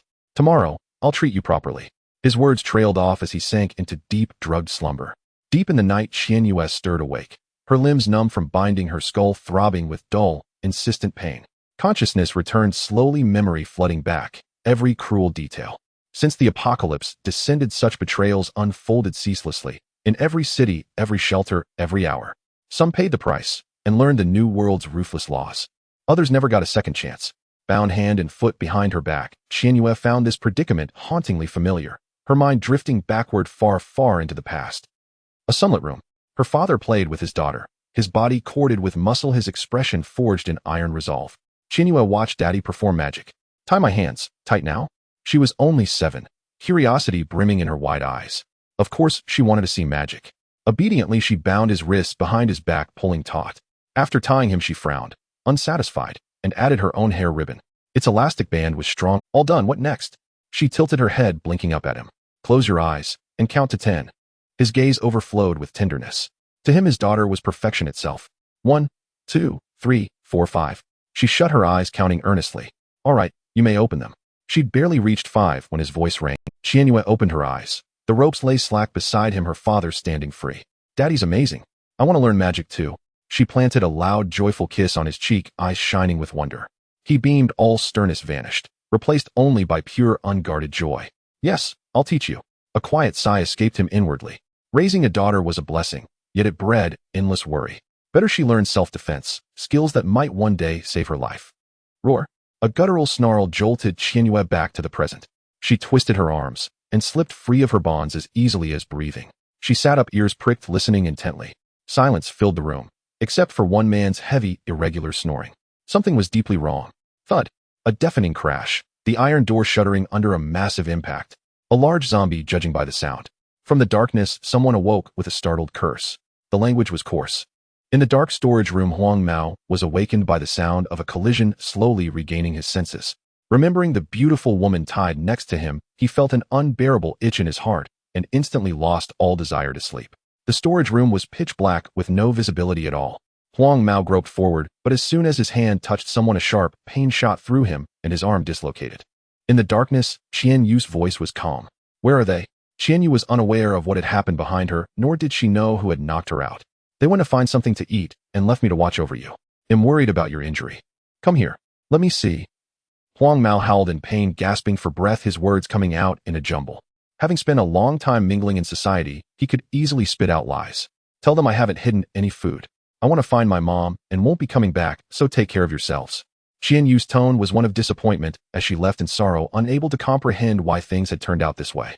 Outside the community's iron gate, a corpse curled up in the corner, tightly clutching something in its arms, unwilling to let go even in death. Zombies were gnawing at flesh and blood, making an eerie sound. Jiang Yu approached and saw that the corpse was a woman who in her last moments of life still used her body to protect her child. The two had not been dead for long and blood was still flowing. The mother and child had twisted expressions, their deaths gruesome, clearly having been bitten to death by zombies. Jiang Yu felt even more despondent, realizing how wrong she had been, utterly mistaken. The sounds of zombies roaring and banging brought her back to her senses, and she looked up towards the distance. A few people were cornered on top of a bus, their faces filled with terror and despair. Afraid of attracting more zombies, they covered their mouths and dared not make a sound. By the faint starlight, Jiang Yu recognized familiar faces. They were the survivors dragged out by Huang Mao. The sedative was limited to only one packet, and everyone had only drunk a little of the beverage. When everyone woke up, they found that the community's iron gate was locked with dozens of zombies wandering around the yard and hordes of them on the street. In a dilemma, they could only hide on top of the bus. The roof of the bus was cramped, barely accommodating everyone. The fewer people there were, the smaller the target, and the safer they felt, especially with the child, who could make noise at any moment. The mother holding her child reached out, but no one above was willing to pull her up. After all, the space was truly limited. And with the child making noise, it was genuinely dangerous. The domineering aunt who had been so arrogant during the day was surprisingly still alive. Upon seeing Jiang Yu approach from afar, she cried out for help, as if seeing a savior, her tone, an expression more sincere than during a prayer. Jiang Yu, a living bodhisattva, save me. The old woman's voice was piercing, contrasting sharply with her flattering expression. She had been horribly bitten, with only her left arm remaining and claw marks all over her thigh, her body covered in blood. Others had injuries of varying severity. Jiang Yu, we are beasts. I know you are a good person and won't turn a blind eye to our plight. Please, Mom, he'll bow to you when I get down. We'll just eat less in the future. The neighbors cried out, each tone more sincere than the last, their expressions increasingly humble and submissive, disregarding the risk of attracting zombies. Jiang Yu listened and watched, feeling an urge to laugh. She was too naive, and they seemed even more naive than her. On the brink of life and death, everyone finally understood that this little saintess before them was their only hope for survival. Jiang Yu frowned, feeling a pang of guilt. After waking up, she had thought of many things. Her father was a soldier who had fought fiercely in northern Myanmar and hunted down drug traffickers, experiencing countless treachery. His warnings to her from a young age had long since been ingrained in her heart. Yet life had been ordinary, never triggering her protective instincts. It's all my fault, who I have let everyone down. I was wrong from the very beginning. It was my fault for thinking the apocalypse would be simple. I thought if I could just hold on for a few more days, everything would pass. You all saw it. There are no soldiers, no rescue, nothing at all. This slaughter will continue. It's too cruel for ordinary people like you to be devoured piece by zombies. I truly cannot bear it. As Jiang Yu spoke, she skillfully killed a zombie and leaped onto the railing, reaching the bus roof, her bloodstained face wearing a warm smile. Even as a healer awakened with special powers, the energy enhancement greatly exceeded that of an average person. Coupled with years of practicing combat, she moved as if walking on flat ground. Everyone sighed in relief, knowing that with Jiang Yu around, at least they wouldn't starve to death. Jiang Yu, I knew you were good. The old woman's voice suddenly cut off, covering her neck with a face full of disbelief. How could this be? She wasn't that kind of person. The girl who always smiled at her every day. That little girl who was falsely accused, unable to even refute. How could she kill someone? Huff, huff. The old woman's throat was cut, and despite her best efforts, she couldn't catch her breath, her gaze slowly fading. Jiang Yu kicked the body into the horde of zombies. I will send you off. Don't be afraid, the dagger is sharp at one. Under the starlight, the girl's smile became even more radiant. She was fully aware that she was doing good deeds, saving the living. A few minutes later, Jiang Yu jumped off the bus, her gaze regaining its original purity, as if the slaughter had never happened. She carefully evaded the zombies and made her way towards the city center. Behind her, the zombies gradually surrounded, greedily devouring the corpses. The crunching sounds were pleasing to the ear. Jiang Yu's father served in the military, while her mother worked at a research institute. Neither had returned after the mutations began. Due to the nature of their work, her father came home only a few times a year, staying for just 3 to 5 days before leaving again. Her mother often didn't come home for months due to experiments. Even though her parents were both alive, her life felt no different from that of an orphan. After the apocalypse, Jiang Yu wanted to find her parents. She had visited her mother's company once before, only to be severely injured by a monster upon entering, almost losing her life. Those animals used for experiments were exceptionally formidable after their mutations. Knowing that the chance of her mother being alive was slim, she still felt a glimmer of hope as long as she didn't see a corpse. In the early morning at the center of Yanhai City, the sun rose, and Jiang Yu squinted her eyes to admire the sunrise. After standing for a long time, she finally mustered the courage to open the company's door. As soon as she stepped inside, several dark figures surrounded her. The mutated beasts roared and charged at her, their fangs gleaming coldly, emitting a foul stench of decay. The speed was nearly impossible to catch with the eye. At the same time Jiang Yu parked the car outside, he double-checked the address to confirm he hadn't made a mistake. The community's main gate was open with dismembered corpses scattered all over, and zombies were wandering around. A few rats gnawed on the remaining flesh of the white bones, their eyes blood red. Upon hearing the noise, the little creatures bared their fangs, threatening the humans who disturbed their meal. In a corner of the community yard in the storage room, Huang Mao was startled awake by the sound of the engine peeking carefully through the crack of the door. He stuck out his tongue to lick his dry lips, his eyes fixated on the girl in the yard, especially on her slender waist exposed outside her clothes. Huang Mao swallowed hard, reigniting his fighting spirit. The bloodstained Qinghong jacket had long been discarded, leaving her with only a tank top. The two were rushing at full speed, not bothering to change clothes. The tank top obviously couldn't cover her figure, which was far more alluring than Jiang Yu's. The boy standing beside her was thin, so frail that a gust of wind could blow him down, making him not too difficult to deal with. With the armored vehicle, there must be food and water inside. Every piece of information was filled with endless temptation. The more Huang Mao thought about it, the more restless he became, his grip on the brick in his hand tightening. Jiang Yu followed the building number in his memory and entered the third unit. Huang Mao quietly emerged from the storage room, trailing behind. Should we kill him? Qinghong sensed someone following, frowning as she asked. Why were there so many reckless beings around? Jiang Yu gently shook his head. This girl, after the encounter with the hunting team, seemed to have awakened her desires, more bloodthirsty than him. Huang Mao jumped up, smashing the brick hard against Jiang Yu's head. The movement was skilled, the position precise. Bang! Jiang Yu delivered a powerful kick that slammed Huang Mao against the wall, stabbing the long sword towards Huang Mao's forehead. It broke the skin, but didn't pierce the heart. He'll give you a chance to live. There's a girl in 301. Oh, what's her name? Jiang Yu intended to take a chance. Huang Mao twitched in pain, not knowing how many bones had broken, spitting out blood. Jiang Yu. Yes, her name is Jiang Yu. Huang Mao felt warmth in his pants, directly scared to the point of wetting himself, his voice tinged with tears. The hallway filled with the smell of urine. Qinghong covered her nose, retreating behind Jiang Yu, unable to endure even a little. Where is she? Luck was on their side, and Jiang Yu was very satisfied with his answer. In the city center at the Roche biological building. Huang Mao wasn't fabricating nonsense, nor dared to lie. He genuinely knew. Jiang Yu's mother often wore a name tag after work, and his voyeuristic tendencies had surprisingly saved his life. Get lost. After saying that, Jiang Yu looked at Qinghong. Qinghong was speechless. She was quite picky about food after all. She was just a pet, not a garbage disposal. Huang Mao was so frightened that his legs went weak, stumbling down the stairs without caring about the sharp pain from his broken bones. Qinghong's figure became ethereal, and moments later a scream echoed from downstairs. Jiang Yu kicked open the door and glanced at the photos hanging on the living room wall. A family of 3 familiar smiling faces. A warm smile involuntarily appeared on the boy's face, with a tenderness in his eyes that could not dissolve. Qinghong flashed in just in time to see Jiang Yu's warm expression. She was momentarily stunned. So he did have a heart, he was just indifferent to himself. Is she your girlfriend? Qinghong felt a bit jealous. This girl wasn't pretty at all, her figure was skinny, and her face could only be considered fair. She was my lover in my past life. In my dreams, she saved me hundreds of times. I can't remember clearly. In this life, I haven't seen her yet. I'm just speaking the truth. Before my rebirth, I was truly weak. My class power ability was only slightly stronger than an ordinary person, and no matter how strong my swordsmanship was, it couldn't completely make up for it. Severe injuries and near-death experiences were part of his daily life. Jiang Yu had many better choices, but still remained loyal to him. Their relationship had long transcended love, resembling the kinship of mutual support. If you don't want to talk, then don't. I'm not a child. Such nonsense to deceive a little girl was something he could easily say. Wait, he almost forgot. Jiang Yu had also mentioned that he died by his own hand in his previous life. It seemed that the path of cultivation was indeed quite taxing on the mind. A promising young man, always acting erratically, the rumors about medicinal pills containing heavy metals were certainly not mere fabrications. Believe it or not, let's go. Jiang Yu took down a photo of the girl and carefully placed it into his pocket, accidentally catching sight of a trophy on the antique shelf in the living room with the base engraved with the Roche company name. He realized Huang Mao had not lied. At the Roche biological building in the city center CBD.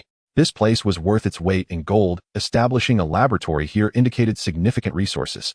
Zombies were everywhere, and various mutated creatures roamed the rooms. especially the hunting dogs with keen senses of smell and hearing, making them hard to evade. Jiang Yu hid in a laboratory corner on the first floor using her healing technique to recover her wounds.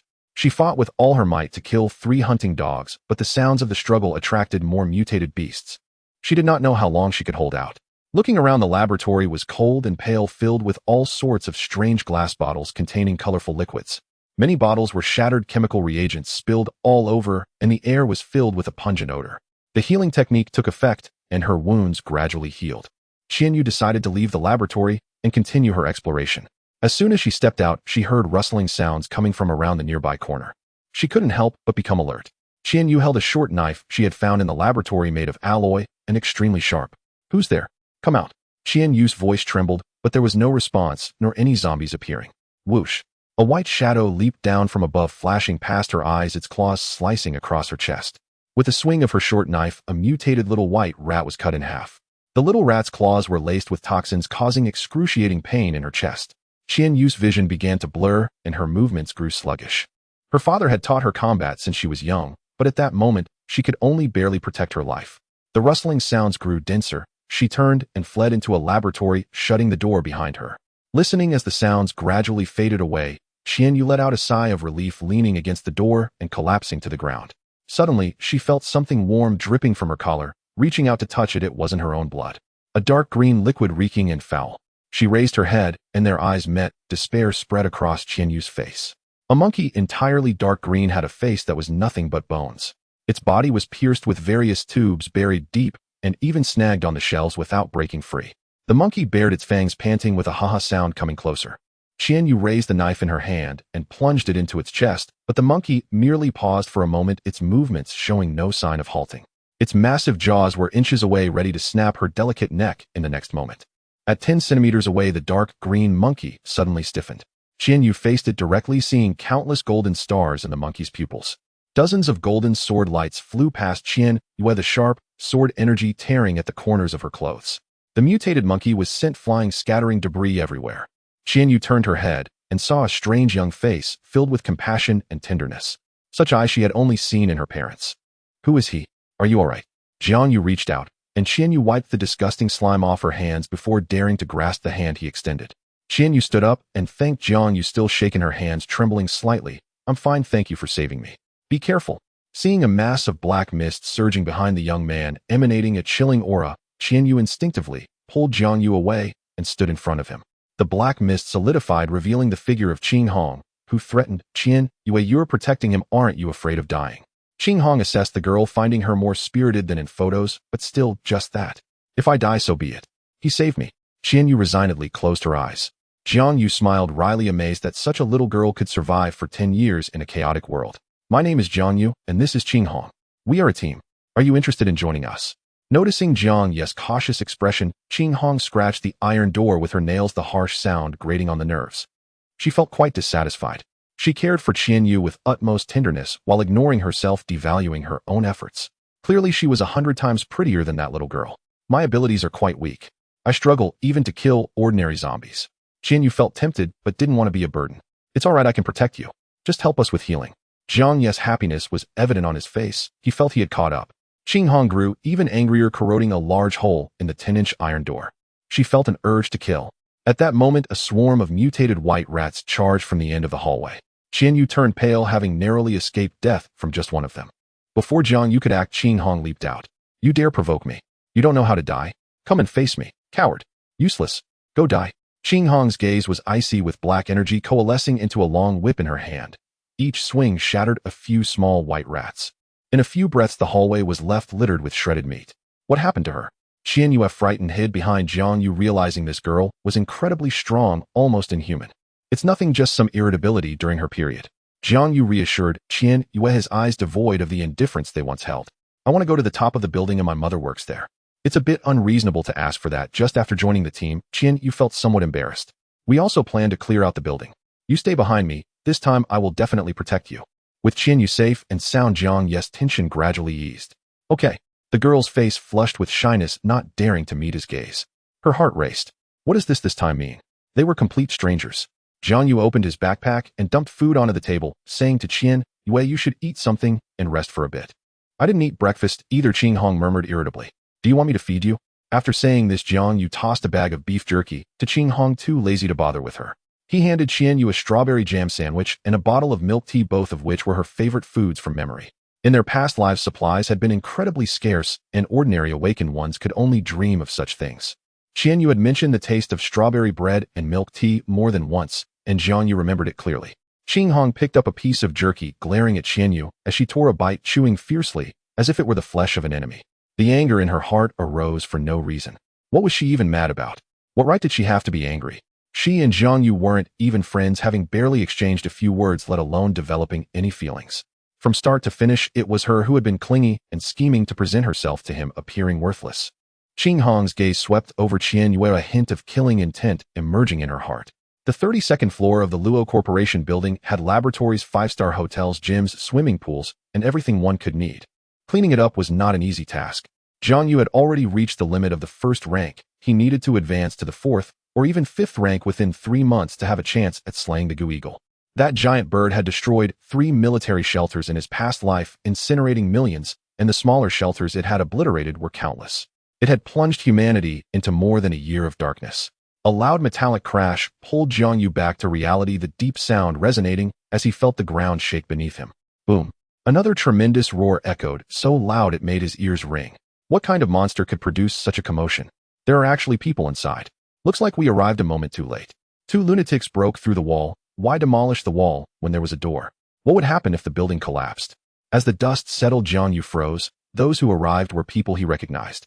Oh, from his past life. Before him stood a stunning beauty with aggressively alluring features, an exaggerated bust, a slender waist, exuding a powerful aura of hormones. Qing Hong already had a great figure, but comparing herself to the other, she lowered her head in self-doubt. That chest was definitely fake, simply outrageous. If she were to livestream, even wearing a down jacket would get her banned. More astonishing than her figure was her weapon, a massive battle axe 2 meters tall, with a blade diameter exceeding 1 meter, glinting with a cold light. The girl slung the giant axe over her shoulder, laughing carefreely. Jiang Yu worried her slim waist might snap. Following her was a petite, lowly small in stature with a neat short haircut and a timid expression, looking to be only 15 or 16 years old. The lowly glanced around at the crowd, quickly lowering her head, her shrinking demeanor hardly even worthy of notice. Yet Jiang Yu's eyes remained fixated on that little lowly. The impression the girl left on him was so profound that it was unforgettable even after dying once. Lin Chi-Chi, a legacy inheritor from the secret realm known as the Blood Demon, established a shelter in the 3rd year of the apocalypse, only accepting girls. The #1 female military group in the 9 provinces. Many men coveted this queen only to meet their demise chopped into meat paste by the axe charm. Indeed, it was this weapon Lin Fei, also known as the axe charm. Hello, my name is Jiang Yu. Would you like to go up together? With these 2 calamities helping with the monsters, it would save a lot of time. Sister doesn't like weaklings. A goodbye. Lin Fei's voice was sultry as she rolled her eyes at Jiang Yu, each movement captivating. How about a wager? Jiang Yu scanned the Lin sisters, his eyes filled with derision. Since they couldn't be persuaded, he decided to provoke them, wondering if they had obtained the inheritance. Logically speaking, it shouldn't have happened so soon. The rise of the Blood Demon was something that would come years later. Lin Fei sensed his disdain, her eyes narrowing. The giant axe fell to the ground, and the sheer weight of its free fall caused the floor to crack. Is this kid tired of living? Qian Yu gasped, realizing everyone she encountered today were monsters. Lin Fei's eyes were filled with coldness, the first time since her awakening that someone dared to provoke her. Her awakened ability was strength rated A class. Holding a few hundred pounds of steel axe felt weightless. Since the apocalypse descended, there had been no less than 80 men attempting to win her over, all sacrificed to this giant axe.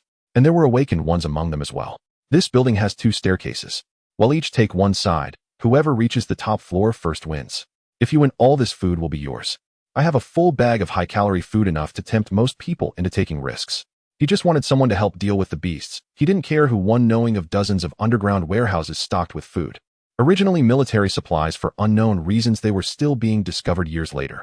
Even the shelters established by the military were oblivious to the locations of these warehouses. I have no extra food to give you. If I lose, I'll accompany you for 7 days at your disposal.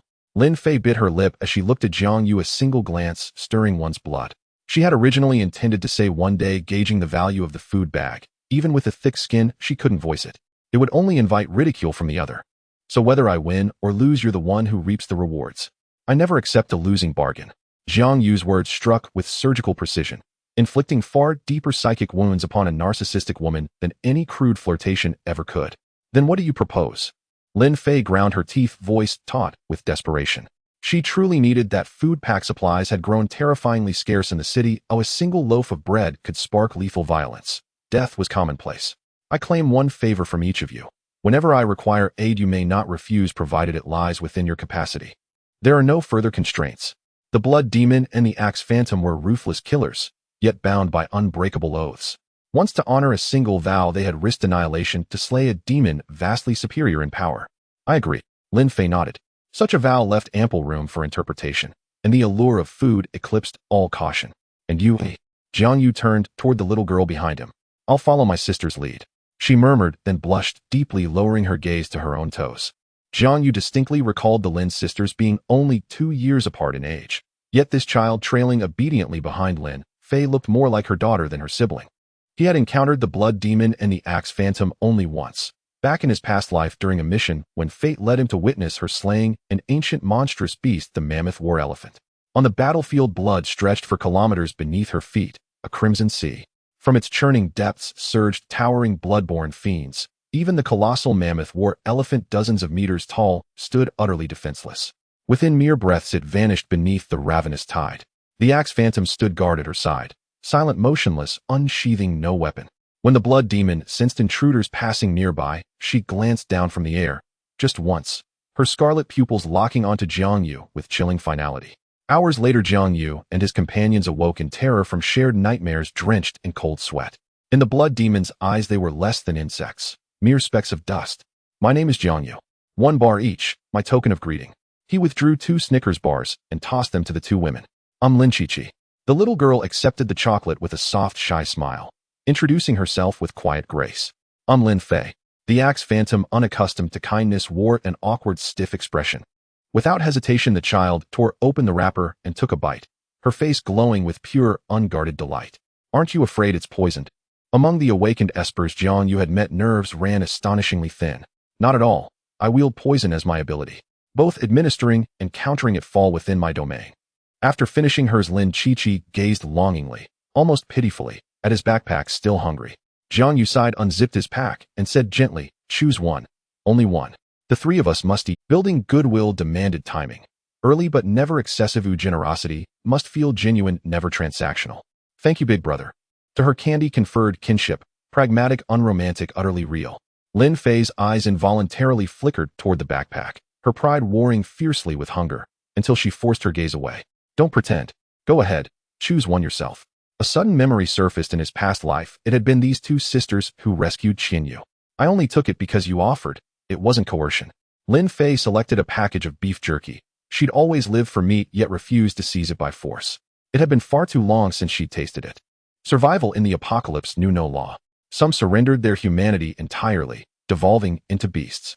Others clung fiercely, unwaveringly to their moral core. The trial began. Jiang Yu's longsword hovered before him, guided solely by qi. Not a single zombie could withstand it. Even rare mutated beasts fell instantly beneath summoned sword art incantations. Qing Hong's black qi coalesced into a whip. Its shadow lashed across the air, shredding flesh and dissolving sinew. The acrid stench of corroded tissue rose sickeningly. Jiang Yu clung to Jiang Yu's sleeve, utterly useless, merely ornamental, and even as decoration far less striking than Qing Hong's refined lethal elegance. By the 5th floor, Jiang Yu's energy was spent. The sword dropped into his palm, and he braced for close-quarter slaughter. Jiang Yu grasped his hand. Warmth flooded his veins. Within mere breaths, his reserves surged back to fullness. He'd nearly forgotten Jiang Yu's nickname was Charging Baby, a rare healer whose restorative ability was rarer still among awakened espers. She'd seethed for weeks over that moniker. Lin Fei arrived at the 5th floor only minutes behind Jiang Yu, her massive axe carving spiraling gusts of wind, grinding zombies to pulp like vegetables beneath a cleaver. Lin Qiqi's hands swirled with emerald mist. She cast a pulse forward, and every zombie in its path collapsed instantly. Even the undead feared poison, truly an anomaly. The higher they climbed, the paler Jiang Yu grew. By the 10th floor, no living soul remained. Only shambling corpses, mutated beasts, and scattered remains. The cataclysm had raged for over 10 days. Her mother's survival now verged on impossible. Glancing at the corridor's floor indicator, she noted that levels 13 and above marked the entrance to the biolaboratory zone, where mutant beasts multiplied exponentially. From the 10th floor onward, Lin Fei began to falter. The zombies' resilience had sharpened dramatically. Especially the mutants, each axe strike against their hides sent jarring tremors up her arms, numbing her to the elbows. She looked up. Jiang Yu and the others had vanished from sight. Her defeat was absolute. Roar. A hulking beast crouched across the stairwell, blocking her path. Low-slung fur bristling taller even than her upright stance. Its form vaguely echoed that of a hunting hound. Yet bones jutted grotesquely through torn flesh, its body encased in translucent gelatinous membranes. Most horrifying of all, a human head sprouted from its back, features eerily distinct, eyes wide open. The head was alive. Its mouth emitted low guttural howls. From afar, answering cries echoed, rising, falling, converging. Clearly it was not alone. Was this where she would die? Lin Fei shoved her sister behind her and lunged toward Jiang Yu's direction, desperate to carve an escape route to save Chi-Chi's life at any cost. One food pack, and her judgment dissolved. Perhaps such an end was fitting. Her axe screamed through the air, meeting the beast's lunge, but sank into the gel, its force dissipating like water against stone. The mutated hound emerged unscathed. Lin Fei lost balance, crashing to the ground with brutal momentum, her axe wedged deep in the wall. Before she could wrench it free, the creature pinned her beneath its forelimbs, its maw snapping toward her throat. Lin Chi-Chi's abilities were spent. She could only watch, paralyzed by despair, as her sister's death unfolded before her eyes. And upon the beast's back, the human head twisted, its lips upward, into a ghastly, knowing smile. Lihua Talisman. A sigil materialized midair, slamming into the abomination. Flames erupted violently. The gelatinous coating proved highly flammable, saturated with oily residue. This place is far more perilous than I imagined. Consider our wager void. I spoke in jest. Hearing the parasitic corpse's shrieks from above, Jiang Yu wasted no time. He descended immediately to intervene. The Lin sisters' fortune was truly grim. Not a single second-tier zombie had appeared on Jiang Yu's path. I gave my word, I keep it. A bet is a bet. Name your terms. I'll fulfill whatever lies within my power. But you will not touch Chi-Chi. Lin Fei shielded her sister behind her, standing tall, not to intimidate, but to affirm her strength. This outcome already surpassed her wildest hope. Their lives were saved. Such a concession, though costly, was not beyond bearing. Jiang Yu walked ahead, the oil on the hunting dog igniting instantly, and the fire talismans proved exceptionally useful. The parasitic corpses scattered in fear of the flames. Remember what you said. Stay behind me, and if you act on your own, I can't guarantee you'll leave alive. A sense of helplessness surged in Lin Fei's heart, her eyes filled with confusion. The power she once took pride in had now become a joke. That was just a zombie, and still. Jiang Yu's expression remained calm. He had seen and killed too many in the past. Facing the mutated zombies, there was nothing particularly special about it. A type of zombie, the parasitic corpse. They latch onto humans or animals, and after completing the parasitism, they destroy the host's nervous system. In the end, the body completely degrades, leaving only the head. Lin Chi-Chi felt a chill behind her, her hand unconsciously reaching to touch her back, her tone timid. Big brother, can they also parasitize humans? Jiang Yu nodded, recalling a bad memory, his expression. Several girls moved in unison, reaching into their clothes to touch their backs, their faces pale. Lin Fei's gaze fell upon the remains of the parasitic beast, showing no signs of fear. With a firm tone, she said, if I get parasitized, please kill me at the first opportunity. Jiang Yu looked at Lin Fei, curling the corners of his mouth, his smile lacking warmth. Are you hurt? Lin Fei looked down, her clothes already soaked with blood, obscuring their original color. There was blood from the zombie beast, and her own. With 2 or 3 wounds, none fatal, and no major blood vessels torn, she was lucky. Lin Fei's voice feigned lightness, but the bitterness in her eyes could not be concealed. It's nothing, just a cut on my shoulder. I'm used to getting hurt, I've grown accustomed to it. The pity of the strong could easily break through a woman's defenses, a trait ingrained in her genes. Listening to Jiang Yu's caring words, Lin Fei felt a warmth rising in her heart. When she couldn't sleep at night, she would take off her clothes and touch the horrifying scars on her body. Lin Fei often wondered if it was worth living in this apocalypse, surviving like a rat. The body she once took pride in had become a shattered porcelain. Cracks covered it. Whenever she saw her sister sleeping peacefully beside her, she felt that everything was worth it. Jiang Yu's fingers brushed over the wound on her shoulder, leaving a protective talisman behind them. Qing Hong couldn't use it. As a ghost cultivator, it was hard to say who would parasitize whom. Why not use your own blood? Your ability requires the blood of a girl. Lin Fei's brow furrowed as her finger touched the wound, a pained groan escaping her lips. Just a simple note was enough to unsettle Jiang Yu's spirit. I'm afraid of pain.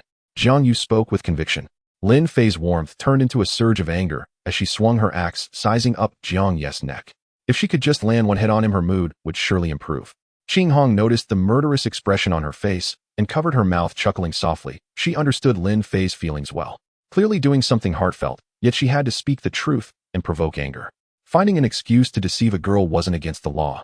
Jiang Yu had been silent all the way. There were no living people in the entire building, not a single survivor. Was it worth the risk to go up? Let them die for her. They were clearly strangers. Why don't we go down? Jiang Yu said, looking down, as she couldn't bring herself to lead others to their deaths. I kill zombies to improve my strength, collect crystal nuclei, and bringing you along is just a matter of convenience. If you want to survive, just obediently listen. You don't have the power to choose. Jiang Yu understood Jiang Yu's thoughts perfectly. Jiang Yu could see Jiang Yu's thoughts as well. Did we know each other before? Jiang Yu searched her memory but couldn't find that face. Oh, Jiang Yu's care for her exceeded the limits. Jiang Yu said you were her past life lover. We specifically came from Qin Island to find you. Qing Hong interjected from the side, taking pleasure in the drama. Jiang Yu stared at Jiang Yu, wanting to hear him explain in person. It's just a dream about a past life. In the dream we were together for 10 years and went through many things.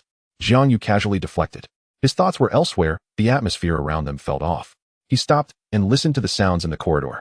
These few floors were abnormal, not a single zombie beast in 3 whole floors. What a cliché excuse. Jiang Yu did not believe it either. Jiang Yu whispered something in her ear, causing Jiang Yu's face to turn blood red, her eyes filled with disbelief. That mark even her parents didn't know. Could it be that past lives truly exist? If so, she had no idea who she was in her past life. A soldier, a scientist, or a teacher? A voice reciting poetry echoed in the corridor, light and ethereal, interrupting the two's idle chatter. Fine grass in the empty forest, strands of cold rain entwined with the wind. A small lonely soul accompanying a person. A lonely spring platform calling for you tonight. In the hazy light, a ghostly lantern reveals a peach blossom face. This floor is a hotel, and a few more floors above are the leisure areas of the Luo Corporation building. They are for employee rest, and also open to the public on regular days. In the corridor, a petite girl dressed in hanfu was holding a paper umbrella. She sat on the steps with a book in hand, reciting poetry. She was graceful and elegant. Jiang Yu sensed that the other party was not a zombie, but a corpse puppet. Corpse puppets are not considered zombies. They don't harm others, and can perform simple tasks without relying on killing for energy. Its energy comes from its nurturing master. Jiang Yu recognized the girl's face clearly and ran over in surprise, grabbing the girl's hand. Xiaoyan, you're still alive. Have you seen my mother? The corpse puppet looked up, her eyes devoid of any emotion. Fool. Qing Hong couldn't bear to watch and closed her eyes. Couldn't she think for herself? In a building swarming with zombies and beasts, a girl sat here reciting poetry, showing no signs of panic or fear. How could this be? You're improving quickly. Jiang Yu praised Qing Hong. The little girl was clear-headed and adaptable. Whether in battle or otherwise, she was capable and studious. Passing on her legacy wouldn't be a waste. You don't scold her. I wasn't this foolish on my first day either. Jiang Yu's double standards annoyed her. I don't want to be too entangled with her. I'll let her be. I will give her a means to survive, nurturing her without investing too much thought. You're different. Jiang Yu's voice was unusually gentle. Women who are touched can be easily coaxed. A simple sentence could leave her dazed and smiling foolishly. No need for skills. If she doesn't respond, well, it means her heart isn't truly with you. Jiang Yu walked to Jiang Yu's side, instinctively pulling her into his arms. It was purely muscle memory. Jiang Yu didn't dare to struggle. After more than 10 days in the apocalypse, she had seen too much of this. In supermarkets, many girls would forsake their dignity to follow strangers for a loaf of bread or a bottle of water. After 10 years together, Jiang Yu knew this body better than she did. Oh, what was there to be modest about? Jiang Yu believed in the notion of past lives. If it weren't so, who would risk their lives and travel thousands of miles to find her? Pretty girls with good figures were everywhere. With Jiang Yu's strength, one wave of his hand could summon beauties seeking refuge from the depths of the ocean to Qin Island. Lin Fei was so strong. Even a bag of food could make her kneel and worship, as dignity became worthless in the face of hunger and survival.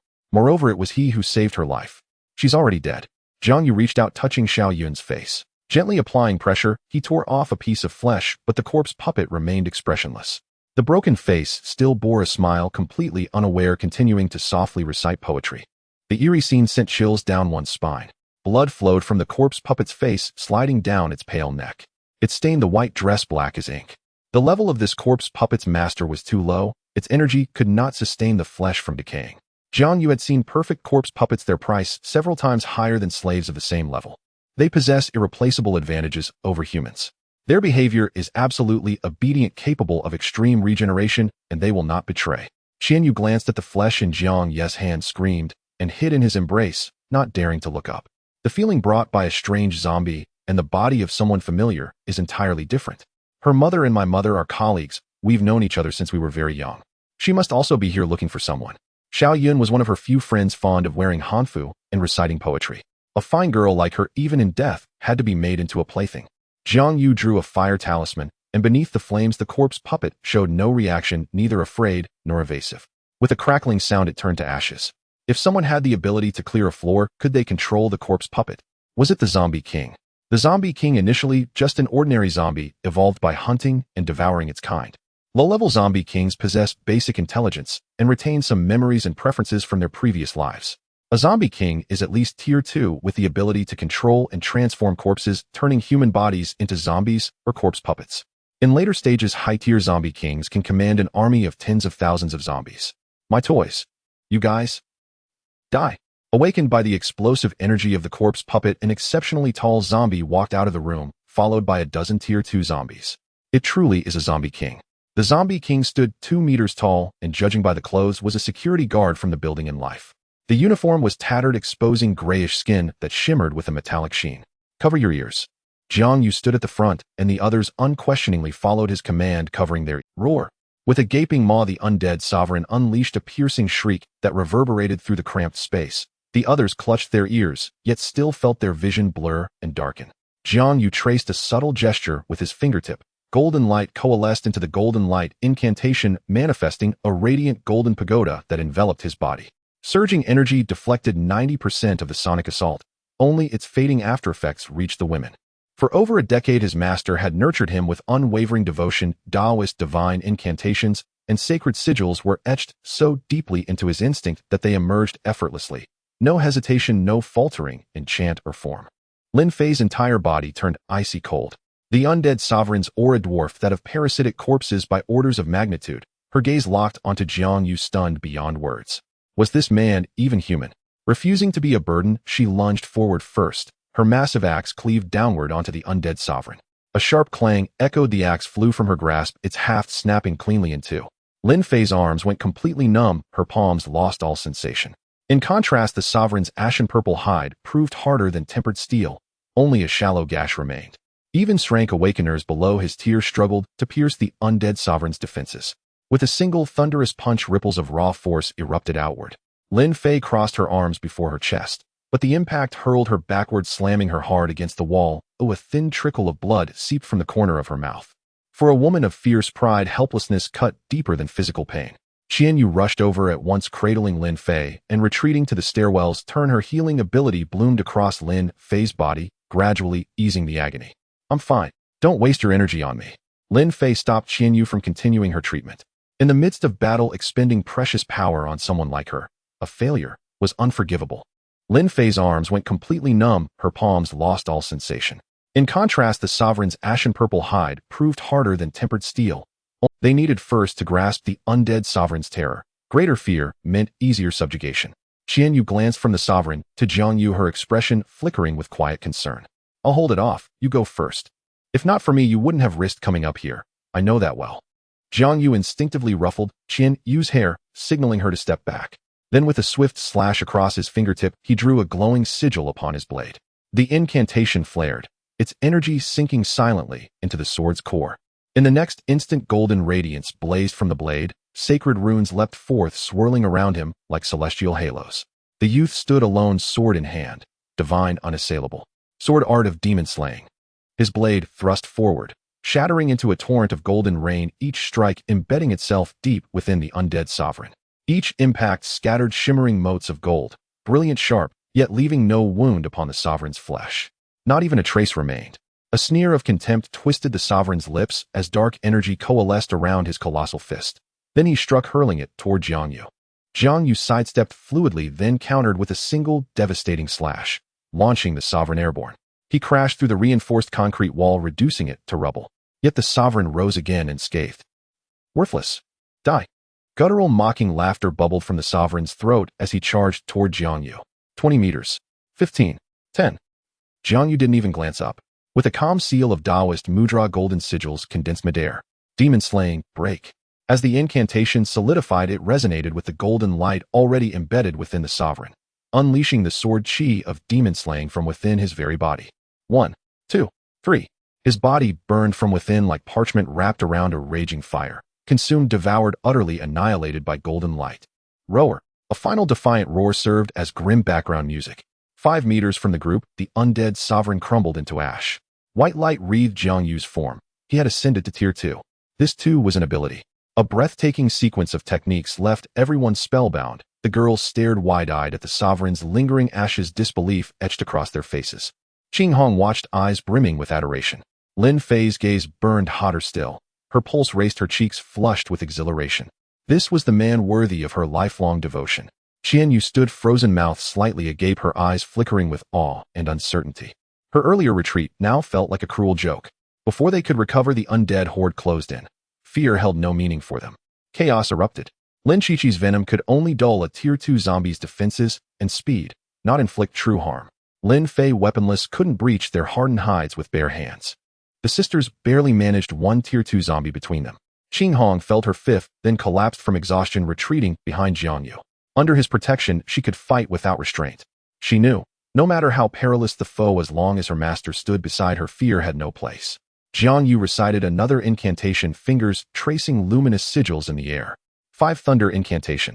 Lightning crackled into existence, forging chains that bound the remaining dozens of zombies and mutated beasts. With a gentle clench of his palm, the chains tightened. Boom. Thunder rolled deafeningly. The stench of charred flesh filled the air.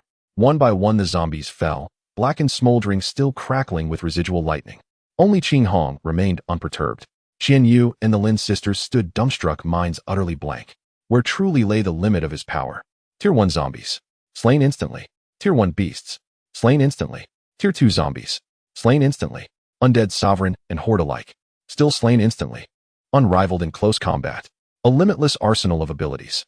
How could any human possess such godlike might? Are you really human? Lin Fei voiced the question, burning in every heart.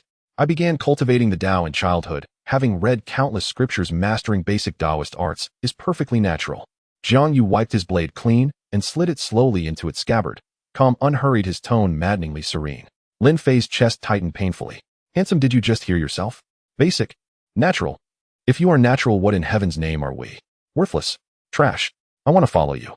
Lin Fei resolved it then, for her sister and for herself. She would claim Jiang Yu. No. You each must walk your own path. Mine is too perilous, unsuitable for companionship. Jiang Yu refused outright. Too eager in acceptance would leave followers adrift, uncertain of their role, complicating matters later. Fishing demanded patience. You disdain me. Lin Fei arched a brow, her pride effortless and innate, entirely justified by her stature. If the moon still hung in the sky, I could be your girlfriend. Ahem. Qing Hong coughed sharply, cutting off Lin Fei's words and shattering her fantasy. Apologies, my master accepts only slaves. No friendships. No romance. Truthfully, your current strength doesn't even qualify you for slavery. Lin Fei stared at Qing Hong, unable to process her words. Master. Slave. This girl, whose strength could obliterate her in an instant, was merely a slave to the youth. Yes, she truly was unqualified. I'll try, but Qiqi cannot. Now it was Qing Hong's turn to freeze. Wait, Mayam, you don't even need to think about it. What then had those days of agonizing indecision been worth? Didn't people possess even a shred of self-respect? Jiang Yu extended his hand toward Lin Fei's head. She instinctively recoiled half a step, then froze immediately. She lifted her gaze, forcing a tentative, pleading smile. Jiang Yu found her response acceptable. You may try. To follow me grants divine protection, but demands absolute faith. Do you wish power equal to Qing Hong's? Lin Fei answered without hesitation, voice resolute. Yes. I know exactly what to do. And me, eh? Jiang Yu dared not lift her eyes, her cheeks faintly flushed. Compared to Qing Hong and Lin Fei, she felt even more inadequate. The military will soon consolidate and establish safe zones. I'll grant you the means to survive and escort you to safety. There they'll worship you as a savior. It was the most rational choice. Official sanctuaries upheld law, order, and moral boundaries, the optimal refuge in the early apocalypse. I am not weak. I deserve to follow you. Qing Hong didn't believe herself less captivating than that weapon, yet Lin Fei had simply acted faster, drawing nearer to Jiang Yu's orbit. She bore a legacy. She could keep pace with her master. You bear a far greater responsibility. I require your aid in a task. Jiang Yu had long planned this. With his resources, cultivating a faction would be effortless. What task? Disappointment flickered swiftly, masked in Qing Hong's eyes. Establish a sanctuary. I will clear all obstacles and supply provisions. Your capabilities make administration manageable. Jiang Yu had spent weeks deliberating over the sanctuary's location, balancing long-term viability, infrastructure, and expansion potential, ultimately settling on Qin Island City. Will you come? Hope rekindled in Qing Hong's eyes. This pillar of stability was too vital to relinquish. Lin Fei and Jiang Yu's arrival had ignited her sense of urgency. Affection bartered for beauty could not endure. Everyone needs rest. I require a secure haven. Others I cannot trust. For the first time, Jiang Yu entrusted her with his confidence. It was hers to cherish. If you trust me, I will excel, beyond your highest expectation.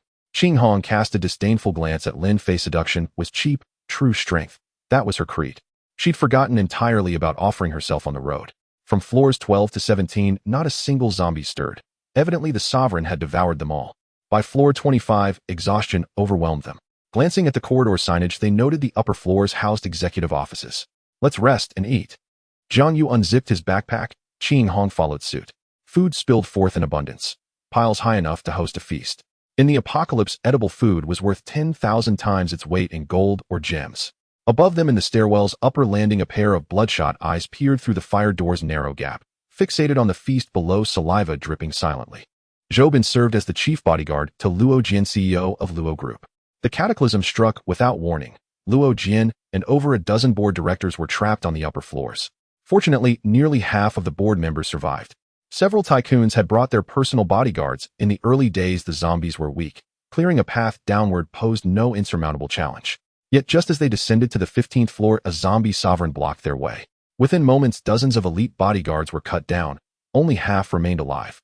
No one dared proceed further. They retreated upstairs to await rescue. They waited over 10 days. Rescue never came. Meanwhile, the zombie sovereign grew ever stronger and would inevitably ascend. He had once been a security guard at Luo Group, a discharged special forces operative, whose ill-fated mutation transformed him into a zombie sovereign within a single day. Had he not encountered Jiang Yu, the harbinger of slaughter, he would surely have risen to dominate the zombie hierarchy in time. Zhou Bin staggered with hunger-induced dizziness, unable to recall when he last ate real food. The intruders numbered 5, armed and confident. Alone, Zhou Bin stood no chance. After long hesitation, he chose restraint. How had they reached this floor? Had the zombie sovereign truly abandoned the 15th floor? Treading softly, Zhou Bin slipped back to the CEO's office on the 28th floor, where upper-level corridors had long been cleared of the undead. Luo Jian, CEO of Luo Bio, lay slumped across his desk, his shirt stained yellow and disheveled, stripped of all former refinement. His last crumb of biscuit had been consumed 2 days prior. His survival hinged entirely on Zhou Bin's awakened ability. Zhou Bin was his bodyguard. Luo Jian possessed an uncanny talent for winning loyalty. Zhou Bin earned a million yuan annual salary. His parents received generous monthly stipends. His son attended the nation's most prestigious school. His wife held a sinecure position within the company. Zhou Bin was worth every cent, having risked his life for Luo Jian on multiple occasions. Such sums paled beside the losses incurred in a single night of high-stakes mahjong. Yet Luo Jian's hope slowly bled away. No rescue arrived, rations dwindled, and water neared exhaustion. All contact with the outside world had severed. Below loomed the zombie sovereign. Above lurked even more dangerous figures. Fortunately, the sovereign showed no intent to ascend. Luo Jian had sealed off floors 30 and higher with custom-built bulletproof steel doors. Originally installed to conceal corporate secrets, those doors now, by sheer coincidence, saved his life. Clang, clang, clang, clang, clang. A rhythmic knocking echoed from beyond the door. That precise cadence was the prearranged signal between him and Zhou Bin. Had Zhou Bin brought provisions, even a single stale steamed bun? Struggling upright, Luo Jian opened the door, his vision swimming from hypoglycemia. The zombie sovereign is gone. 5 people have ascended from below with abundant supplies. I cannot handle them alone. We must cooperate with those senior directors. Zhou Bin inwardly recoiled. The directors were wolves in silk robes, each nursing hidden agendas. Once food changed hands, bloodshed would inevitably follow. Might we seize everything ourselves? Luo Jian felt the same aversion. They were all ravenous predators who devoured men whole. Unlikely. They're armed. Zhou Bin shook his head. Having reached the 15th floor, they could hardly be ordinary men. He briefly recounted conditions downstairs. The zombie sovereign slain. The absurd notion flickered and died. Teams of special forces operatives had failed even to breach his defenses. By them. A frail youth. Slender girls whose waists were thinner than his forearm. Preposterous. I'll speak to them. Luo Jian stepped into the corridor and knocked firmly on each door. 5 minutes passed. No one emerged. Cunning old foxes, he muttered bitterly under his breath. Food has arrived upstairs. If you wish to avoid starvation, come out now. At that single command, doors creaked open one by one, revealing wary, hesitant faces. Ridiculous and pitiful. Luo Jian's gaze held only disdain. You speak true. A balding man so weakened by hunger he could barely stand leaned heavily on his loyal bodyguard. Each director commanded fortunes exceeding billions. None lacked devoted retainers willing to die for them. 2 large packs of food and water. For young people, unarmed. We cooperate. Upon success, spoils will be divided equally. After brief hesitation, the directors assented and began tallying survivors. 5 directors. Combat ineffective, 13 bodyguards, including 4 awakened individuals, an astonishingly high ratio. The remaining bodyguards, though unawakened, were elite warriors, each capable of holding off 10 foes, former Special Forces operatives, trained to perfection. Listen well, complete this task, survive our escape, and each receives a animal genuine bonus. From my own pocket, though fallen, Luo Jian retained commanding presence. Wealth moved men. Without tangible incentive, loyalty would crumble. Money existed precisely to compel obedience. That declaration ignited the bodyguard's eyes. Suddenly hunger receded. 1 million yuan meant retirement. Greed stilled stomachs more effectively than legend's plum trees ever quenched thirst. With communications collapsed, they knew nothing of the world beyond. Luo Jian forced calm upon himself. He had weathered such crises before. Most notably during the Tanxing Lujiang earthquake, when circumstances had been 100-fold more dire. 13 people buried beneath rubble. There had been no food, only stagnant foul water pooled in a mop bucket. Rescue teams took over a week to excavate them. Of the 13, only he emerged alive. All knew what had transpired, yet none spoke of it. That catastrophe had unfolded identically in countless corners across several provinces. 13 men armed themselves and departed in succession. Luo Jian slid his hand inside his coat, concealing a compact pistol. These wily elders were no innocents. Caution was imperative. Zhou Bin remained unaware of the weapon's existence. What followed was a long, tense silence. No one wished to retreat into rooms. Their thoughts converged with eerie unanimity. Was there a way to seize it all, alone? Luo Jian dragged a chair into the corridor and sat chin lowered in deep contemplation. When he lifted his gaze, he met the knowing stares of the other directors. Awkward smiles masking shared calculation. Beast. The same word flared simultaneously in each man's mind. The final survivor among their bodyguards would reveal the truth, the moment of reckoning. 1 minute. 2 minutes. 10 minutes. Luo Jian watched the watch's hands crawl. Time stretched maddeningly slow. 20 minutes later, footsteps echoed from below. All directors turned toward the stairwell, silently praying. Their bodyguards still drew breath.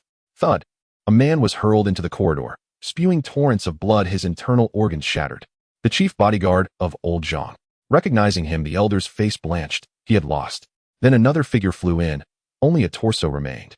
Luo Jian identified the clothing instantly. Zhou Bin. The door burst open violently. A stranger strode in. The directors exchanged glances. None recognized him. Robbery and murder. You've made quite a game of it. Jiang Yu advanced, crushing the bodyguard's chest beneath his boot. Flesh and bone exploded outward. Old Zhang wiped blood from his face, his smile widening with chilling delight. His sole awakened retainer lay dead. Young sir, misunderstanding. Pure misunderstanding. We weren't stealing, we intended to purchase. Here's a blank check. Fill in any amount you wish. An elder like me has seen much. Trust me, chaos is fleeting. Order will return swiftly. Money remains the ultimate currency, capable of acquiring anything your heart desires. Old Zhang acted first. Wealth was all he possessed, and he possessed it in abundance. Young friend, I am chairman of Luo Group. Escort me safely from Yanhai City and name your price. If money holds no appeal, I possess official connections too. Luo Jian cast a contemptuous glance at Old Zhang and extended a checkbook to Jiang Yu. Escape from Yanhai to safety rendered mere sustenance irrelevant. Whose idea was this? Jiang Yu's gaze froze like glacial ice. His blood-dripping sword rested lightly in his grip. The directors stood defenseless, their bodyguards slaughtered. No choice remained. They were meat awaiting the butcher's knife. Four fingers pointed in unison at Luo Jian. Cunning old foxes, Luo Jian seethed inwardly, glaring venomously at them. Yet they regarded him with utter indifference.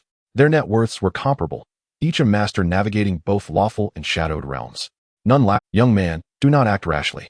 Taking a life is effortless for me. Consider your family first. Luo Jian clenched his teeth, helpless yet defiant, issuing veiled threats against Jiang Yu's loved ones. A tactic he wielded with practiced ease. Never before had it failed. I'd love to hear precisely how you intend to harm my family. Jiang Yu pulled up a chair, blocking the corridor, his tone laced with detached curiosity. I represent the white faction and command the black faction. Both spheres answer to me. Erasing a person requires but a single call. Luo Jian steeled himself. He refused to believe the youth would dare kill him. Eliminating a representative, even one backed by formidable power, would leave no path to escape unscathed. Let me deliver unwelcome news. The rules you know have ended. This cataclysm spans the globe. Outside these walls, only zombies remain. Rest easy on your journey. Jiang Yu raised his sword.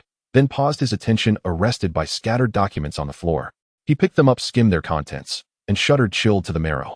Could humanity truly treat its own kind with such utter soulless cruelty? Feasibility report on delaying human aging using cerebrospinal fluid from young subjects. A document spanning hundreds of pages with experimental subjects numbered up to 1179. It meticulously records each subject's origin, age, education level, occupation, and blood type. The majority were either abducted orphans or young adults lured by exorbitant salaries, ranging in age from 13 to 29. These monsters make zombies seem almost gentle by comparison. Jiang Yu's face hardened into icy stillness. Humanity's cruelty toward its own kind knew no mercy. Where are they? He strode forward until he stood before the elderly man. Lao Zhang swept his gaze across the assembled group, hesitated, and in that instant Jiang Yu's blade flashed. The old man's head rolled onto the floor. Jiang Yu advanced next to the bald, portly man. You speak. The lab is on floors 30 through 32. The man stammered, legs trembling uncontrollably, too terrified to lie. At that moment, several girls ascended the stairs. Qing Hong silently signaled an okay with her fingers. Qianyue, what is your mother's name? Jiang Yu asked. Zhou Menglan, Qianyu replied. At the name, the expressions of several people flickered, subtle, fleeting, but Jiang Yu caught it instantly. It seems you all know. Whoever speaks first earns their life. Jiang Yu wiped blood from his sword's blade against the fat man's shirt. It wasn't me, it was him. Dr. Zhou refused to participate in the experiments, so Luo Jian ordered her silenced. It has nothing to do with me. No, truly nothing at all. The fat man pointed a shaking finger at Luo Jian, his voice breaking into sobs. You may go. As Jiang Yu spoke, his eyes locked on Qing Hong. Their gazes met. She sighed softly. It seemed the janitorial duties were now irrevocable. Fortunately, whether in battle or cleanup, she left no trace behind. At least her master was satisfied. The fat man scrambled down the stairs, tumbling headlong. Qing Hong's form shimmered, then coalesced anew, her fingernails now vivid crimson. Shall I do it myself? Jiang Yu murmured, noticing Qian Yu's bloodshot eyes, and feeling for the first time a faint stir within his heart. Though Qian Yu had long braced herself for her mother's death, learning she'd fallen not to a zombie's jaws, but to human hands struck deeper, more unbearable, more profane. Where is my mother's body? Her voice trembled as she uttered the word body. It's on the 30th floor. I'll take you there. The freezer is well concealed. Luo Jian gambled. Perhaps the entity upstairs, even more terrifying than a zombie sovereign, could grant him escape. I never meant to kill her. She was simply too stubborn. My hand slipped. I only wished to make amends. Tears welled in Luo Jian's eyes, sincere and sudden. Qian Yu gripped her short dagger, expression hollow. Take me there. Jiang Yu sheathed his sword and stepped aside. His long sword arced in a flawless lethal curve, severing the remaining figures cleanly in two. Luo Jian watched, body quaking. He knew beyond doubt that today offered no path to survival. Luo Jian led the way, mind racing. Soon they reached the entrance to the 30th floor. A massive iron gate barred their path. He pressed the control panel repeatedly. The gate remained inert. Power's out. It won't open. Lin Fei, help me push. Jiang Yu and Lin Fei positioned themselves on one side of the gate, backs turned to Luo Jian. A perfect opportunity. A gunshot cracked. The bullet streaked toward Jiang Yu's back. Less than a meter from Jiang Yu's spine, glowing runes flared across his back, halting the bullet midair. Clang. It dropped to the floor, its metallic ring sharp and grating. Simultaneously, Qing Hong's hand pierced Luo Jian's left chest. His heart, still warm and dripping crimson, pulsed once in her palm. Then black mist coiled around it, desiccating it into dust. A look of dark satisfaction bloomed across her face, completing her metamorphosis into a slaughter-obsessed demoness. Ghost cultivation truly warps the mind. Jiang Yu's warning came a breath too late. No matter. The floor was vast yet finite. Searching would suffice. This girl could not be indulged endlessly. Sooner or later her defenses must be shattered entirely. Her will claimed outright.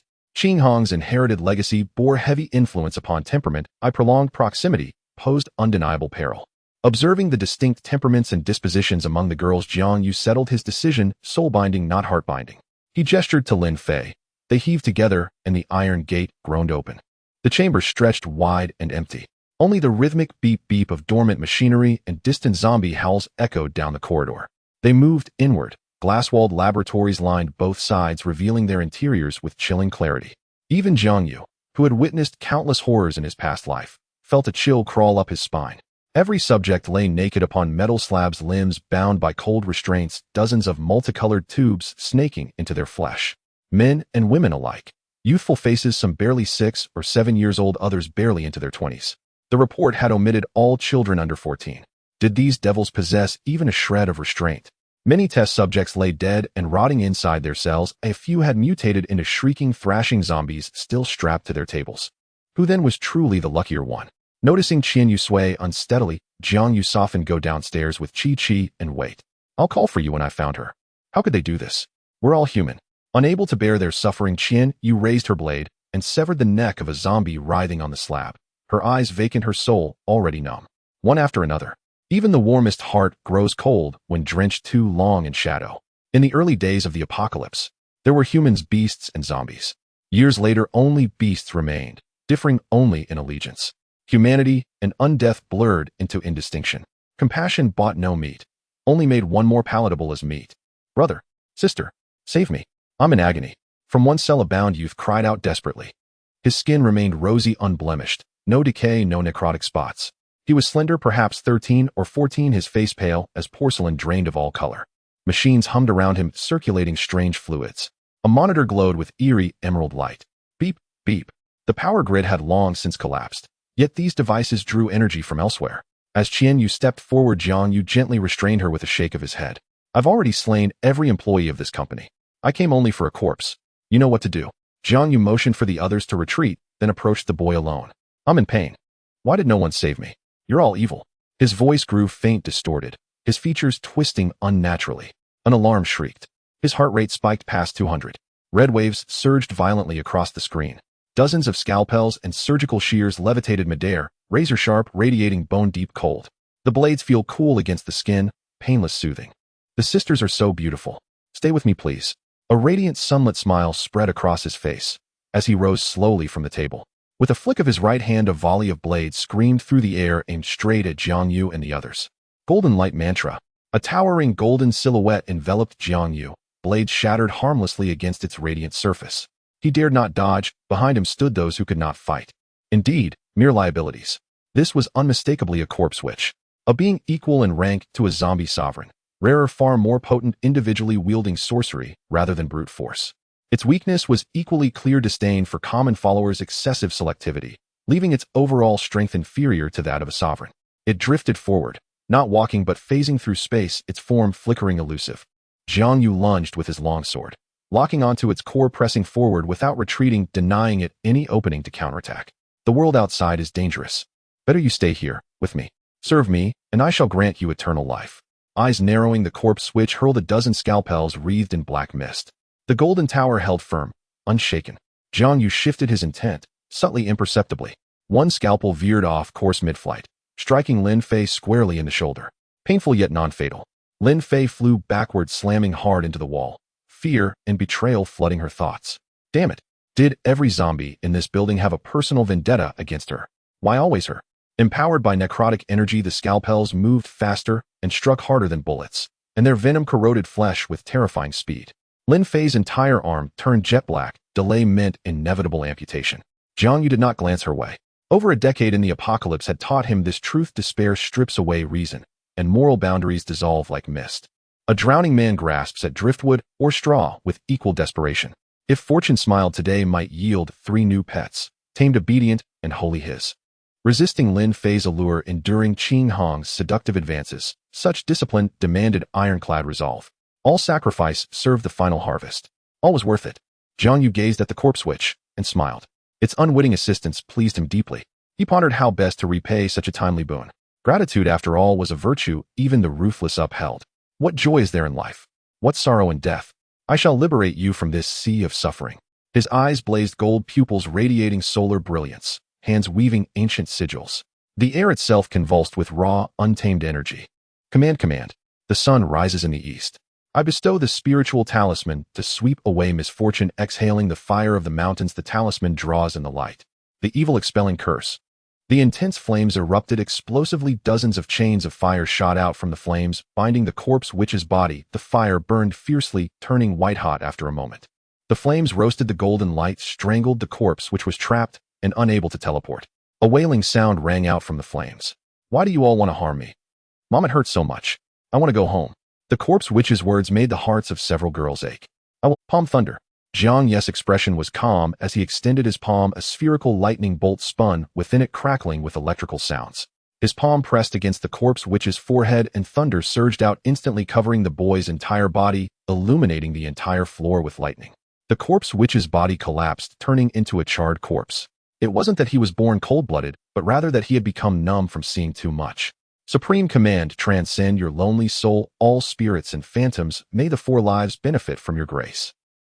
The corpse witch was obliterated, and Jiang Yu quietly recited the rebirth spell, his voice calm. Lin Fei watched closely, truly understanding Jiang Yu's rejection. To him, she was merely a burden. The path he was to tread was one that no one could follow, and being given a ride along the way was already a— Lin Fei watched closely, truly understanding Jiang Yu's rejection. To him, she was merely a burden. The path he was to tread was one that no one could follow, and being given a ride along the way was already a great grace. With the death of the corpse witch, several people absorbed the dispersed energy, and all broke through to the second tier. A white pearl floated in the air from the corpse witch's body. Jiang Yu's eyes were filled with surprise as he reached out to catch it. The crystal core, a powerful essence that zombies and exotic beasts could condense upon death, had a higher chance of forming the higher the tier and the stronger the energy. This type of zombie is a corpse witch with weak defenses but powerful abilities. If you encounter one, run if you can. If you can't escape, try to engage in close combat. This pearl is a crystal core, and the energy inside can be directly absorbed. After absorption, you must completely assimilate it before you can absorb the next one. Being greedy will lead to an energy backlash and result in death. Jiang Yu explained in great detail, but several students were still dazed, not yet recovered from the battle, unsure if they had understood. Can we really survive? Lin Fei's voice was bitter. The pain in her arm had vanished, replaced by numbness. It was no wonder she felt despair. This was just an office building, one of countless skyscrapers in Yanhai City. Inside which the exotic beasts had become overwhelmingly powerful, leaving no room for resistance. Blue Star was vast with endless forests and countless zombies and exotic beasts. She saw no hope of survival. Qianyue, treat her. Jiang Yu's gaze fell on Lin Fei's arm. The corpse poison was more potent than he had imagined.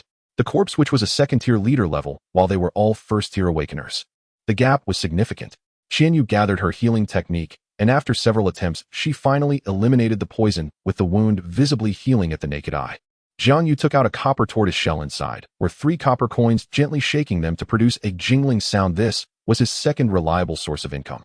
I can do divination. Do you want to give it a try? Lin Fei nodded. In her heart, Jiang Yu was a godlike existence, and it seemed reasonable that a god could predict the future. Holding the tortoise shell gently, she shook it, and after a moment threw the coins on the ground, watching them spin and drawing everyone's attention. The copper coins settled, and Jiang Yu calculated the hexagram with a mystical demeanor, exuding a significant presence enough to impress the young girls. The hexagram shows that Lin Fei, you will become a dominant force in your realm. Chi-Chi, your powers will one day be able to devour the heavens and the earth. Jiang Yu manipulated the coins on the ground, speaking of facts that had yet to occur. Are you trying to make me happy? Lin Fei asked, lowering her head, her expression forlorn, devoid of any fighting spirit. Today's experiences had shattered her confidence. To become a dominant force to devour the heavens and the earth was something she could not even dare to imagine. It was already a blessing to protect her sister and survive a few more days. Can you stay with me for a few days? I'm very interested in you. Jiang Yu's words left her in a daze, her face slightly flushed. Such matters should not be discussed privately. Her sister was still watching from the side, making it quite awkward.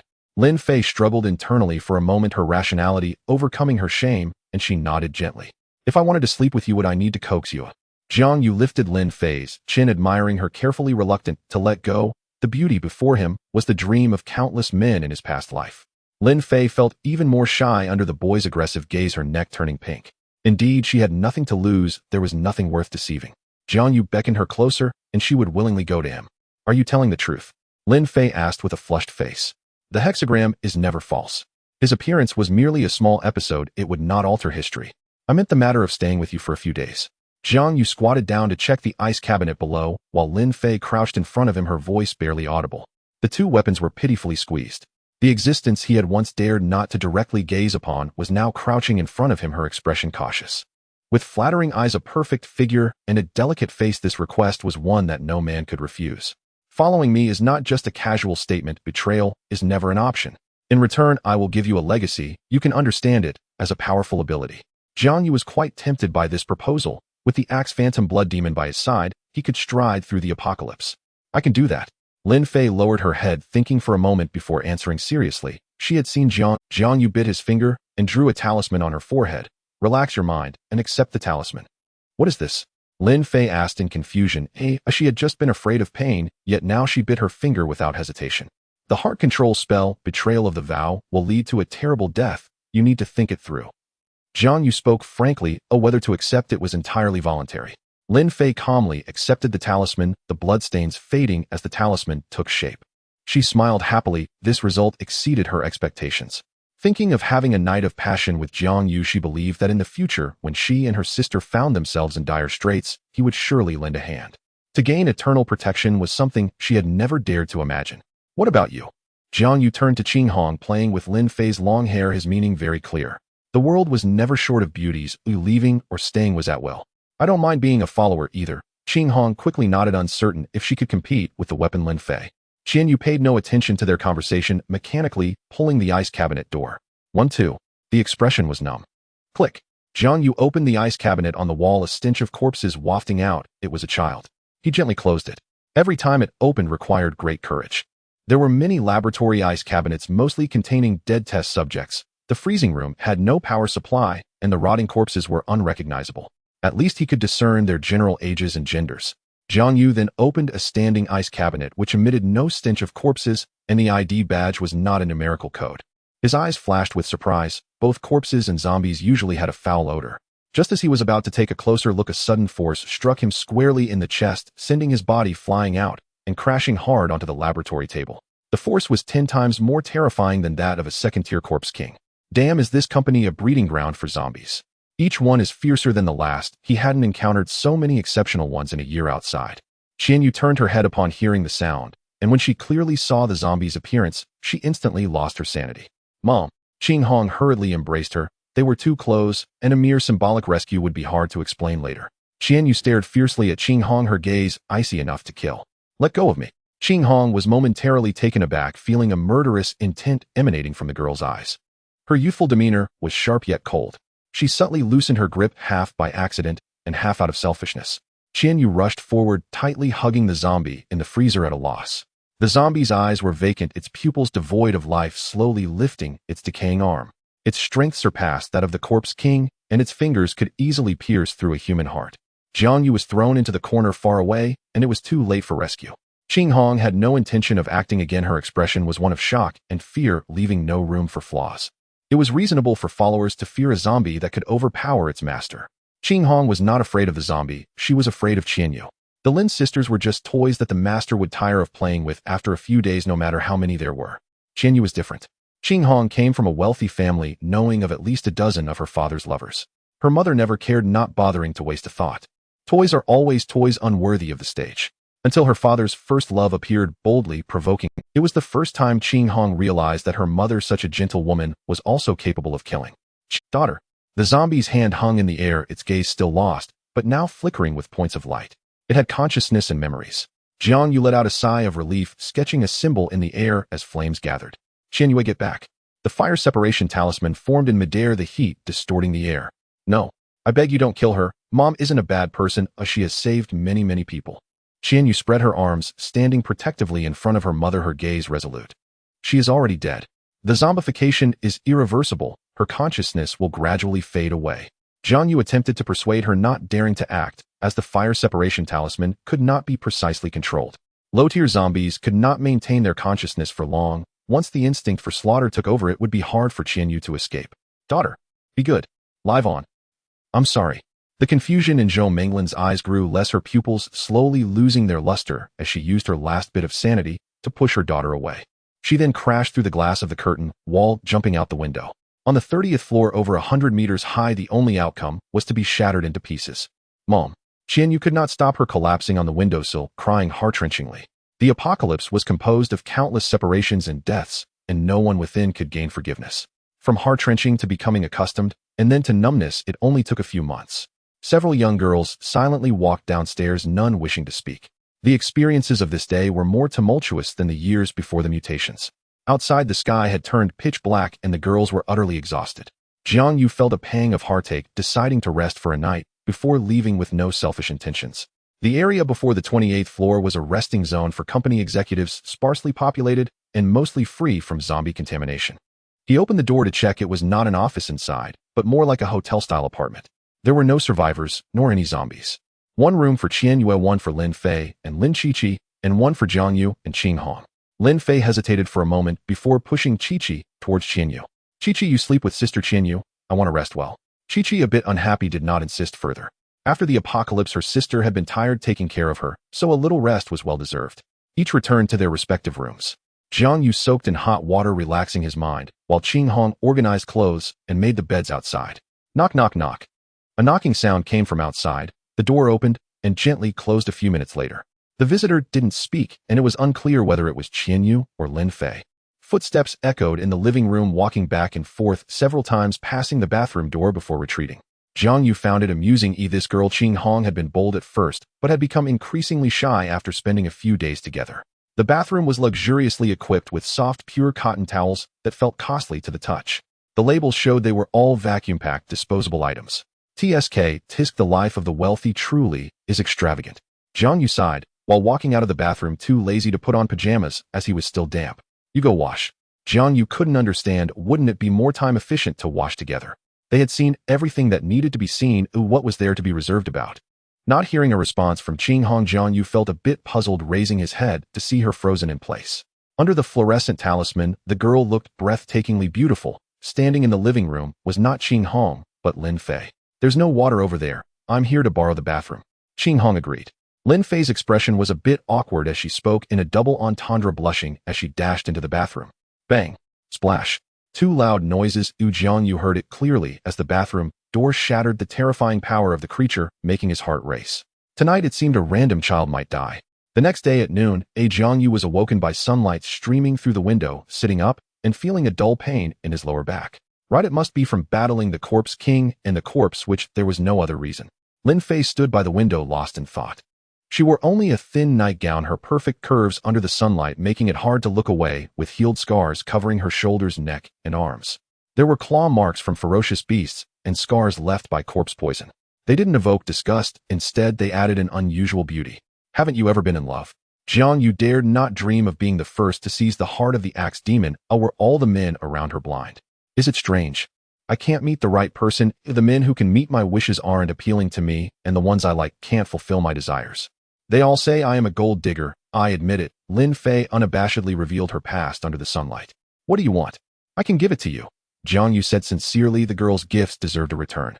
Lin Fei turned around, her smile enchanting, yet her eyes held no emotion, plain and indifferent. Let's talk about it later when I fall in love with you. Jiang Yu, I don't want to lie to you. Your personality is too quiet. Once I decide to follow, I will never betray, whether or not there is a mind control spell. I only have one request.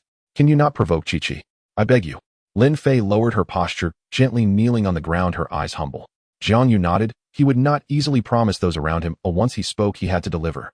I promise you, if you follow me, I will naturally protect your family. I will never actively provoke Qiqi. This question was not difficult. Not provoking was not considered stirring trouble, a straightforward question. With the mind control spell in place, the little girl would clean herself up and find opportunities to throw herself into the wolf's mouth. Lin Fei lost herself for a moment, stood up, and a captivating smile appeared on her face. Want to try under the sunlight? I'm confident you won't want to close your eyes. In the afternoon, Jiang Yu finally opened the. Lin Fei knocked on each room's door. Qiqi saw Qing Hong walking out of her sister's room, her little face full of confusion. Sister, did you get bitten by mosquitoes? Here, I have some mosquito repellent. Qiqi kindly took out the repellent, pouring some on her hands to apply to Lin Fei's neck. A row of red marks on her neck made it look like she had suffered greatly from insect bites. Lin Fei blushed, but she couldn't explain to her sister and could only let her do as she wished. The armored vehicle stopped in the hall downstairs, a few experimental hunting dogs and white mice serving as excellent guards. Seeing someone, the hunting dogs rushed over with howls. Lin Fei knocked one out with a punch, second tier against first tier. She crushed them, forgetting her old injuries, her face pale from the pain. Jiang Yu walked over with concern, supporting Lin Fei. You've been hurt. I'll help you heal. No need. Lin Fei felt like she was about to die. How could a person be so foolish? Qiqi was silly, but was Jiang Yu also silly? What kind of little white rabbit was she pretending to be? She knew the answer to her own question. Qing Hong will establish a shelter for me on Qingdao, but once it's done, I will stay there. Lin Fei, you and Qiqi should go to Qingdao as well. Jiang Yu quickly changed the topic to save Lin Fei. He took out food from the car, filling 4 backpacks, and handed them to the Lin sisters. I don't want to go. Lin Fei was not very happy. It didn't feel good to be regarded as a burden and abandoned. What about the promise following? Wasn't her contribution enough? What else could she do after trying everything? She was just a novice, and her knowledge was indeed limited. Go to the place I told you to obtain the inheritance, but awakening supernatural abilities is hard to survive. Once you obtain the inheritance, go to Qingdao. Oh, I will find you after I finish my work. The ghost dragon and the Gu Jiao could not be abandoned, and the timeline had also added the remains of the god of Earth's punishment. Jiang Yu did not explain much, shouldering a backpack and handing the last one to Qian Yu. Using the Lin sisters' original inheritance as leverage to exchange for loyalty, he felt shameless. Looking at it from another angle, shortening the time by a few years was worth it to spare them some suffering. The journey was long and time was tight. Those ancient beasts, strange soldiers, and inheritances from his memories could not be missed. Jiang Yu dared not delay a single day. The armored vehicle will be driven by Qin Hong. After returning to Qingdao, a shelter will be established centered around the winery. Jiang Yu took out a piece of paper, a plan he had written long ago. Combining the management methods of the shelters from his past life punishment and reward systems, he wrote several thousand words of initiation tutorials. The map marked several underground smuggling warehouses on Qingdao, primarily storing canned food and side dishes. On the back of the map, things to note were written in extreme detail. These warehouses were discovered only years later in his past life, and he had participated in nearly all the transportation work. Remember, cherish time, and I wish everyone good luck. Apart from the necessary tasks, he did not dare to waste time. Every bit of accumulation in the early stages would be the foundation for future survival. The arrangement of Qian Yu became a problem. Sending her with Qin Hong would mean she would not survive to Qingdao. Jiang Yu had confidence in both girls. One was easy to die. One was likely to cause others to die. Keeping her close was impossible. What he had to do was too dangerous, and the little girl would die faster. The best approach was to give her the ability to live with dignity, first settling her in the military shelter, and wait to return to Qingdao together after slaying the Gujiao. Qian Yu was intermittently weak, her inheritance unsuitable. It was best to have an ancient beast to guard its master. It needed to be bloodthirsty enough and terrifying enough to the point where even the master could not fully suppress its ferocity. For example, the ghost dragon. With the remains of the god of earth guarding, who would still care about that little black snake? Jiang Yu beckoned Qian Yu to leave, and the two vanished into the night. Qin Hong watched the boy's departing figure silent for a long time, a faint bitter smile appearing on her lips. He left just like that without a proper farewell. In Jiang Yu's eyes, she was now merely a dispensable existence. Lin Fei ignited her fighting spirit. To make others care, she could not just be a pet. She needed to understand one thing: very few people would invest too much thought in small cats and dogs. At most, they would play with them when they felt like it, but once tired, they would kick them away. What she needed was strength. The number of zombies on the street had decreased significantly compared to the beginning, and the surviving ones were becoming increasingly powerful. In the early stages, humanity had no time to deal with the corpses. These corpses, transformed by the Corpse King, would continuously replenish the zombie ranks. I want to go home to get some things. Qian Yu felt downcast, unable to distinguish between dreams and reality. The experiences of the past month were 100 times more horrifying than nightmares. Is there anything I can help you with? Jiang Yu was completely unaware of her situation. To be honest, he only knew that Qian Yu was the name the girl mentioned. He was unsure if it was her real name or a pseudonym. Dad is serving in the military. I don't know where he is. He hasn't come back to find me for so long. Probably. Qian Yao's words trailed off, tears uncontrollably streaming down her cheeks. She had become a true orphan. Jiang Yu fell silent as well. The military was a disaster area, and weapon management was strict, with mutations occurring in the early morning. Most soldiers were unarmed, and the zombies that had transformed from soldiers were even more formidable. Many soldiers awakened supernatural abilities, unwilling to submit, and the existing order could not bind them. Another massacre ensued, and by the time the dust settled, the numbers had dwindled by more than half. The military took several months to restore order. Among the active soldiers, only a small fraction remained. Later, someone statistically analyzed that after the mutations, the number of people killed by zombies was less than 30% of those killed by human infighting. It was truly ironic. Due to Jiang Yu's destruction, the house was invaded by zombies covered in black sticky liquid, and the stench of decaying corpses was suffocating. The corpse fluid was toxic. Any food or water contaminated by it could no longer be used. Qian Yu found an album in a cardboard box and flipped through it for a while. She pulled out a photo from the middle, placing it in an envelope to keep close. It was the family photo Jiang Yu had seen before. When he saw this photo, the details had long been too blurred to distinguish. A birthday card in the cardboard box caught Jiang Yu's attention. It was an ordinary card. On my 15th birthday, my dad sent it to me. He had a mission that time and couldn't return, just sending a card. Upon seeing Jiang Yu pick up the card, Qian Yu reminisced, warmth filling her eyes. Suhi.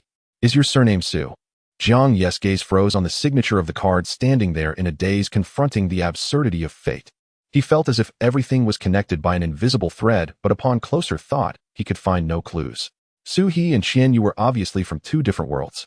In his past life, how many secrets did that resilient and tenacious little girl keep from him? Jiang Yu's gaze lingered on the greeting card, drifting into memory.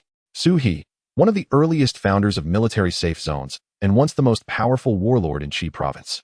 He sheltered tens of thousands from zombie incursions, yet perished beneath the scorching flames of Gu Jiao, the first ancient monstrous beast to awaken. The Lang City safe zone was obliterated by such a creature, fewer than 1 in 10,000 survived.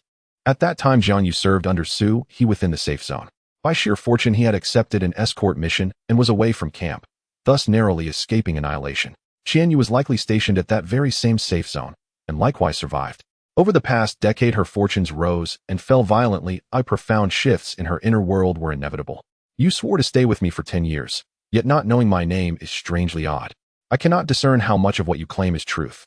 Jiang Yu closed the photo album and lifted her eyes, locking her gaze directly onto Jiang Yu's. She demanded an answer. Consider it a dream I had. I'm not known for honesty. Rest well tonight. Tomorrow will be grueling. Jiang Yu refused to explain, not only unwilling but unable. He dragged the sofa across the doorway and traced a spirit talisman in midair with a flick of his wrist. Silken threads unfurled, enveloping the entire room in shimmering resonance. Then in the living room, he cleared a clean corner and lay down fully clothed upon the floor. His eyes closed, and sleep seized him instantly, yet within that slumber remained a vigilant third of his awareness. These two instincts had long since become second nature, not just to him, but to every survivor in this desolate age. Jiang Yu carefully lay beside Jiang Yu, leaning against his body as she sank into deep slumber, just as she had on countless nights in their past life. At midnight, a distant guttural zombie roar echoed faintly from beyond the door. Jiang Yu jolted awake. Yet when he closed his eyes again, sleep fled him entirely, his mind flooded with tangled, dissonant fragments of memory and revelation. Su He's reappearance meant his entire plan must now be dismantled and rebuilt. Amassing power alone was futile. The strength of one man was infinitesimal. He required loyal, capable followers. Qin Hong was expanding in Qin Island. He himself needed to seek out lost legacies. Jiang Yu could serve as his third axis, piercing a breach into Lang City. When the moment ripened, he would find a way to absorb the Lang City safe zone entirely. Su He's ability held no terror for him, trading a single safe zone for his own life. Su He had struck gold. Dawn broke the next morning. Sunlight gilded the earth in molten gold. The air carried the crisp green fragrance of wild herbs and trees. No youths strolled hand in hand through the wilderness. No elders practiced qigong at daybreak. No children laughed and played. Only slaughter and consumption. Jiang Yu set out toward Lang City with Qian Yu at his side. Roar. A second-tier zombie lord collapsed. Another crystal core secured. Luck was with him. They advanced while hunting zombies. Forests stretched for 1,000 miles, breathtaking in their eerie beauty. Before the cataclysm, this land had been a famed tourist destination. The scenic route markers remained pristine. Flora flourished more luxuriantly than before the moonfall, yet its visitors had long since become the undead. Along a forest path, a remorseless killing machine accompanied by his energy-replenishing companion, whose healing ability sustained him, crushing all resistance. Qian Yu trailed behind, pitiful, and drained her internal reserves, perpetually exhausted. Dizziness clouded her thoughts. Lethargy clung like lead. Each fleeting spark of recovered energy vanished instantly, siphoned away by Jiang Yu. The poor girl wore the hollow, defeated expression of one who had long ceased to care. The untamed mountains and wildlands offered the finest crucible for growth, abundant, formidable beasts, and absolute solitude. Beyond the dense woods nestled beside mountain and stream stood a row of villas, several European-style buildings scattered harmoniously across the landscape. Jiang Yu consulted his map. The next county lay 30 kilometers ahead. Even at full speed, reaching it before nightfall would be nearly impossible, especially burdened by an extra passenger. The villa's main gate stood tightly shut, no humans inside, nor any zombies. From within the thicket, a pair of eyes watched the intruders in silence. Li Sisi crouched behind a tree, gripping her dagger tightly. This was her villa, and lately reckless villagers came daily gambling on hidden riches. She abhorred killing, and feared death even more. With a subtle gesture, she signaled the girl perched high in the branches above. Bang! A gunshot cracked. The bullet aimed precisely at Jiang Yu's occiput. The sniper trusted her aim implicitly. Jiang Yu sidestepped effortlessly, catching the bullet barehanded. His second-tier protective aura rendered ordinary bullets utterly harmless. With a flick of his wrist, he hurled the bullet back, its trajectory a streak of light.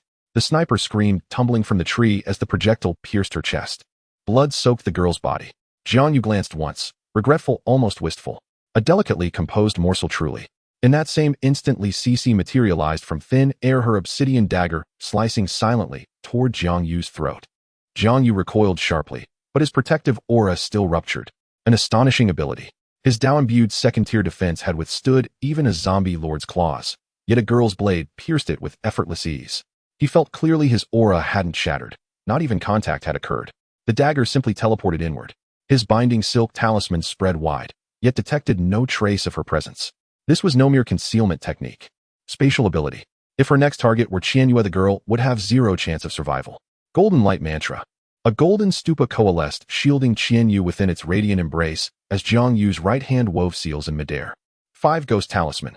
The earth split open. 5 spectral entities clawed upward from the ninefold netherworld.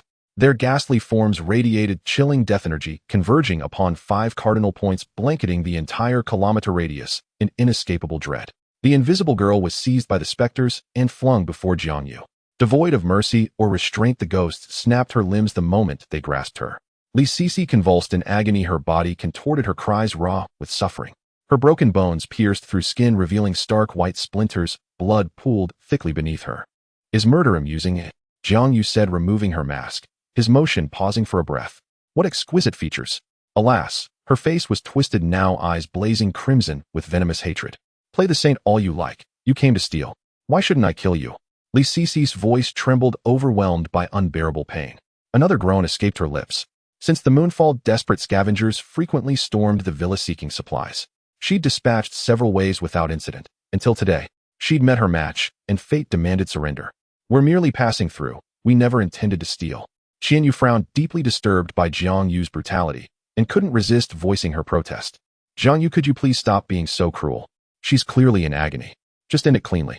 Both turned to Jiang Yu, their expressions equally complex. They'd seen countless living bodhisattvas, but a living Yama. This was unprecedented. Impressive. Go ahead, be quick about it. Don't stain your clothes with blood. Jiang Yu tossed her a small knife, exasperated. He was no sadistic demon reveling in slaughter. A spatial ability wielder of such rare beauty wasn't some common vegetable. She didn't sprout daily from the soil. Encounters like this were rare. In this apocalypse, survival demanded ruthless efficiency. Jiang Yu despised waste above all else. Resources was a broad term, not limited to food alone. The knife was spoils from slaying a zombie shaman. Compact, razor-sharp, and perfectly balanced in hand. Li Sisi closed her eyes, awaiting death in silence. Remembering her companions inside the villa, Li Sisi hesitated, then spoke, her voice edged with pleading. There are several girls inside. They possess no abilities. Spare them, please. Jiang Yu found her laughable. Dying herself, yet still bargaining for others. How absurd. I owe you nothing. Li Sisi knew well she held no leverage. Her tone grew increasingly submissive. I beg you. They're beautiful, obedient. No trouble at all. Think of them as pets. Cats or dogs, perhaps. They pose no threat to you whatsoever. Her words now carried unmistakable supplication, a final desperate compromise. To be kept as playthings was infinitely preferable to being devoured alive by zombies. Kill her. Jiang Yu didn't look back as he walked away. He doubted Jiang Yu possessed the will to do it. She gripped the dagger, studying the girl's throat, calculating the swiftest, least painful cut. She truly would do it. Thud. Thud. Suddenly, distant heavy splashes echoed like ocean waves crashing ashore, sending a jolt of dread through Jiang Yu's chest. Her heartbeat synced involuntarily with the rhythm of the water. The dagger slipped from her fingers. It's emerging. Hurry, kill me now. Li Sisi shrieked at Jiang Yu, the terror in her voice eclipsing even her fear of death. Death itself was trivial. This wretched world offered little better than oblivion. But captured by that creature, a fate infinitely more horrifying than death. Glup. Glup. The sound of stones dropping into stagnant water drew nearer. A monstrous head emerged over the courtyard wall, curious then ecstatic upon spotting living prey. A third-tier aberrant beast. It resembled a crocodile, but swollen to over 10 meters, standing upright. Its broad back bore dozens of fused corpses. Each corpse was sealed within viscous secretions, immobile and trapped. With each step the bodies collided, producing the very splashing sounds they'd heard. Only up close did Jiang Yu realize they weren't corpses at all. They writhed in agony, alive, trapped in the monster's adhesive slime. Sisi, save me. It hurts so much. Please, end my suffering. Recognizing Li Sisi lying broken on the ground, the girls on its back pleaded for mercy. They couldn't even take their own lives. Night after night, how many more cycles of this unspeakable torment awaited them? Victims consumed by the beast had their nutrients slowly leached away, dissolving gradually within the slime. Over time, organs fused into the monster's flesh, becoming part of it. Neither dead nor alive. Most terrifying of all, their consciousness remained fully intact. Even the 18 levels of hell paled beside this torment. As the girl finished speaking, others on its back joined her wails. Radiation had warped animals into endless grotesque permutations. Jiang Yu had never encountered such a creature. The stitched-together monstrosity shook its body, flinging one corpse off its back. It exploded midair, releasing viridian-green toxin mist that seeped across the courtyard. Wherever the mist touched, vegetation withered instantly. A massive ginkgo tree, its trunk thick as a temple pillar, shattered leaf by leaf, bark by bark. Jiang Yu stared frozen. Compared to this horror, the beasts from the skyscraper were cartoonish toys. Jiang Yu, carry her inside. Now, Jiang Yu recognized the toxin fatal to ordinary awakened beings. Jiang Yu snapped from her stupor, scooped up Li Sisi, and dashed into the villa, slamming doors and windows shut tight to barricade against the creeping poison. Inside, several girls peered through curtain gaps, catching just one glimpse of the stitched beast, before trembling uncontrollably. They huddled together, too terrified to breathe loudly, let alone move. In the courtyard, Jiang Yu faced the monster, not with fear, but with ravenous hunger. Once Jiang Yu was safely hidden, he turned, eyes crinkling with a predator's smile. A third-tier crystal core, absorbing it would catapult his strength to new heights. What a considerate little delivery boy, bringing the prize straight to his doorstep. Its head was a grotesque, elongated crocodilian skull, armored by overlapping scales and slick self-regenerating mucus. The beast lowered its head, fixing Jiang Yu with a cold reptilian stare. Plopped. A glob of foul-smelling mucus launched toward him. Jiang Yu sidestepped, heart pounding. Contact wouldn't kill him, but the nausea might. In the next breath, his sword rose overhead, blazing with white-hot flame, as he slashed downward toward its neck. Or what passed for one, since its torso bore no obvious anatomical distinction. The stitched beast made no attempt to evade. Instead, its mucus shifted, propelling one corpse directly into the blade's path. The corpse raised both arms, gripping the sword. SSSSS. A sizzling cry rang out. The corpse dissolved, extinguishing the blade's fire.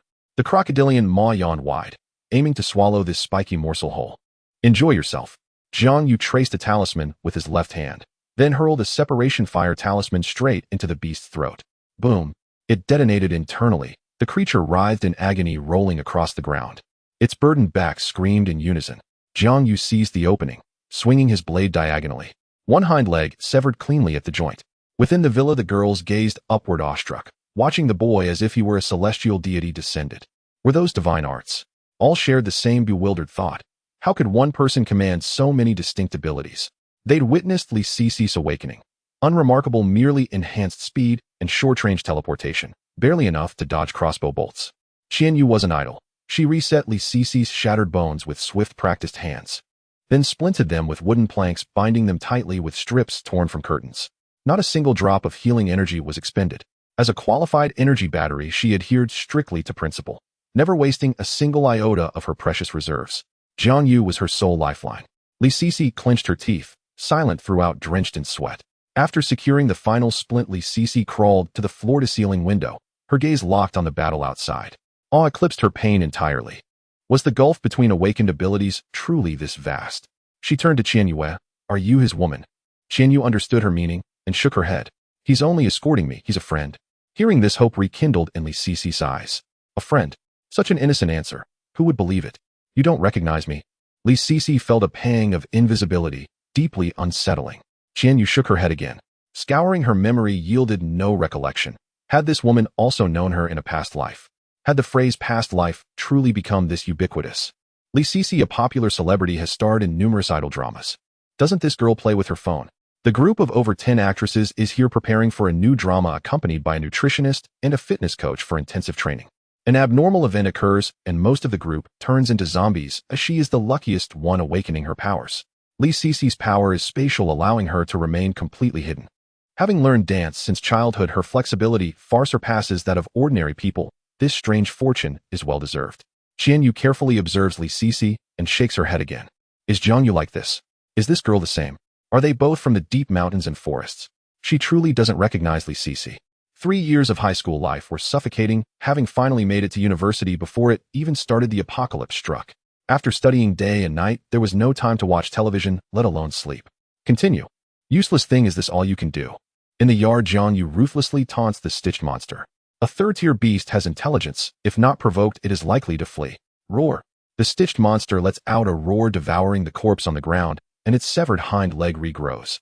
Jiang Yu squints, admiring it. Its ability feels even stronger than he imagined. The energy of the crystal core should not disappoint.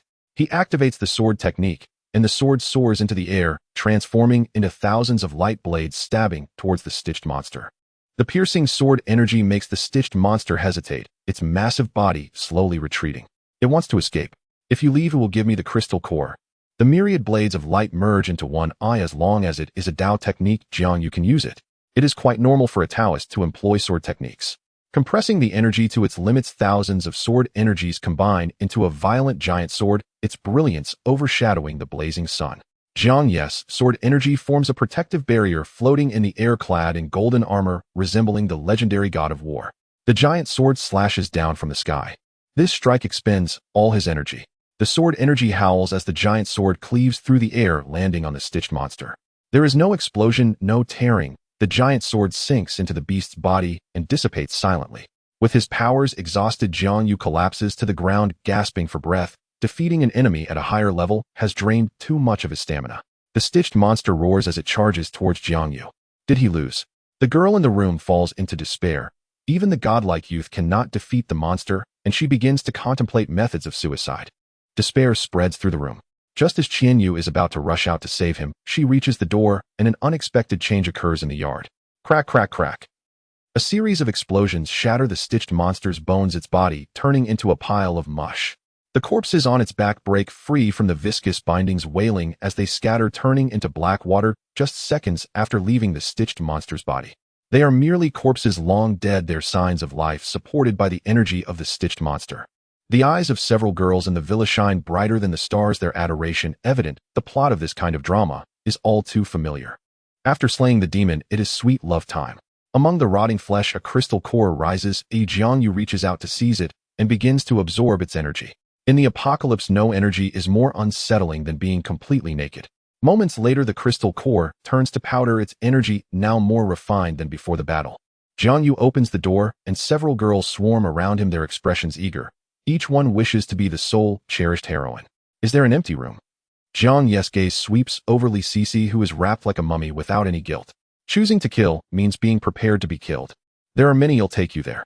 Feng Ying is the first to react, pulling Jiang Yu towards the second floor of the villa.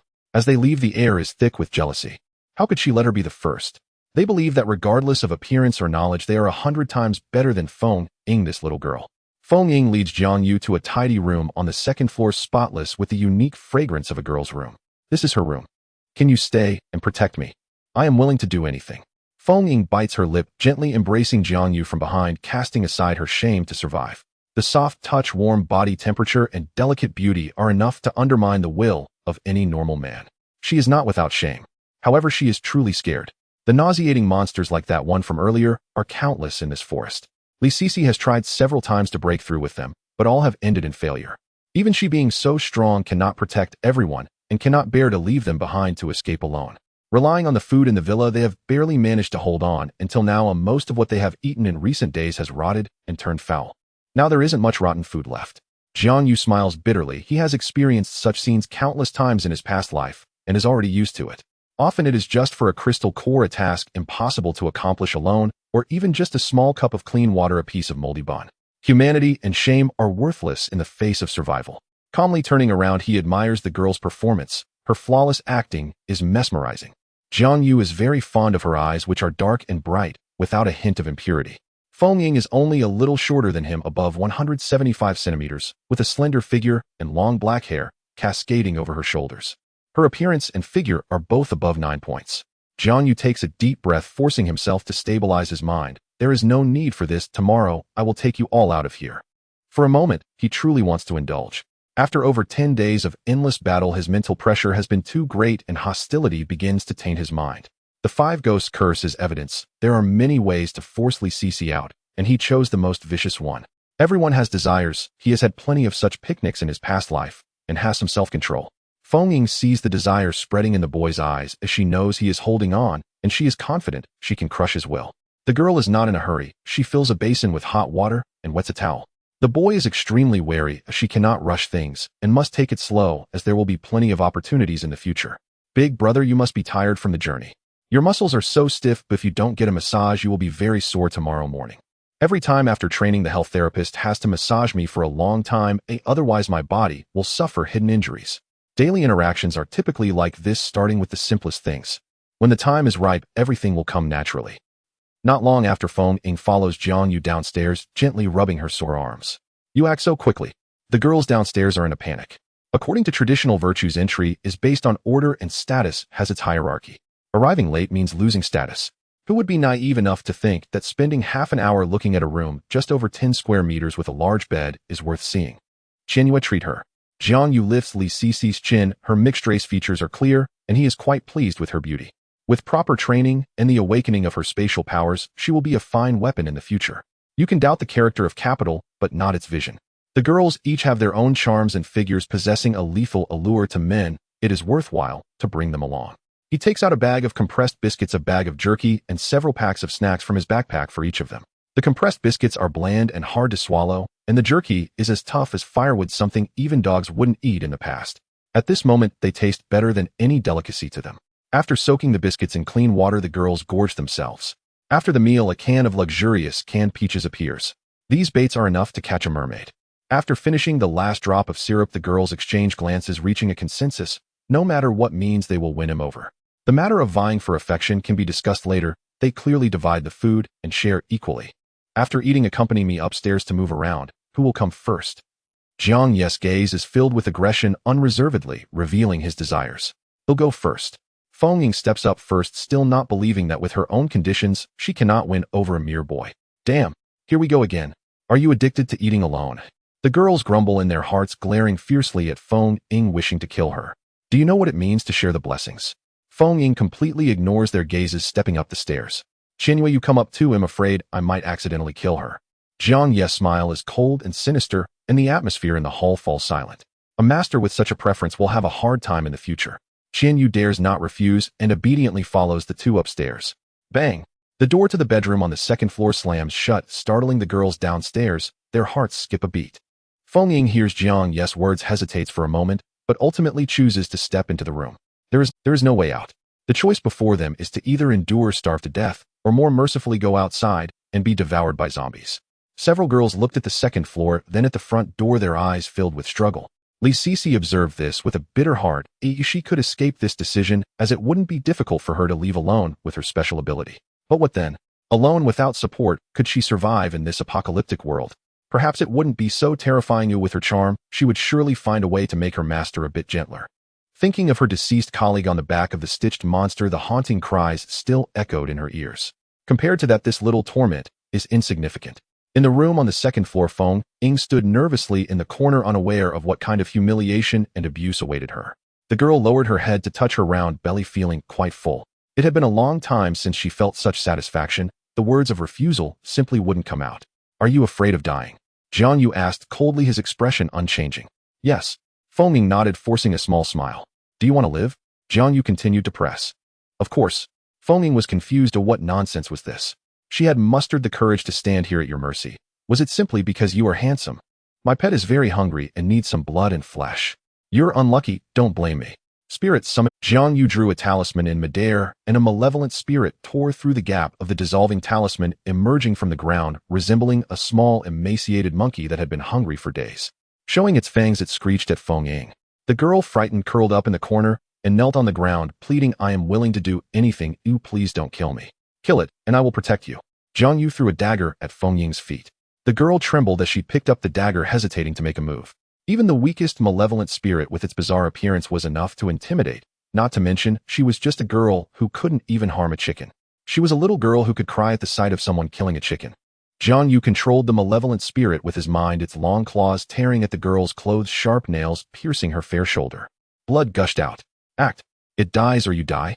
The spirit's fingers did not retract, stirring within the flesh and bone. The intense pain made her let out a pained scream. Qian Yu's face turned pale. Was she out of her mind in her previous life to like such a perverted scum? What kind of man derives pleasure from torturing girls? Qian Yu wanted to step forward and stop this. Jiang Yu blocked her, a binding talisman sealing her in place, leaving Qian Yu to protest silently with a fierce glare. This girl should learn to be a bit colder. How could she survive in the apocalypse like this? Even the saintly should die. Jiang Yu recalled Chun Ke's words. Hearing the terrible wails of Feng Ying from upstairs, the girls downstairs trembled. Jiang Yu was their only hope, a hero and beauty. It was supposed to be a rather romantic affair. This godlike man, why did he have such a perverted preference? Feng Ying could no longer endure. The dagger in her hand kept stabbing, and the malevolent spirit retreated repeatedly, its gray blood pooling on the ground. Jiang Yu channeled energy within him, enveloping the frenzied girl. A faint white mark on her forehead became increasingly clear. Suddenly, a jumble of information flooded Feng Ying's mind. She had awakened her special ability. Stopping her hand with the dagger, her eyes momentarily dazed, she activated her ability, her pupils turning white. Cold air filled the entire room, frost floating about. The malevolent spirit was frozen in place, and the girl's dagger struck out, shattering the frozen corpse into pieces. Is this a special ability? Feng Ying gazed up at Jiang Yu in disbelief, disregarding the wound on her shoulder, excitedly hugging the young man before her. God has granted me the qualification to survive. How should I thank you? I won't refuse. A little excess. Watch your mouth about what happens in this room. If you utter a word, I will kill you without hesitation. Let Jiang Yu help you bandage it up, while also sending the reluctant Feng Ying downstairs. Clearly she was soft-hearted, but who was she trying to intimidate? I'm sorry, I have always misunderstood you. Jiang Yu bowed her head. Oh, she didn't think she was wrong. Jiang Yu gave the impression of being cold-blooded and unfeeling. Anyway, he's not a good person. It's a huge step forward to believe that there are bad people in this world. Jiang Yu said with a bitter smile. Forget it, this girl is unteachable. Rather than waste time teaching her, it would be better to let her father live a few more days. Feng Ying clutched her shoulder, stumbling down the stairs. The battle with the malevolent spirit had drained all her strength. The bandage on her shoulder seeped with drops of blood. Her eyes betrayed her undeniable excitement. Excitement. Li Sisi confirmed she was not mistaken. The light in Feng Ying's eyes was indeed excitement. For the first time she realized that Feng Ying had such a preference. Her position in her master's heart should be hard to shake. By following the same method, 4 girls were lucky enough to awaken 2 abilities. This awakening method was not a secret in later generations. The stimulation of special abilities combined with the near-death situation can maximize the potential of one. Li Sisi felt disappointed. Jiang Yu had never allowed her to go upstairs. Her injuries were almost healed, and it wouldn't affect her performance. Indeed, a woman who had just moments ago been prepared to assassinate him, no matter how grand her aspirations, would not be allowed to serve him. For a strong man like him, women were plentiful, but life was only one. That said, this young man had incredible stamina, fighting continuously without needing a break. For the first time, she realized that special abilities could enhance endurance. She also had special abilities, surely better at enduring than the others. Why not give her a chance? I have built a sanctuary on Qingdao. With your current strength, it won't be difficult to survive until you get there. Jiang Yu's gaze swept over the girls. He was somewhat satisfied with the results of his efforts. Aren't you taking us with you? Feng Ying's worries did not lessen even after awakening her abilities. I have other matters to attend to. Tomorrow I will send you down the mountain. Jiang Yu took Jiang Yu upstairs, closed the bedroom door, and didn't glance at Li Sisi. Inside, she didn't know whether to feel relieved or disappointed. What did he do to you?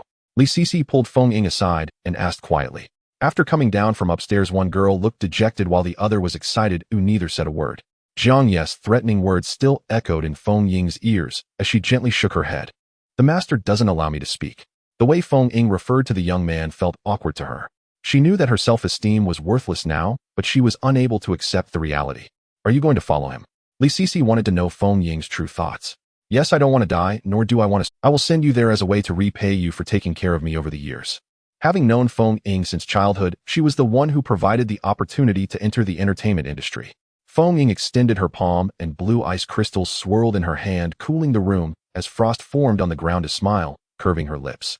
Sisi, I will no longer be a burden to you. From today on, I will protect you. You have abilities now. Li Sisi extended her hand, feeling the icy breath of the ice crystal. Given by my master, I can't follow someone without limits. Feng Ying's big eyes shone with a fervent light.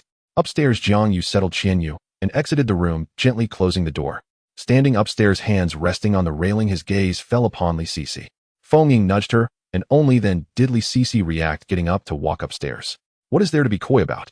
Her original fate was to have her limbs broken lying outside the door, to be devoured by zombies. Not meeting Jiang Yu might have been worse. Struggling for a few days with her life on the line, only to be devoured by a stitched monster stuck to a beast, suffering day and night without relief. Li Sisi's room was the master bedroom with a private bathroom and a large bathtub filled with hot water. The hot water had been used by Jiang Yu. The girl had long forgotten how long it had been since she last bathed, her body relaxing in the hot water, felt as if her soul had been cleansed. After washing off the blood, she wrapped herself in a towel and stepped out, exuding a damp, fragrant aroma. Her light blue pupils paired with her well-defined nose were extremely enticing. The towel was short, unable to cover much beauty. Her collarbone was snow white and her legs were rounded and glistening, making it hard to look away. Li Sisi turned and closed the bathroom door, preventing the steam from escaping into the bedroom. Gently kneeling on the bed, she meticulously tidied the bedding, sweeping away the dust. The girl exuded a sense of cleverness. The entertainment industry is not an ivory tower. Li Sisi was well aware of what to do at any given time. Jiang Yu drew runes, energy coiling like silk around the girl's brow, sealing the Dao technique within her body. Toxic feasts could be enjoyed, but the toxins must be kept under control. Being overly cautious might invite ridicule, but at least it allows one to live longer. Jiang Yu admired the scenery and casually remarked, "Actually, I've watched the dramas you've acted in." Which one? Li Sisi looked up, her eyes sparkling. Jiang Yu shook his head, speaking honestly. Every role was poorly acted. The next noon, Jiang Yu escorted several girls down the mountain and gave Li Sisi a map. The location of Qingdao Winery was marked with a red pen. With Li Sisi, there were 4 awakened individuals in total, 1 S-class, 2 B-class, and 1 C-class, making it easy to go to Qingdao. In someone's worldview, actors are almost on par with certain professions categorized as fast food. After parting, Jiang Yu continued on the road with Jiang Yu. The area around Lang City was mostly mountainous, the terrain rugged, leaving only the national highway to traverse. He remembered clearly where the ghost dragon was located, on the outskirts of a small county town under Lang City. The cave was a small air raid shelter, a decent safe house. In his past life, when he discovered the ghost dragon's cave, there were already traces of survivors. Taming the ghost dragon didn't require specific conditions. It was still in its juvenile phase, and in its non-combat form it resembled a small black snake. Upon awakening, as long as it was fed its first meal of flesh and blood, it would recognize its master. Both active and passive triggers could initiate it. However, the ghost dragon was particularly bloodthirsty, showing no resistance to the flesh and blood of any living creature. In his past life, he established the first shelter in Qixing province in just over 10 days. Survivors from the northwestern part of Qixing province gradually received the news and gathered here. He could sense the ghost dragon's presence by luck. Other awakened individuals had the same opportunity. Beep beep. The sound of the car horn interrupted Jiang Yu's thoughts, the sound exceptionally jarring, attracting nearby zombies. Jiang Yu drew his sword, glancing back with impatience. Eating too much can become sickening, and killing too many people can also become tiresome. "Hey, handsome and beautiful, are you going to the Lang City shelter? 1 crystal core per person, I'll escort you home." The girl leaned out of the car window, dressed in a sleek black tracksuit, speaking familiarly and enthusiastically to Jiang Yu and the others. The girl had a healthy, wheat-colored complexion and was quite good-looking, with a hint of heroism between her brows. She was not delicate, not pretentious, making it easy for others to like her. Jiang Yu held his sword without sheathing it, curiously examining the armored vehicle and the girl in black. The vehicle was typical, but the headlights were decent. "A crystal core is no big deal. Are you sure you can guarantee speed? I don't want to waste time for nothing." The girl in black was driving a low-end armored pickup, a civilian off-road vehicle. It had undergone protective modifications costing no more than $1 million. The rear compartment was tightly sealed, easily accommodating 6 or 7 people, very practical for fishing and ambushing. "Don't worry, all 3 of us are awakened, and we have a secret weapon," the girl in black said, playfully winking at Jiang. 2 zombies charged towards the car, both first tier. Buzz. The buzzing sound erupted, causing the zombies to start spinning in place 10 meters away from the car. Then they turned and left. You saw that Xiaofeng's ability is sound waves, which can disperse zombies. The speed of the car will be much faster. The girl was selling the idea hard. The boy named Xiaofeng was thin and small, wearing black-framed glasses. He nodded at the 2 as a form of greeting. "We are not short of this little crystal core. Why are you making a fuss?" Jiang Yu was still hesitating when a muffled male voice came from the back seat. The car window was covered with anti-explosion film, too dark to see his face. "Oh boss, these 2 little ones look quite pitiful. Oh, let's listen to me this time. Besides, who would complain about having too much money?" The girl didn't give the boss any face, completely ignoring his complaints, inviting the 2 to get in the car. Jiang Yu didn't want to waste time, either took out 2 crystal cores and tossed them into the driver's cabin. Jiang Yu smiled, sweetly greeting, "Thank you, sister, for giving us a ride. Walking is really tiring." The girl in black accepted the crystal cores with a refreshing smile. "Hello, little beauty, my name is Su Xian. What should I call you?" Jiang Yu replied, "I'm Jiang Yu." Su Xian remarked, "Your little handsome guy is really rude." Jiang Yu replied, "His name is Jiang Yu. He doesn't like to talk. Please don't take offense." Su Xian nodded, not taking it to heart, turning to chat with her teammates. When the conversation turned lively, she laughed exaggeratedly, a very cheerful girl. Jiang Yu jumped into the rear compartment, pulling Jiang Yu up. They were merely strangers hitching a ride. What was there to talk about? They weren't even paying. The compartment was empty, with only a few blankets piled in the corner.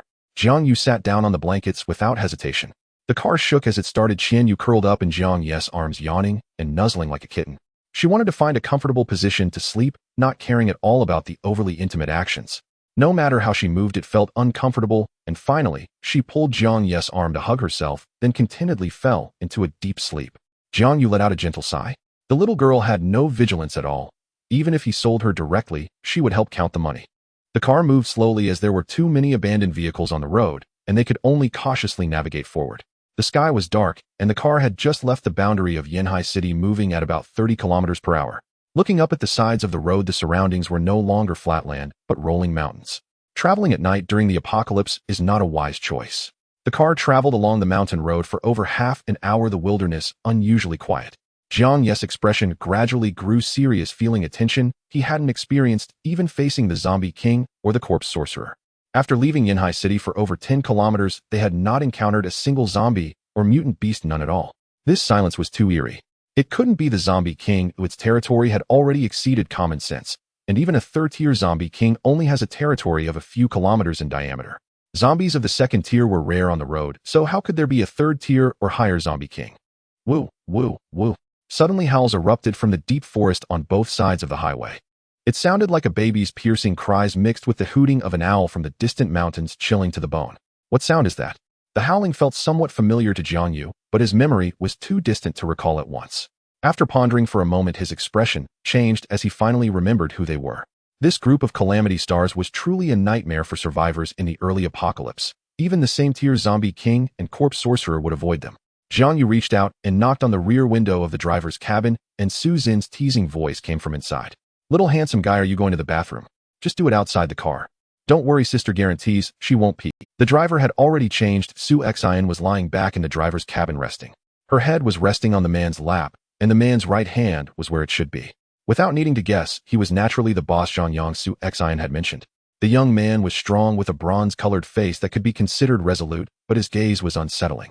Jiang Yu's gaze was calm and indifferent while his was sinister and bloodthirsty. Killing too many people had left its mark. Everyone appeared to him as a target, and no amount of time could hide that. The relationship between the two was self-evident. Before the apocalypse, a beautiful girl would attach herself to a strong man, and the price would be no less than it is now. Little handsome guy just looking is boring. Don't you want to taste sister's cooking? You're so handsome. One crystal core. Sister's knowledge is super rich. Steamed buns are filling, but they don't satisfy cravings. Su Xian spoke to Jiang Yu, but her eyes were always on Jiang Yu, laughing impudently. Jiang Yu bit her lip tightly, her face slightly red, clearly able to hear her teasing, feeling a sense of defiance. Don't look down on others. Steamed buns can have a milky fragrance too. Feeling defiant yet unable to refute, Jiang Yu seemed to realize that Jiang Yu indeed had no interest in her, lowering her head self-consciously. The problem is she didn't know what to do. Should she send it out like that group of cheap people? The little girl's thoughts were in disarray, her mind feeling dirty. Zhang Yang grew somewhat angry, gripping tightly, causing Su Xian to cry out in pain, playfully biting his arm. Case closed. Their relationship was definitely not that of a couple. Jiang Yu was too lazy to pay attention to Su Zin's pitch. He had no interest in chewed-up flavorless gum. Moreover, it was still sticky with saliva. "We are surrounded."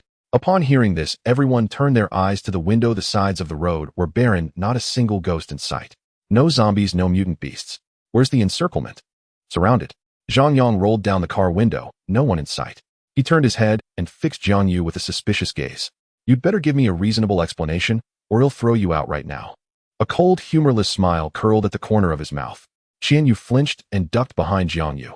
The man's grin was more terrifying than any zombie. Jiang Yu locked eyes with him, releasing his aura to completely overwhelm Zhang Yang's killing intent. Pity. Dead men don't throw things. Zhang Yang's tally of kills didn't even amount to a fraction of Jiang Yu's. As for sheer killing intent, the boy was still far too green. In an instant, Zhang Yang felt his heartbeat freeze and icy dread crawl up his spine. Jiang Yu's eyes were utterly inhuman. He remembered childhood visits to the zoo, how pressed against the iron gate he'd been pinned under the tiger's unblinking stare. That was exactly how it felt, locked in eye contact with a predator. His limbs locked, rigid breath, ragged legs trembling uncontrollably, his only instinct to flee. Zhang Yang yielded, accepting Jiang Yu's words, and asked, "What are they? Zombies or mutated beasts?" Jiang Yu gazed out the window, his expression unreadable, voice calm. "A pack of mutated wildcats, several times stronger than ordinary tigers. I've fought them before. Their speed and strength are formidable, but what makes them truly dangerous is their pack behavior. They appear in groups, dozens at minimum, hundreds." Hearing this, Zhang Yang's blood ran cold, his face drained of all color. Wu Song slaying the tiger. Pure fantasy. Feline power and explosive ferocity. Against such force, an unarmed human wouldn't even make a decent snack. To be hunted by a pack of mutated wildcats, stronger than tigers, their corpses wouldn't even remain intact. We've slain monstrous beasts over 10 meters long. Can a few kittens really devour humans? Su Exine sneered, rising to fasten the buttons of her coat. She leaned out the window, letting the night wind stream through her hair. An elemental awakened, she commanded thunder and lightning with a flick of her wrist. Truly, she held no fear of mere mutated beasts. Mule. A black blur shot past. Jiang Yu thrust his long sword through the open window, its edge grazing Su Exine's throat. Thud. A wildcat impaled upon the blade split cleanly in two. Su Exine was drenched in steaming blood and viscera. Her fingers trembled as she wiped warm gore from her cheek. Then she shrank trembling into Zhang Yang's arms. Had Jiang Yu not reacted in time, her head would already have vanished into the beast's jaws. Zhang Yang slammed the window shut. A futile gesture, armored glass offered no real defense against mutated felines. Mule, mule, mule. One shrill cry after another pierced the air as lithe, sinuous figures leapt from the forest shadows. Their fur shimmered in varied hues, dozens at least. Damn it, so many. Zhang Yang shoved Su Exine behind him and drew an axe from beneath the seat. The three stared out the window, their faces pale, bloodless. The feline pack chased the vehicle, drawing ever closer, slamming into its sides repeatedly. A rollover was inevitable. Suddenly, a massive cat lunged onto the windshield and smashed it with a colossal paw. Its head wedged grotesquely in the shattered glass, its body broader and bulkier than any tiger's. The great cat roared, spraying foul, rancid breath. Xiao Feng slammed on the brakes. Buzzed. Jiang Yu heard a high-pitched insectal hum.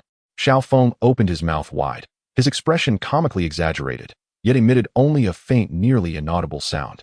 Seconds later, black blood seeped from the giant cat's ears as it convulsed and collapsed. His sonic ability was perfectly suited to counter felines, whose acute hearing made them vulnerable to targeted resonance. I'll drive, you disperse them. Zhang Yang's face hardened.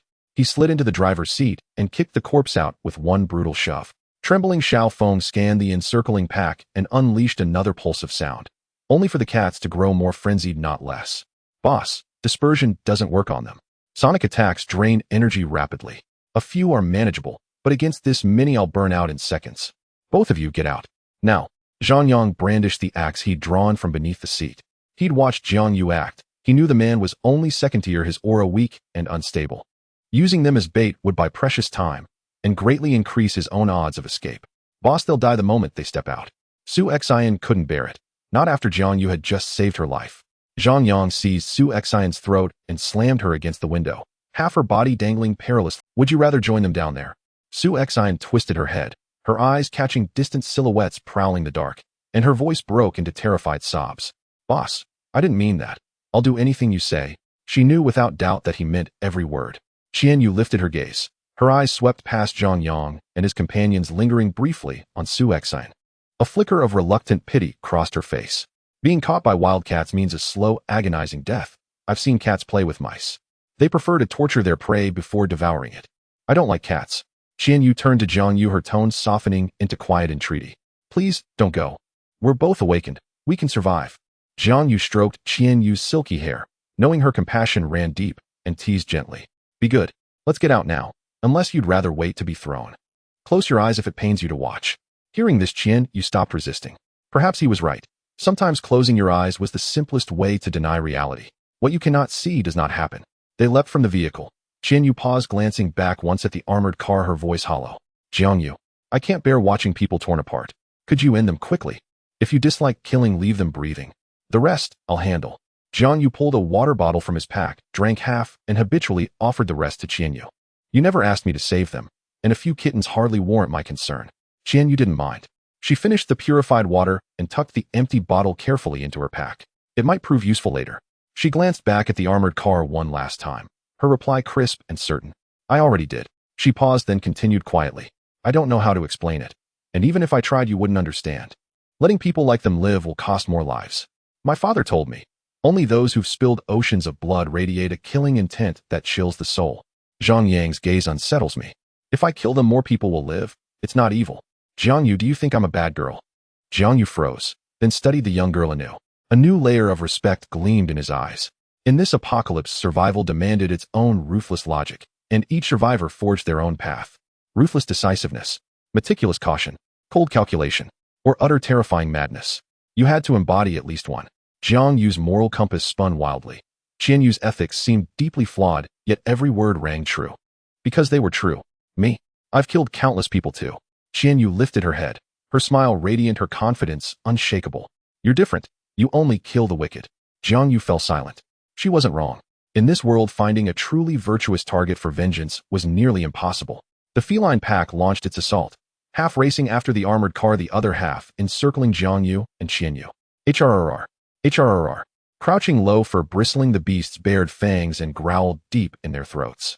Jiang Yu raised her hand. The air shimmered as a translucent shield enveloped them, both pulsing with soft golden light. Jiang Yu's eyes flickered with surprise. He'd never seen her wield this protective ability in his previous life. How many abilities do you have now, eh? Jiang Yu smiled sheepishly, her voice tinged with quiet shame. Only 4, and all quite weak. Crank healing. Crank energy recharge. Brank protection. Brank retribution. The Brank protection and retribution manifested suddenly in my mind, on the rooftop of that skyscraper during the beast assault. She knew her powers were mediocre, far inferior to Jiang Yu's. Retribution was an offensive ability whose damage scaled with the target's inner malice. Though Retribution dealt slightly less raw damage than elemental abilities, its effect struck within the target, undetectable, unblockable. But that wasn't the point. The point was, Jiang Yu had never heard Jiang Yu mention this ability in his past life. Instantly, long unanswered questions from his previous existence crystallized in his mind. Not once, not twice, but countless times. On joint missions, mortally wounded enemies would fall silent and die without warning, just as grievously injured allies would. Linking this to her unsettling moral code, Jiang Yu was in fact profoundly compassionate. Suddenly, a black cat lunged forward. Jiang Yu snapped back to the present, swung his sword in a fluid arc, and a feline head rolled free, blood arcing through the air. Pure muscle memory, timing flawless. Years of apocalyptic combat had honed his swordsmanship to transcendent mastery, and his battle instincts were peerless. 3 wildcats attacked simultaneously. Jiang Yu wove a dazzling flourish of steel, parrying all 3. Lightning crackled along the blade, its speed blinding, as it sliced open bellies and spilled entrails across the ground. The stench of rot and copper filled the air. 2 kills in rapid succession, and the feline pack recoiled in primal fear. They circled at a distance, hesitating, unwilling to close in again. Mule, mule. The cries grew louder, longer, more desperate, like a summons. Meanwhile, the armored car hadn't traveled even a kilometer before being overturned by the beasts. Its occupants scrambled out, fighting for their lives. Zhang Yang regretted his decision.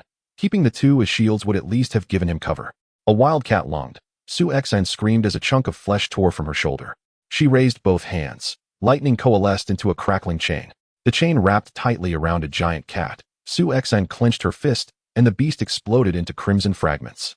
Xiao Feng first stunned another with a sonic pulse, then seizing its momentary paralysis, drove his blades straight through its throat. Every motion was precise, effortless. Clang, clang. Zhang Yang slammed his twin axes together, metal shrieked. Boom. Flame erupted from his core, surging into the axes as he leapt, then crashed down with earth-shattering force.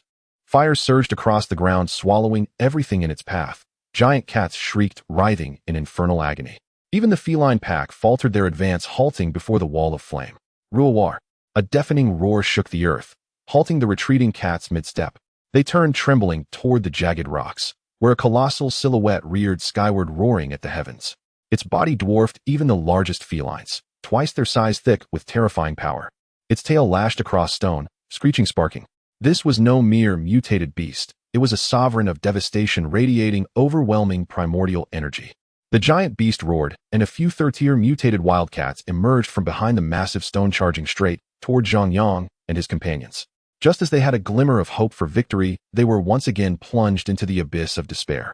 Jiang Yu gazed at the leader atop the giant stone, his eyes filled not with fear, but greed. This was not a monster, it was clearly a third-tier leader-level crystal core delivered right to them. Zhang Yang and his companions were both at the second tier, barely able to hold their ground against same-tier beasts. With the addition of several third-tier mutated wildcats, their team was directly scattered. In a few breaths, Xiao Feng's right arm was brutally torn off by a wildcat, the sound of its crunching jaws filling everyone with despair. Su Xin's thigh was slashed open by sharp claws, exposing stark white bone, causing her vision to darken in pain, sweat streaming down her forehead. Zhang Yang was pinned down by the giant cat, its massive jaws mere centimeters from his neck. Su Exan spread her arms, unleashing a fiery ripple that forced several wildcats back dozens of meters, but at the same time the energy within her completely depleted. Zhang Yang picked up Su Exan, and Xiao Feng closely followed behind, as the three of them rushed into an armored vehicle on the road, hurriedly shutting the door. The vehicle was filled with safes, yet at that moment no one spared them a glance. After dealing with a few zombies inside the vehicle, Jiang Yu was pleasantly surprised to find 3 rifles. He pulled the trigger, but there were no bullets. Damn it. In the distance, the wildcat leader leaped down from the giant stone, and Jiang Yu finally saw its true appearance. The creature still vaguely resembled a tabby cat covered in a mix of black and brown scales, its tail mutated into a bone spike that glimmered with a ghostly blue light. The sword-tailed cat belonged to a category of mutated felines, its scales tough, and its tail spike venomous. Roar! It opened its mouth to roar its massive fangs, showcasing its terrifying biting power. The crystal core is mine now. Jiang Yu instantly cast the golden light spell, creating a golden pagoda illusion to protect his body, faintly hearing the sound of ancient bells. With just a casual stroke of his sword, the tabby cat was sent flying dozens of meters away. All the wildcats simultaneously ceased fighting, and the scene fell into a dead silence with the reactions of both humans and cats aligning. Is this still a human? Boss, what kind of ability is this? Su Xian looked on with wild enthusiasm. She had never witnessed such immense power before, as the creature, nearly 10 meters long, was cleaved through the air for dozens of meters. I don't know either. Jiang Yu stared blankly at the scene before him, a bitter feeling swelling within. He glanced at Su Xian, knowing in his heart that this woman was no longer his. They were merely teammates, and their previous intimacy had crossed the line. Life in the apocalypse was inherently dull, merely mutual comfort. Come on, is that all the strength you have? Trash. Your taunts are futile. They work surprisingly well on these simple-minded beasts, as they cannot comprehend complex words. Let your underlings come at me together. Do not waste time. Trash. The tabby cat looked down at the ants beneath it, merely a bit stronger, yet daring to provoke it. The tabby cat growled lowly, and upon receiving the leader's command, dozens of giant cats slowly retreated, holding onto their pride. Jiang Yu sighed, feeling it was a pity to let them escape. But it was for the best. He was also worried that after the tabby cat's death, the remaining giant cats would fight to the death and harm Jiang Yu. Zi Wei Chen Ji Go Chen Tian Gong. Jiang Yu swept his left hand in the air, forming a talisman, as he slashed his sword toward it. The talisman shattered, and a phantom rose from behind him, revealing the Taoist Emperor Go Chun. This was his first time using the summoning technique, and most of the energy within him was instantly drained, nearly causing him to lose his footing. The tabby cat was suppressed by the aura of Emperor Go Chun, its body lying flat on the ground, completely unable to resist. It regretted this. This human was clearly not something it could contend with. Jiang Yu took a step forward into the void, ripples emanating from beneath his feet, as if he were walking on solid ground. He raised his long sword, and the phantom of Go Chun behind him lifted its weapon simultaneously. As the sword fell, the giant sword behind him followed suit, silence enveloping the scene. Bang, bang, bang, bang. All they could hear were their own heavy heartbeats. Boom. The phantom's giant sword slashed down, and a dragon's roar echoed through the skies. The sword energy swept across, and the tabby cat was symmetrically torn from head to tail, the sword energy not pausing as it surged forward. A chasm hundreds of meters wide cleaved the road in two, the dust rising to obscure the sky. The power of this strike was beyond Jiang Yu's expectations, leaving him stunned in midair. In his mind, the figures of the Blood Demon and Axe Charm emerged, their legacies daunting enough to instill despair in mortals. A white crystal core flew from the corpse and was clasped tightly in Jiang Yu's hand. Worried for Jiang Yu's safety, he stepped forward, each step over the runes causing the imposing aura of Emperor Go Chun to linger, causing his companions' knees to weaken, nearly bringing them to their knees. Is this an ability? This is clearly a miracle. Jiang Yu dispelled the summoning and approached Qian Yue, who took his hand and activated her power. The little girl's ability was indeed quite practical for support. Su Xin's eyes glimmered with increasing fervor. The women around her could not compare to her in figure or looks, and their abilities were even weaker. She was a level fire controller, the most potent elemental ability. If she could follow Jiang Yu, she would be unstoppable in the apocalypse. Jiang Yu glanced at Su Xian, understanding her thoughts, yet lacked the courage to intervene. Jiang Yu, can you take me with you? Su Xian, holding back the pain, stepped forward, bending slightly, revealing her ample bosom as she unbuttoned another button of her shirt.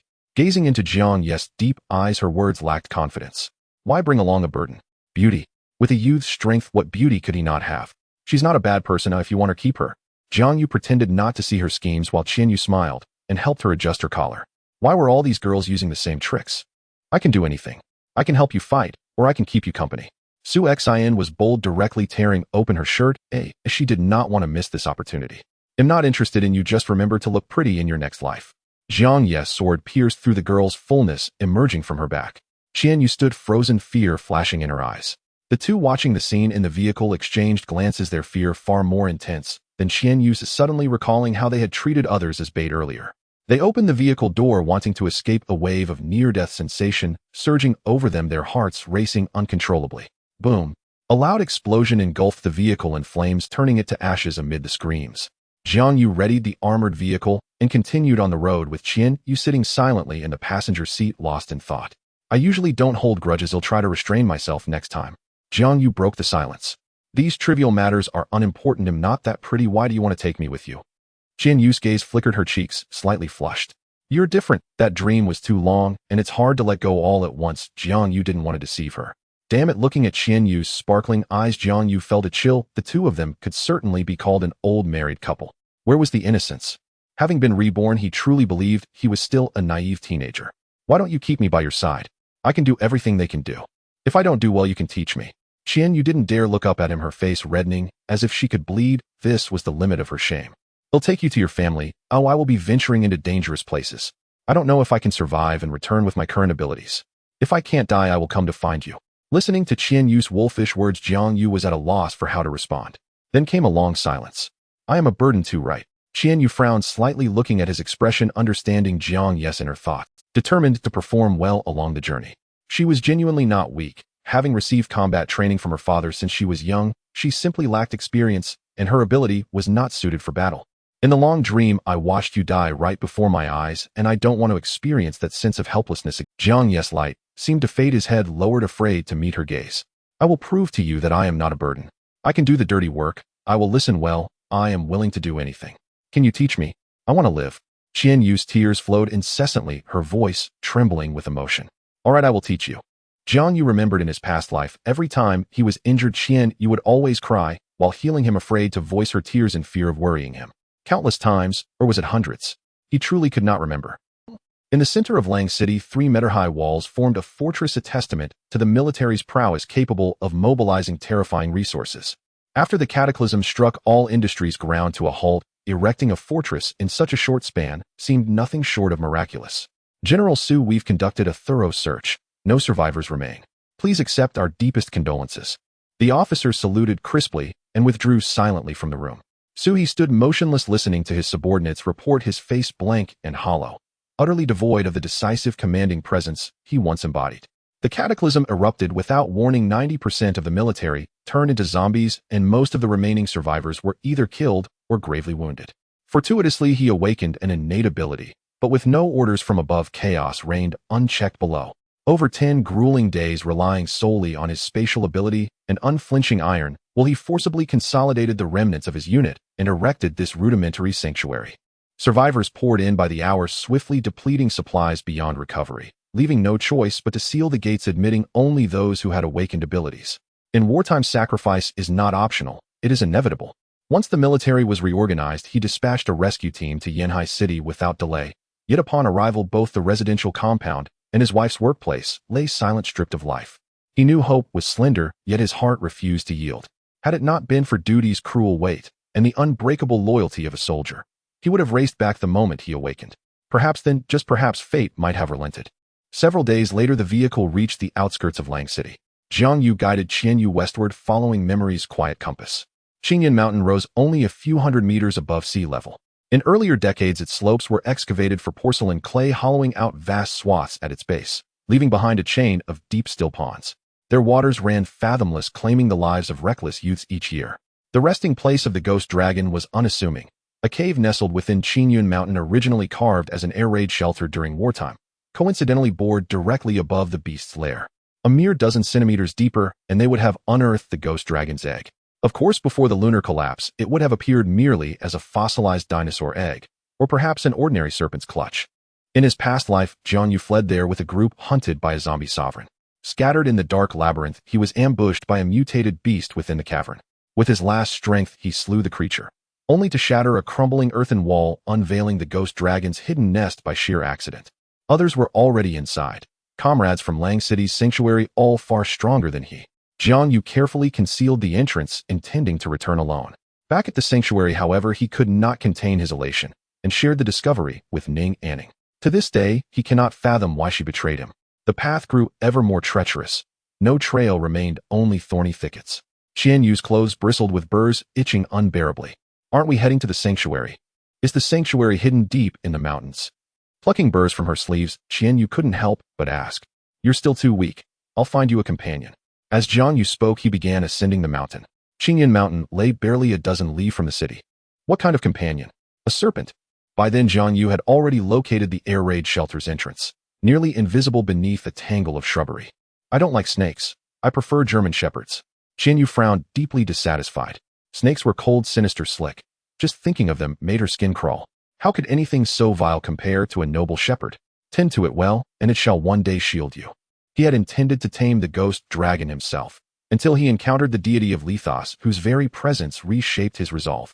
The deity's own familiar dwarfed this serpent tenfold. Fortunately, the grotesque dwarf delighted in self-aggrandizement, leaving meticulous records in his hagiography. Inside the shelter, Jiang Yu nearly choked on the stench. Even Jiang Yu recoiled, brows knotted. Are you certain this isn't a public latrine? Pinching her nose shut, she surveyed the scene. Mounds of feces littered the floors, strewn with sodden toilet paper and writhing with fat, glistening maggots. Stand close to the wall. Activate your shield. Jiang Yu tapped the earthen wall with his sword scabbard, listening intently until a hollow resonance confirmed the void behind. Jiang Yu raised her shield. The chamber flooded with soft, steady light. Crack! His blade struck, not with full force, but with measured restraint, lest he slay the fledgling within. Dust billowed as the wall split open, revealing a single spherical egg, nearly the size of an ostrich's. To tame the ghost dragon demanded absolute silence. If startled, the hatchling would vanish without trace. Without hesitation, Jiang Yu shattered the shell. A tiny ivory-white head emerged, timidly, eyes wide and unafraid, curious, disoriented, drinking in the two strangers with quiet wonder. It even yawned. Little one, would you like meat? Jiang Yu sought to gauge its sentience. The ghost dragon nodded vigorously, clearly comprehending human speech. Aunt! A sharp cry tore from Jiang Yu's throat as Jiang Yu's blade sliced her shoulder, peeling away a sliver of flesh. Pain lanced through her, drenching her in cold sweat. She hadn't flinched. Not that she could have had he truly meant to kill her. A sudden cut hurts less. The ghost dragon's first meal must be fed with its master's blood and flesh. Do not heal it yet. Jiang Yu tossed the morsel forward. The ghost dragon darted, snatching it midair, swallowing whole, then emitting a thrilled, sibilant hiss, clearly savoring the taste of living blood. The hatchling leapt onto Jiang Yu's shoulder, coiling its tail gently around her neck, and began drinking deeply, steadily, hungrily. Jiang Yu froze, breath held, trembling, not from fear, but from sheer, dizzying vertigo. How could something so small drain so much? After 15 minutes, the ghost dragon finally paused, lifting its head to gaze up at its new master. Jiang Yu exhaled slowly, relief flooding her veins. At last it was sated. They rested briefly. Then the hatchling opened its mouth again expectantly. No, surely not. Again. Tell me, what are you? A serpent or a vampire? Uffed. Thankfully, it merely belched, a soft, contented sigh. Sated, the ghost dragon settled quietly upon Jiang Yu's forearm, its triangular head nuzzling her wrist with tender familiarity. Jiang Yu swore. She'd never bled so much in a month. No, make it 3 months. You may heal now. Let's go outside. Jiang Yu stepped out first. Will it always feed on my flesh? Her voice trembled, pale and thin. Healing energy shimmered over the wound, skin knitting seamlessly, but exhaustion lingered like a shadow. It devours zombies, mutated beasts, even humans. Jiang Yu lifted the ghost dragon, fingers cradling its slender neck, studying the unremarkable white serpent, its sole distinction a faint gray skull etched upon its brow. Well, that's reassuring. I wasn't exactly overflowing with meat to begin with. It's rather adorable, Jiang Yu murmured, teasing the hatchling with a strand of hair, sending it into gentle, sneezing fits. Together they laughed, light, easy, unburdened. Adorable. Jiang Yu's expression darkened. Wait until you witness its true battle form. Then you'll understand what adorable truly means. Let's go. I'll escort you to the sanctuary. He walked ahead in silence. Jiang Yu said nothing either. Why cling to what cannot be kept? Better to part with grace. At the Lang City Military Sanctuary's gate, the bustle rivaled a lively vegetable market. Protests flared ceaselessly day and night. Many ordinary civilians, though unawakened, believed themselves formidable and chafed bitterly at being denied entry. Please present your identification badge. A soldier barred their path. We've just arrived. Jiang Yu summoned a flicker of flame in his palm. Jiang Yu shimmered with a translucent shield. Might we inquire, whose authority governs this sanctuary? A butterfly's wing beat can stir a hurricane. Jiang Yu had altered countless threads of fate. Nothing he knew remained certain. The guardian is Marshal Su He. It's no secret. Newly awakened arrivals must first register at the reception center. Assignments for work and lodging will follow based on assessed capability. Seeing their awakened signatures, the guard's tone softened markedly. He was among the sanctuary's earliest arrivals, unawakened yet fiercely proud of his role. Marshal Suhi certainly had a flair for self-elevation. Jiang Yu distinctly recalled the man's epaulets bearing only the insignia of a lieutenant colonel. Then again, in this new world power eclipsed rank, who cared for old titles? Suhi. Jiang Yu blinked bewildered. Her father bore the same name. Could it truly be him? She tugged Jiang Yu's sleeve seeking confirmation. Only one way to find out. Before them the sanctuary unfolded, modest but functional, anchored by pre-cataclysm structures ringed by scattered tents and makeshift dwellings. It matched his memories precisely. Jiang Yu gazed across the teeming crowd. Warmth bloomed in his chest, tender and nostalgic. A quiet smile curved his lips. Jiang Yu had spent a long time here in his past life until the sanctuary was destroyed by ancient beasts forcing him to leave. The streets were filled with stalls and the sounds of vendors calling out echoed continuously. 1 bag of unsealed egg yolk pies in exchange for 5 kilograms of rice. A complete set of limited edition Cartier jewelry for a pack of instant noodles. Door-to-door massage service for just a bag of bread. In the earlier days, people mostly traded goods for goods. Jewelry could not compare to a simple bun unless it was from a stunning beauty. The survivors struggling at the bottom were all quite poor. Later, as strength improved, crystal cores became the mainstream currency. The two walked through the market towards the center, where a villa area was heavily guarded with guards at the entrance wielding not guns but swords. Both guards were second-tier awakened. We want to see Marshal Su. Jiang Yu did not want to waste time. Marshal Su is very busy. You can't just see him whenever you want. One of them frowned, his tone impatient. Please report to him. Jiang Yu remained patient, not wanting to leave a bad impression on Su He. Who do you think you are? I told you Marshal is busy, get lost. The guard drew his sword, blocking Jiang Yu's way. Don't the young people fear death anymore? Every day several awakened ones would come to self-recommend for a position, all kinds of rubbish. This morning a weirdo performed a power that enlarged his palm. That was considered good. Yesterday a girl could release a huge foul-smelling fart, and it was pink. The day before yesterday a man came with skin that could turn metallic limited to his neck.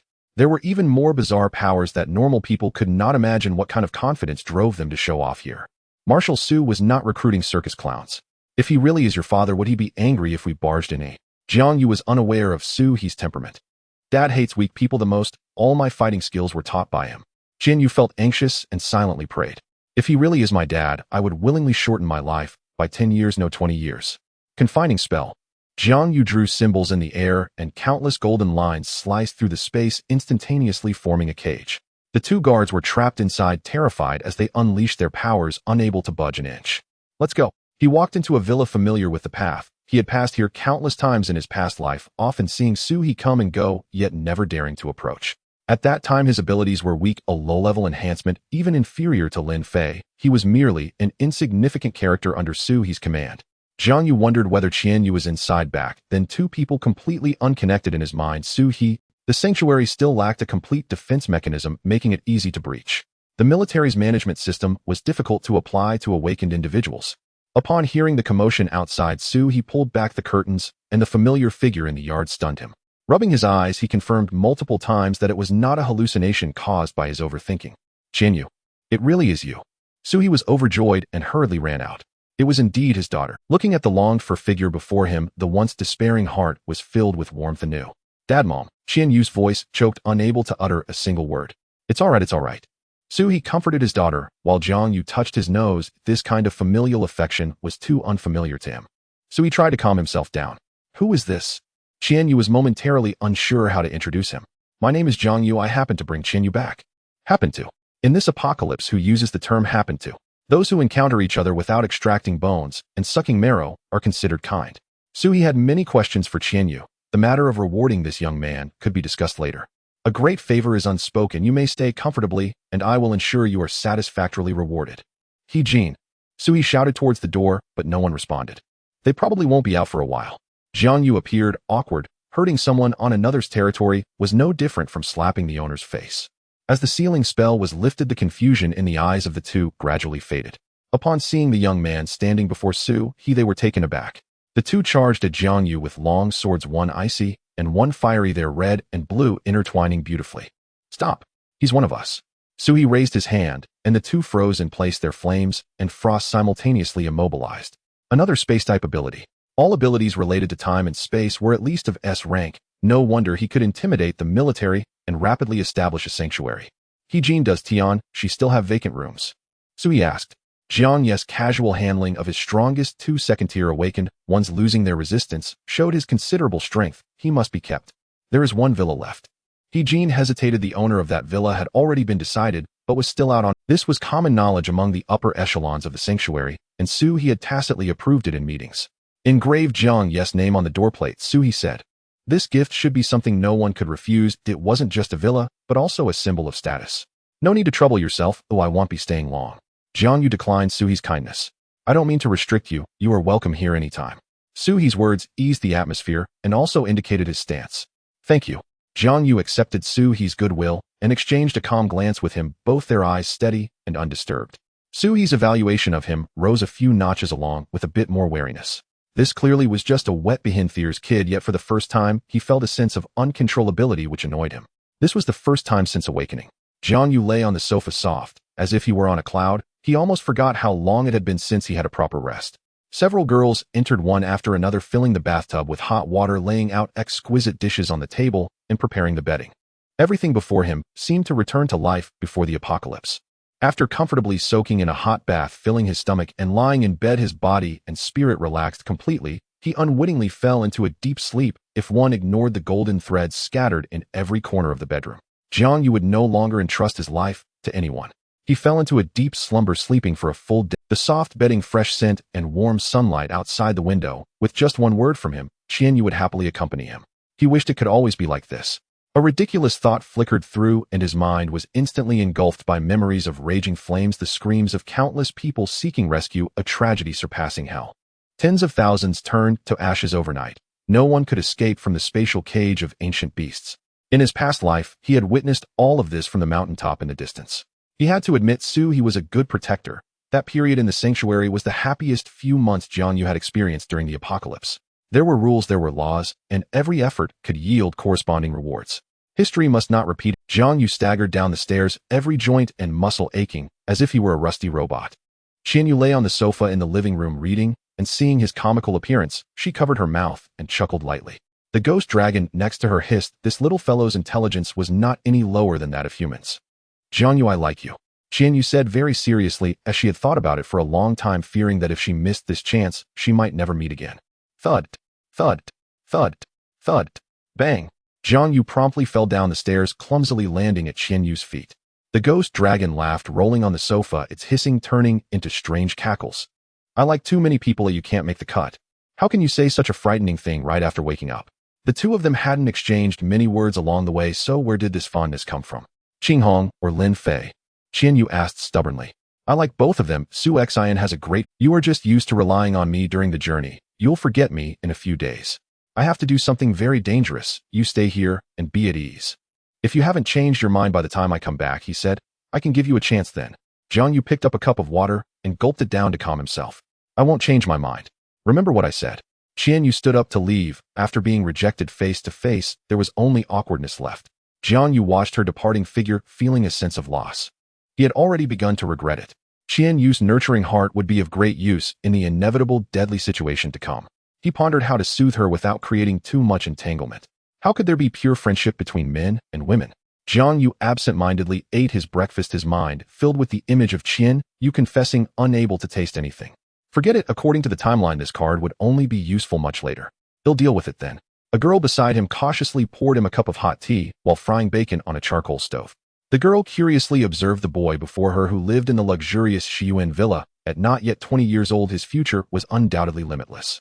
She flipped the fried egg, her left hand casually unbuttoning one of her shirt buttons, revealing half of her ample bosom seductively, without leaving a trace. In order to survive better, all actions were worthy of respect.